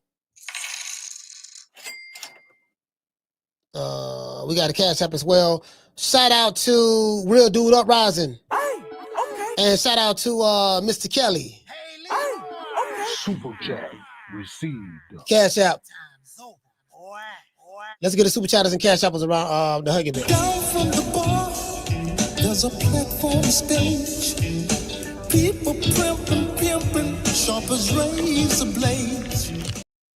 Yes, sir. Yes, sir. It is what it is, man. Y'all know what time it is. Shout out to, we got to say all praises due to the Most High, the Most Exalted, the greatest human being on the planet Earth, Mr. Al Haney. Well, I guess I gotta be like everybody else and saying, Al Heyman, I can quit my job now, baby. 6 figures, baby. You feel me? I'm about to But a name. Do you have a name? Oh, nah, I ain't got no name, Name them names, man. They know who they is. Name them names, please. The names need to be named. They know who they is. The Mexican monster. Hey, shout out to WMS702. He said, if there was a possibility of you being punked, why the hell would you post it like that? Troublemaking dish. Yeah, y'all don't make that, bro. Don't even do that, though, fam. Like, you got to investigate that. If you saying you heard it's off, like, you got to investigate that. Why would you put that out there on a public platform? And you got a management team. That doesn't make any sense. Why would you do that? And if you heard it was off, who did you hear it from? Because those are the questions I'm going to ask. Okay, where did you hear that from? And apparently, whoever you heard it from, you must have trusted the source so much to the degree to where you posted it on X. Why did you do that? And if you Brian Norman Jr.'s manager, or on his team somehow from a management standpoint, because we know you the CEO of Fighters First Management, then people are going to trust what you say because you're supposed to be on the inside on with the team. You're supposed to be Brian Norman's manager or on their team somehow.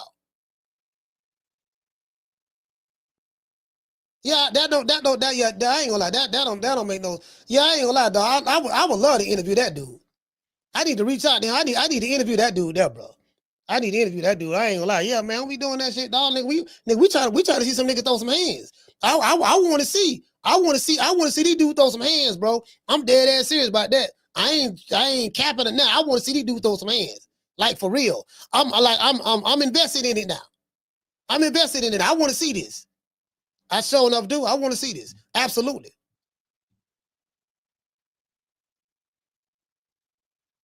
Hey, what you say, hold on, what you say, what my main man say?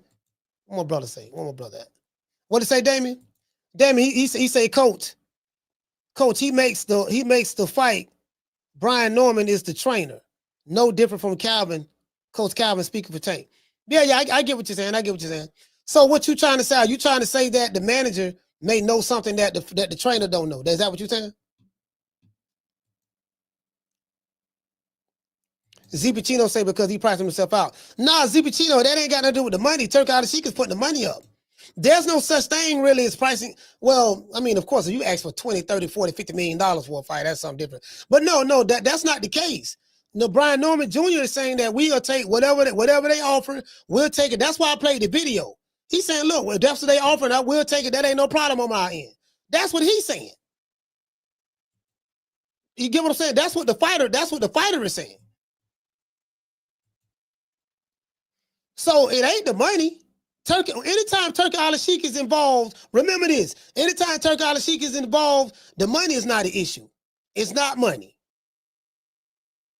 It's never money with Turki Alashikh. Money only matters to the promoter. We don't want to overpay the fighter. Top rank money matters.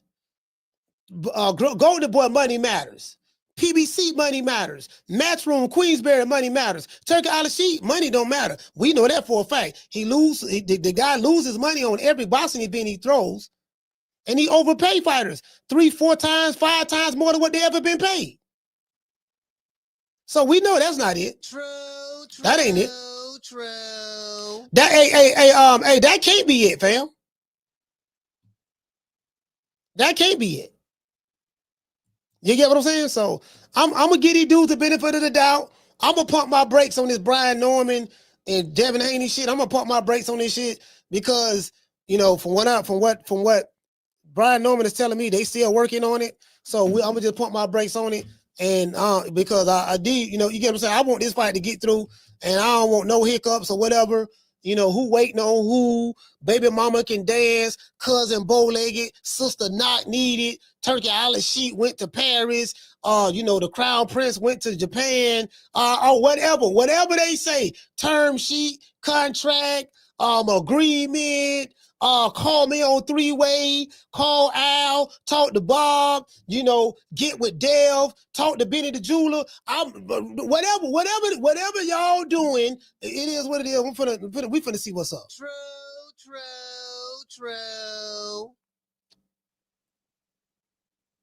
Yeah, we finna see what's up. We finna see what's up. Anyways, it is what it is, man. Well, I want to dedicate this show. We want to dedicate this show to the hood. I want to thank the whole hood who came out here. I love y'all. I did this for the hood. Y'all know I beat that boy. It is what it is. Shout out to everybody in the chat. Let's see who else we got. Shout out to my sister Tila. The lovely Miss Black Panther. Damian Bennett. Shout out to WMS.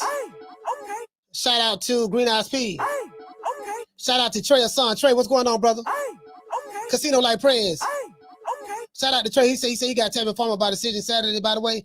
Yeah, Tevin Farmer ain't gonna beat no kid Austin by decision. I mean, Tevin Farmer has lost some close fights. He's the older B-side fighter, and if it go to a decision, even if he win, he gonna get robbed, to be honest with you. You know what I mean? That's just how it works, CJ, in boxing.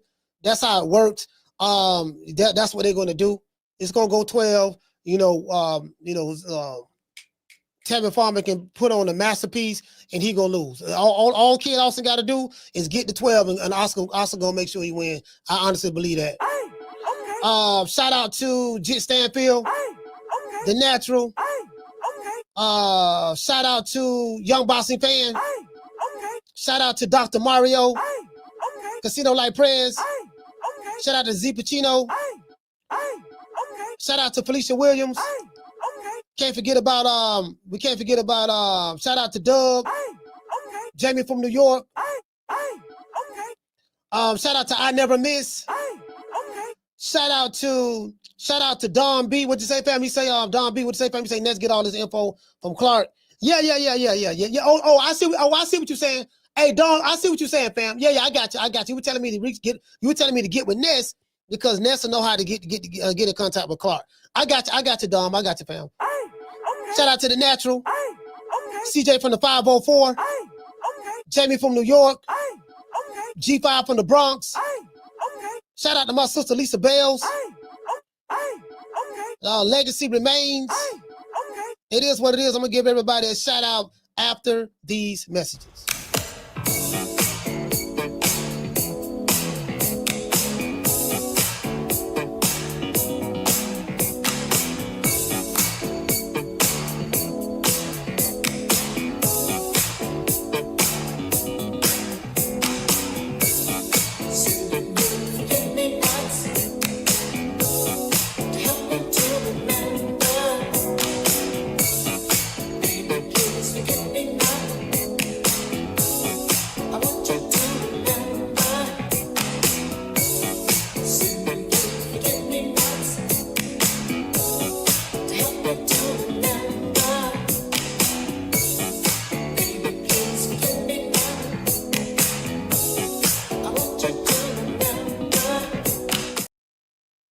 Yeah, man, we finna see what's up. Yeah, I'm finna back off this shit. I'm finna back off these niggas. I'm finna back off both of these niggas. The Normans and the Haney. I'm backing up both of these niggas. I'm finna back off both of them right now, dog. Cause these motherfuckers got my blood pressure don't got high. You know what I mean? I'm around this motherfucker like I want to see these dudes fight, bro. Like for real. I'm dead ass serious. And Bill saying everything will go when it's in. Bill saying ain't nothing to talk about. That's what I want to hear. But Brian Norman is saying that they still working on it. So he's being transparent with that.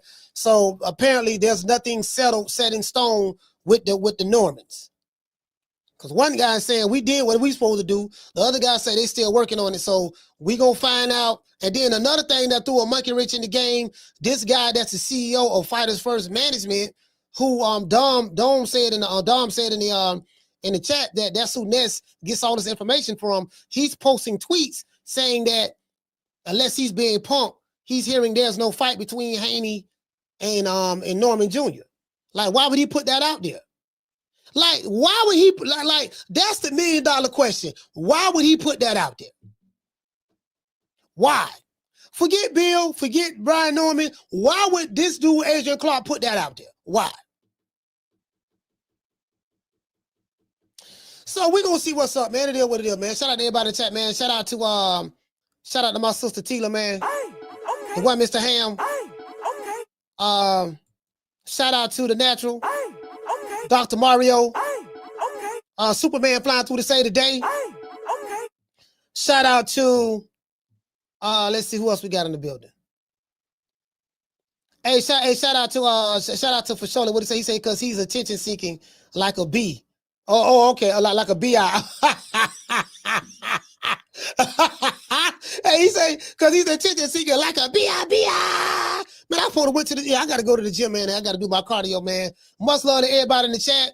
Much love to Miss Black Panther. Anybody else may have forgotten, all the sisters, all the tender members of PYTs and the Honey Dips, all of the brothers who rocking out with us. I really appreciate y'all, man. We're going to be at 40,000 probably by next week. We probably going to be at 40,000 subscribers probably about next week sometime. We need like less than 300. So I appreciate y'all. We really been rocking and rolling. The goal is to try to get to 50,000 by the end of the year. I got some more work to do. I got a lot more content to be pushing and shooting out there. So we're going to keep it steady. We're going to try to get as close as we possibly can. But things are really, really going good.